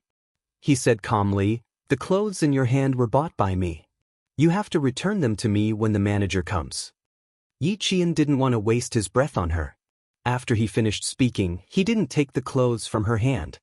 He walked past a certain someone whose face was pale and left to find Principal Chen. Stop right there. Ying felt even more embarrassed when she thought that her humiliation might be seen by the person she hated the most. She didn't know where the anger in her heart came from, but it was rampaging in her heart. She didn't want to make things difficult for the waitress who made her unhappy. She grabbed the bag and rushed out to stop Yi Qian from leaving. The older waitress wouldn't let such a barbaric and unreasonable customer leave. She stopped her again. Young lady who hit someone, you have to wait for our manager to come. Get out of my way, do you hear me? Yi Ying, who lost her rationality every time she saw Yi Qian, wanted to throw the shopping bag in her hand again. Before she could do so, the older waitress shouted, "Someone hit someone, someone hit someone. Quick, call the security guards." This shout made Ying shiver. It also made her lose her rationality. She watched as Yi Qian left. She was so angry that she clutched the shopping bag tightly. She was so angry that she laughed coldly and said, "Oh, okay. I'll wait for your manager to come. This is your service? I've really learned something new." If she really threw the shopping bag, everyone would think that she hit someone. As the daughter of a provincial official, she couldn't leave any evidence that could be used against her. Yi Qian, who always liked to see her make a fool of herself, was also here. She couldn't let her make a fool of herself. Yi Ying, who had always cherished her reputation, could only fiercely suppress the anger in her heart. With a ruthless gaze, she bit her lower lip and looked at the departing figure, feeling vexed. "I was indeed careless just now. I didn't control myself and accidentally hit the waiter's face. I don't know how much Yi Qian heard. Damn it, I've made a fool of myself again." Yi Jifan had just parked the car when Sun Dongqing, who was about to get out of the car, received a call from her daughter. She said that she had been invited to the manager's office because she had bought a dress and paid for it, but the staff refused to let her leave. Hearing her daughter's voice, Sun Dongqing was furious. "Don't be afraid, Ying. Mom is coming up now. He must have eaten a bear's heart and leopard's guts to bully you." Yi Jifan heard the gist of it. Based on his understanding of his daughter, he knew that things weren't that simple. However, he was indeed afraid that his daughter would be taken advantage of. With his daughter's temper, she definitely wouldn't cooperate. The mall's security guards didn't hold back. Yi Jifan, who was a little anxious, warned Sun Dongqing, "Find out what's going on first. Don't mess around. The Sun Yaozu incident isn't over yet. The police already know about the relationship between our families. You'd better keep a low profile. Do you understand?" Yi Jifan was a little worried this year. The person who hadn't contacted him for a long time suddenly called on the night of the 30th. The first thing he said was he behind the Sun Yaozu incident? Yi Jifan, who was driving to the airport to pick up his daughter, was so shocked that he slammed on the brakes. Chapter 2006.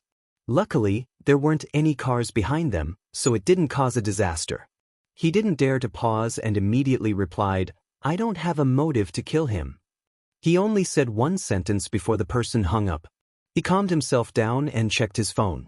Just like before, the number was no longer in service. With that person's call, Yi Jifan was still on tenterhooks. He was afraid that someone would tamper with his phone and put him on the list of suspects for Sun Yaozu's murder, causing that person to misunderstand. Sun Dongqing was honest when she heard that. She didn't dare to joke about her husband's future. She only nagged, "I don't know what kind of person you're receiving." He insisted that Ying come over to buy clothes during the new year. Don't she have enough clothes in her suitcase? They're all branded goods. They're beautiful and fashionable. What's wrong with that? This child is impatient. She insisted on coming over to give you a surprise. All right, I didn't receive the surprise, but I did receive the shock.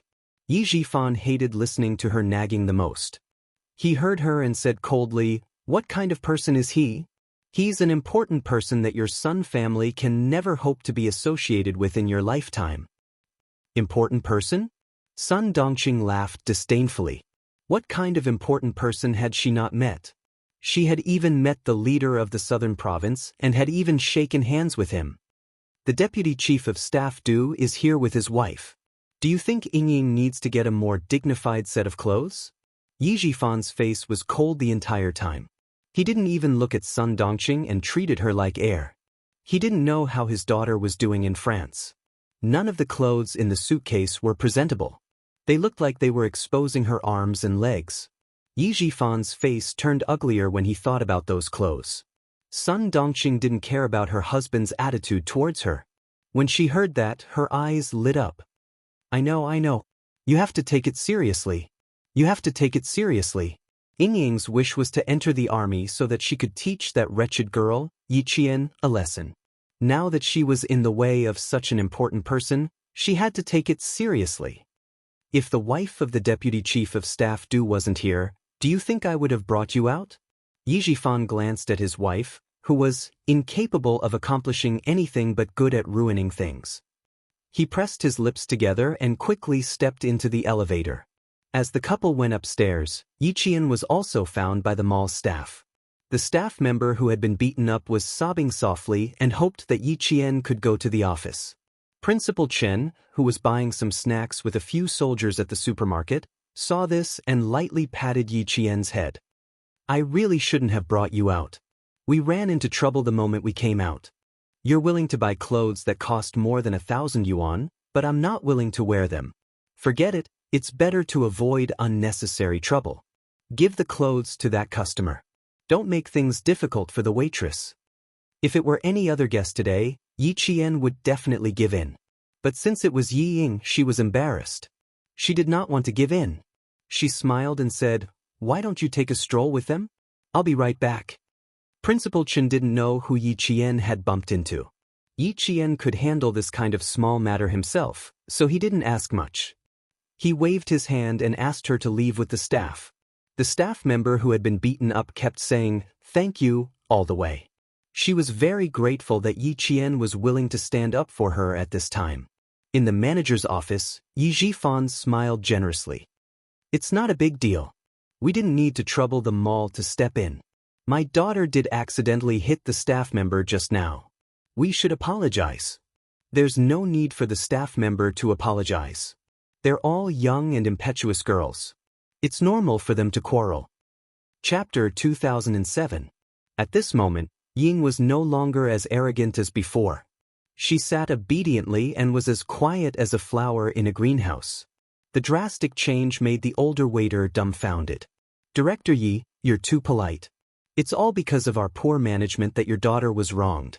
How about this? The clothes can be considered as an apology from our department store. Please accept it, Director Yi."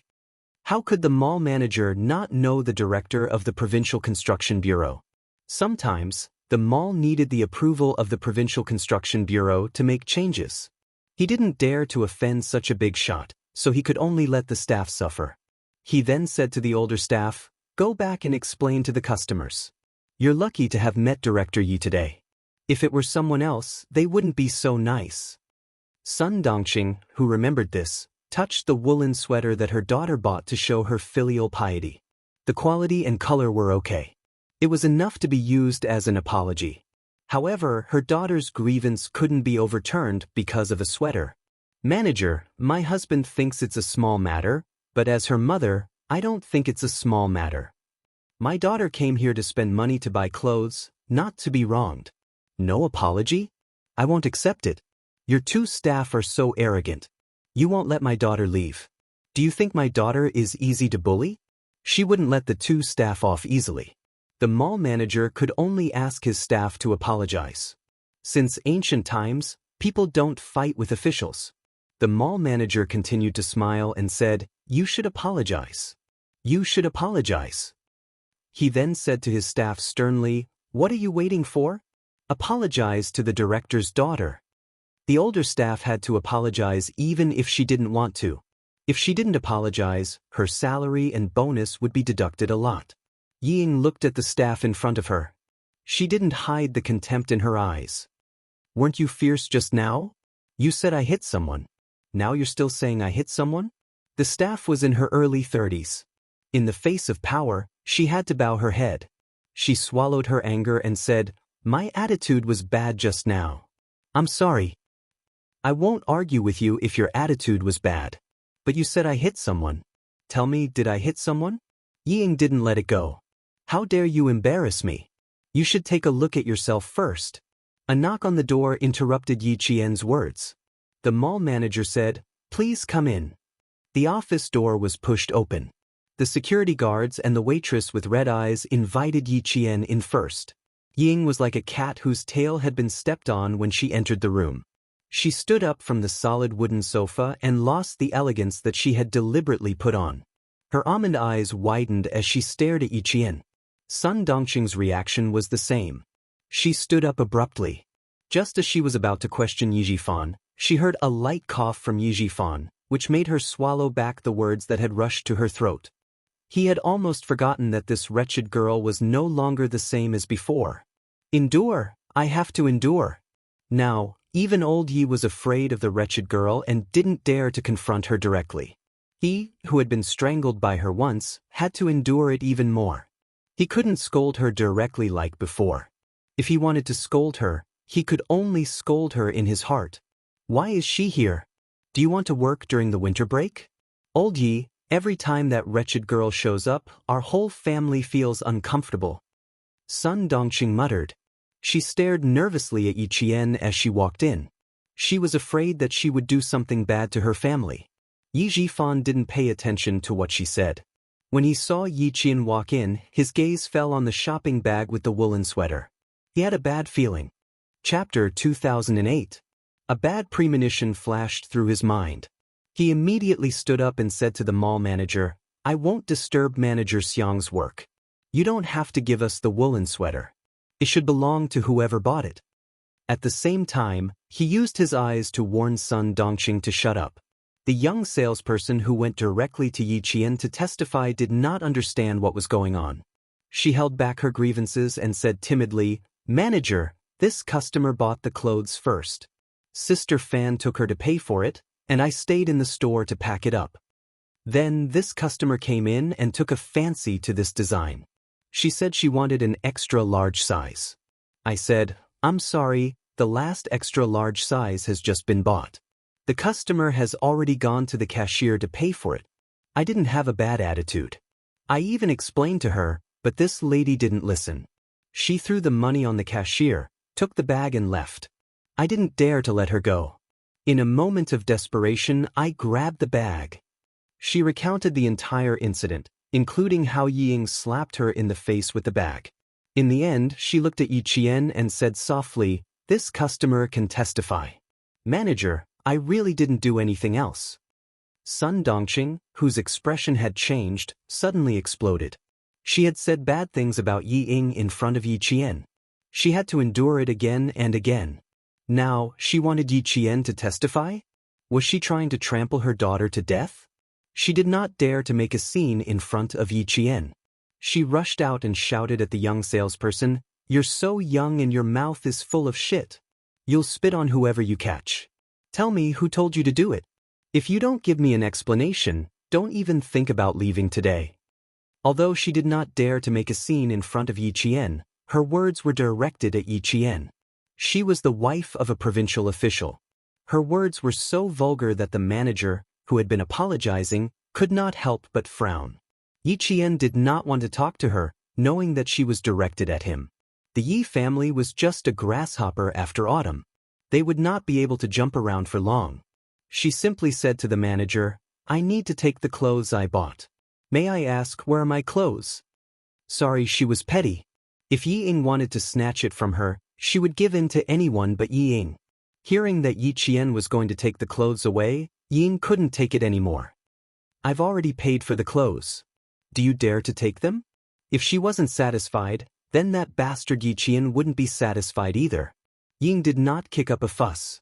She stood beside her mother and said coldly, I've already paid the waiter. I've also paid the waiter. Yi Qian, do you dare? Why wouldn't I dare to take what I bought?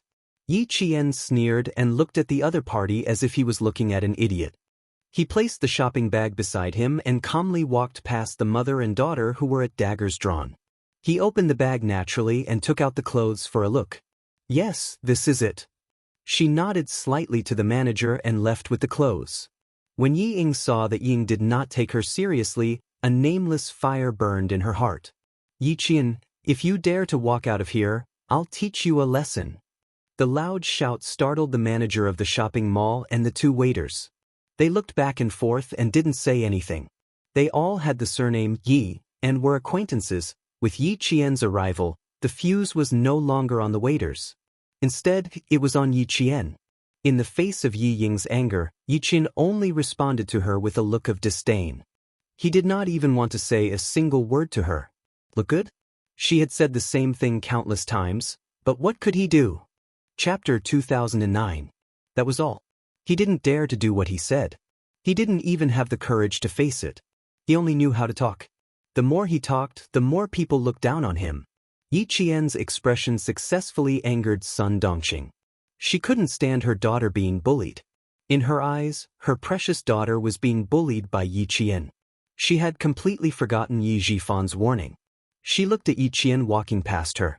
Her round but mean face showed a sharp ruthlessness. When Yi Qian reached the door, she seemed to have a plan. Her eyes flashed with viciousness. Before the door closed, she gritted her teeth and said gloomily, "Ying, we should go too." She didn't respect their family at all. It was too infuriating. If she didn't teach her a lesson, she wouldn't be able to swallow the anger in her heart. Yi Ying seemed to understand her mother's intention. She quickly said, "I still want to buy some clothes. Mom, let's go to the women's section." She grabbed Sun Dongqing's arm and hurriedly left. She didn't even dare to look back at Yi Jifan. After the mother and daughter left, Yi Jifan said to the manager, "Sorry for the disturbance. I hope this incident didn't affect the shopping mall. I also hope you don't have to punish the 2 employees. It's not easy. Let's both take a step back. Once we leave this door, forget about this incident and pretend it never happened." There was a hint of warning in his words. The manager nodded as he walked them out. Yes. Well, remember what Director Yi said. It's a small matter." Yi Jifan didn't want the manager to walk him out. He walked to the door and said, "You don't have to walk me out.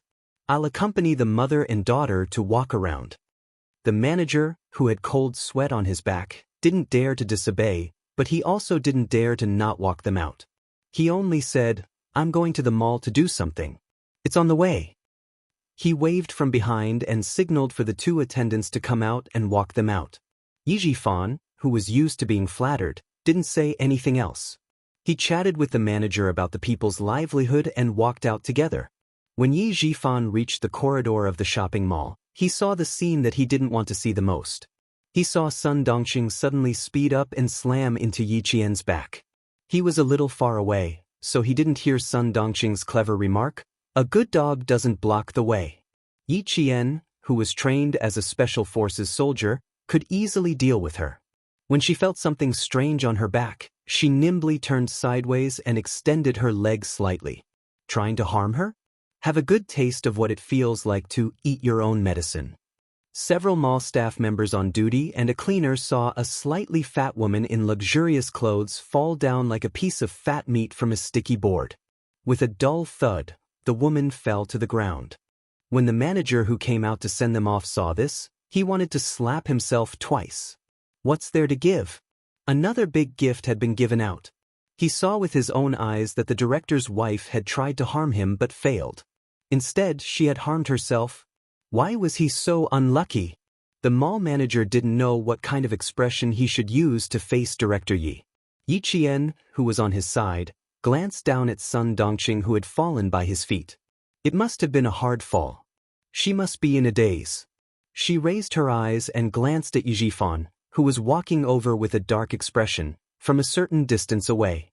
The corners of her mouth curled up slightly, revealing a faint smile that made Yi Jifan's heart sink. Before he could understand what he meant, Yi Qian had already turned around and walked away from Sun Dongqing, who hadn't moved since the fall.